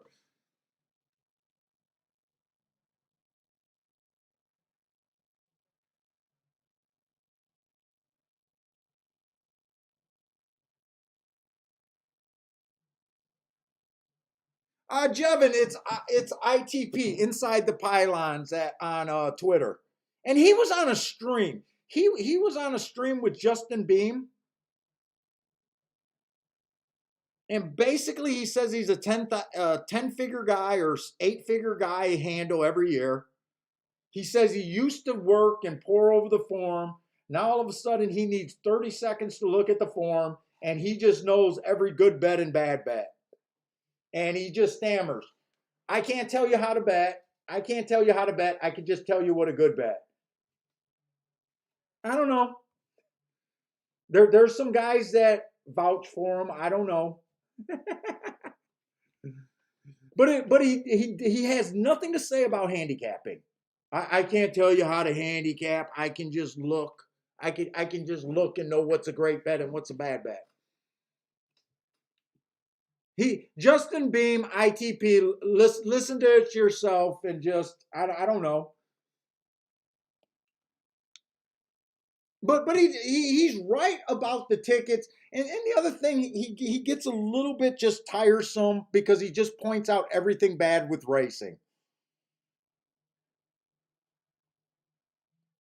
He just points it out day after day. Nothing's good. If you're able to handle $10 million a year and you don't go broke year in and year out and you make your living with racing, how can you sit there and say everything's bad about racing when you're in the top half percent? If you're in the top half percent, how could you hate this game?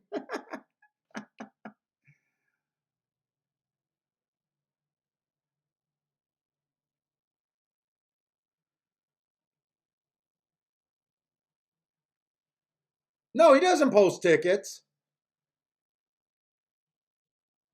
Oh shit, I wanted to put a little bit on the three in case. That's right. I wanted to bet the three. I ran out of time with the strict ticket structure, so I really had to rush. Let's just hope the 8 or the 10 win, or I'm sorry, the 4 or the 10 wins here. Boy, I don't see any of my horses.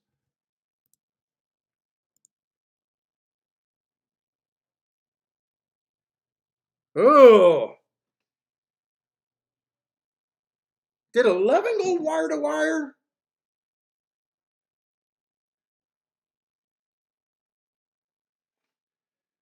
Ooh, well, okay.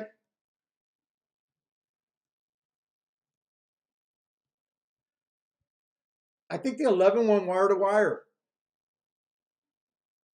I said I needed this pace to back up. It was the first to Peter race today, but it was the last race. I able to survive.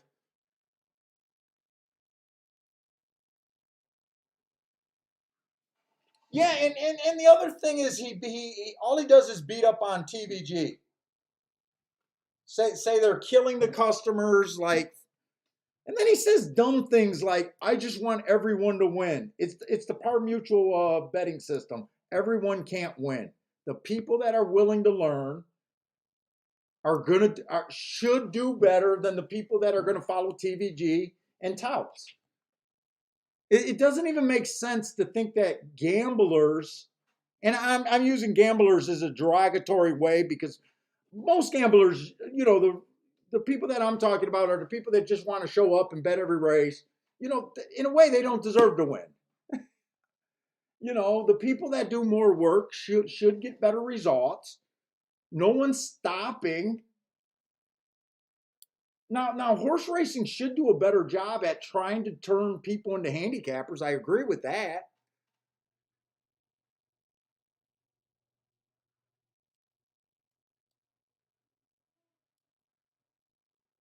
But it just get tiresome.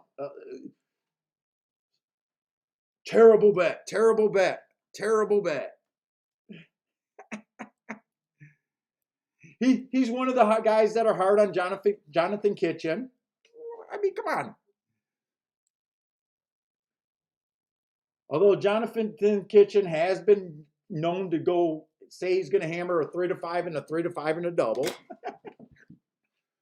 Probably not the smartest bet.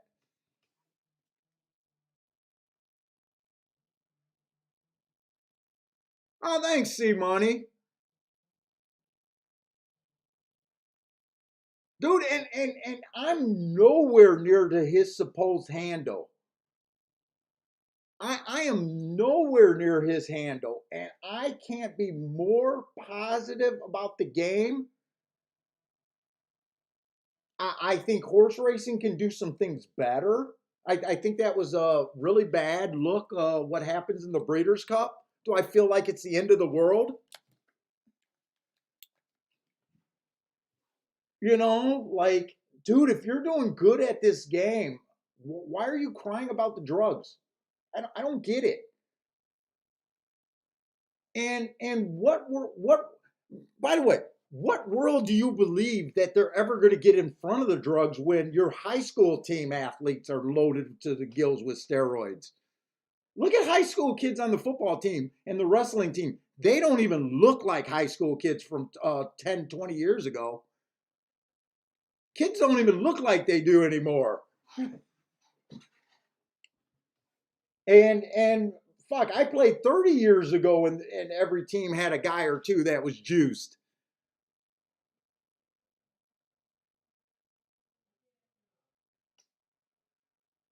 You know, so to act like you're going to get it out of horse racing, you're fucking insane.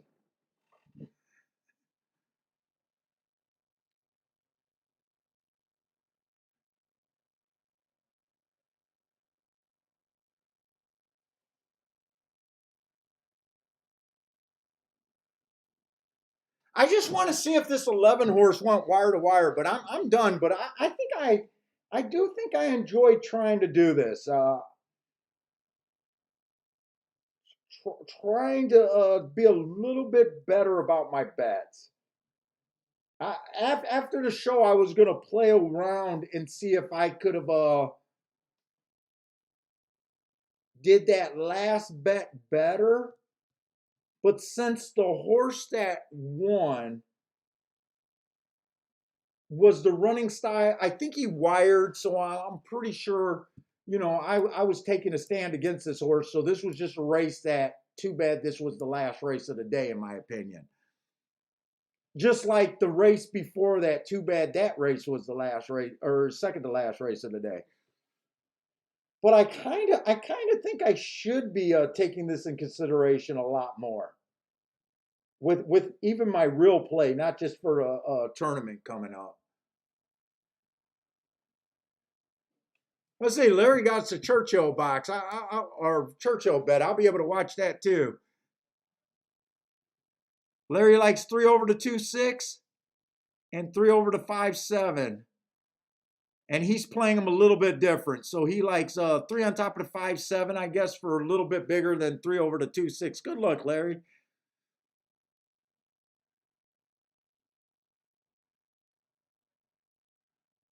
Dude, and even if one of these big guys came out and did a show, I would still want to watch them play for at least a month time. I don't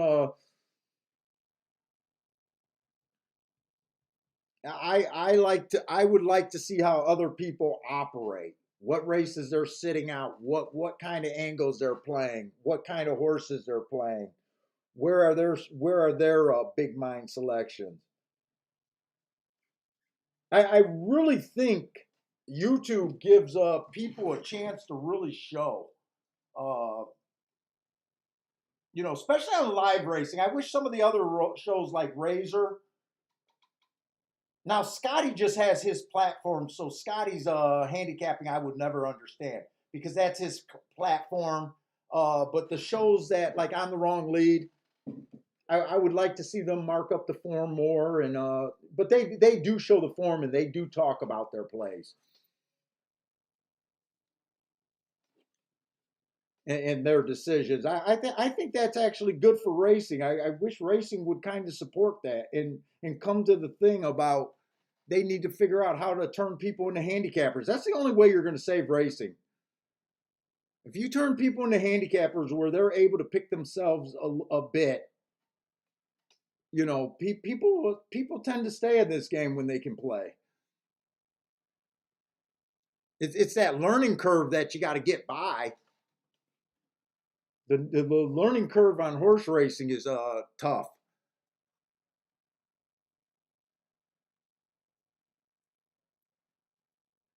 Yeah, Swifty posted. Now I got inside information on them, but I don't gossip because I don't know them. But yeah, Swifty used to post tickets. Shoe. I follow both of them. Not Swifty anymore because he's kicked off. But at least they're not, they're not negative guys. They're not just negative all the time. Every once in a while they'll come up with some negativity, but for the most part they try to be pretty positive.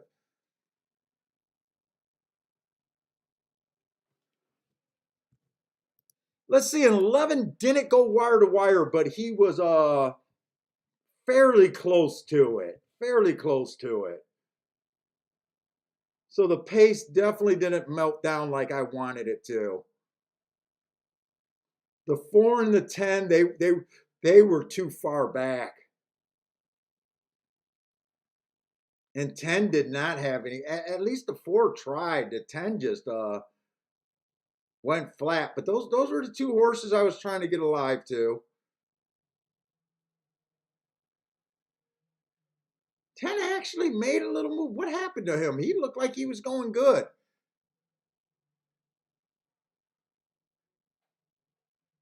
He got taken out by the 1. I don't think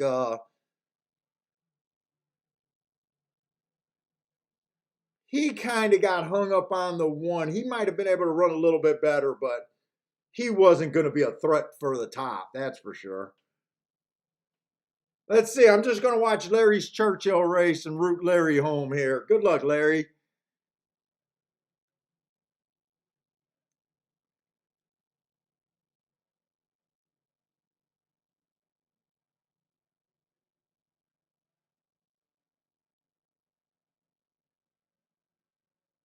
Oh, Gregory got a play here too. I didn't see the Gregory play slip in there. Gregory likes the 2-6.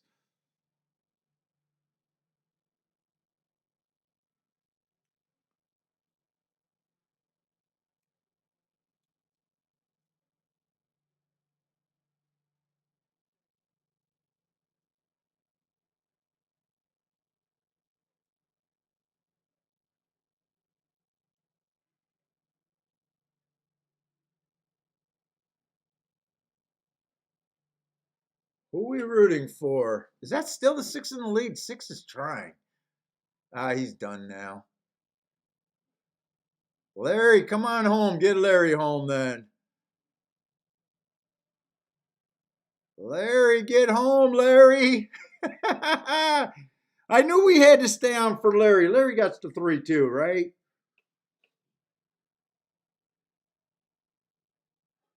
Larry, you couldn't let this sap go out on a loser. You had to put up a winning ticket. 3 was the chalk, but 2 was 13-1.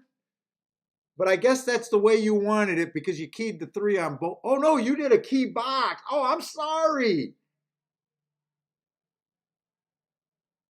Oh, I'm sorry, Larry. I thought you needed the 3 to win and only the 3. Not that my rooting made a difference. Nice hit, Larry. I thought you just had the 3. I wasn't rooting against you. I thought you needed the 3 to win there. You had it both ways, and nice job.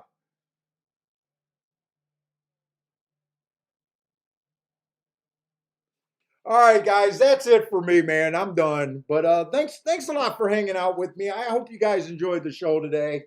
I'll probably be doing this next week too. At least thinking through my bets. I don't know if I'll not play money next week though. But anyways, guys, thanks for hanging out with me again today. Good luck if you guys are playing for the rest of the week. Hope to see you guys Thursday and Friday. Uh, Take it easy and stay safe out there, everybody.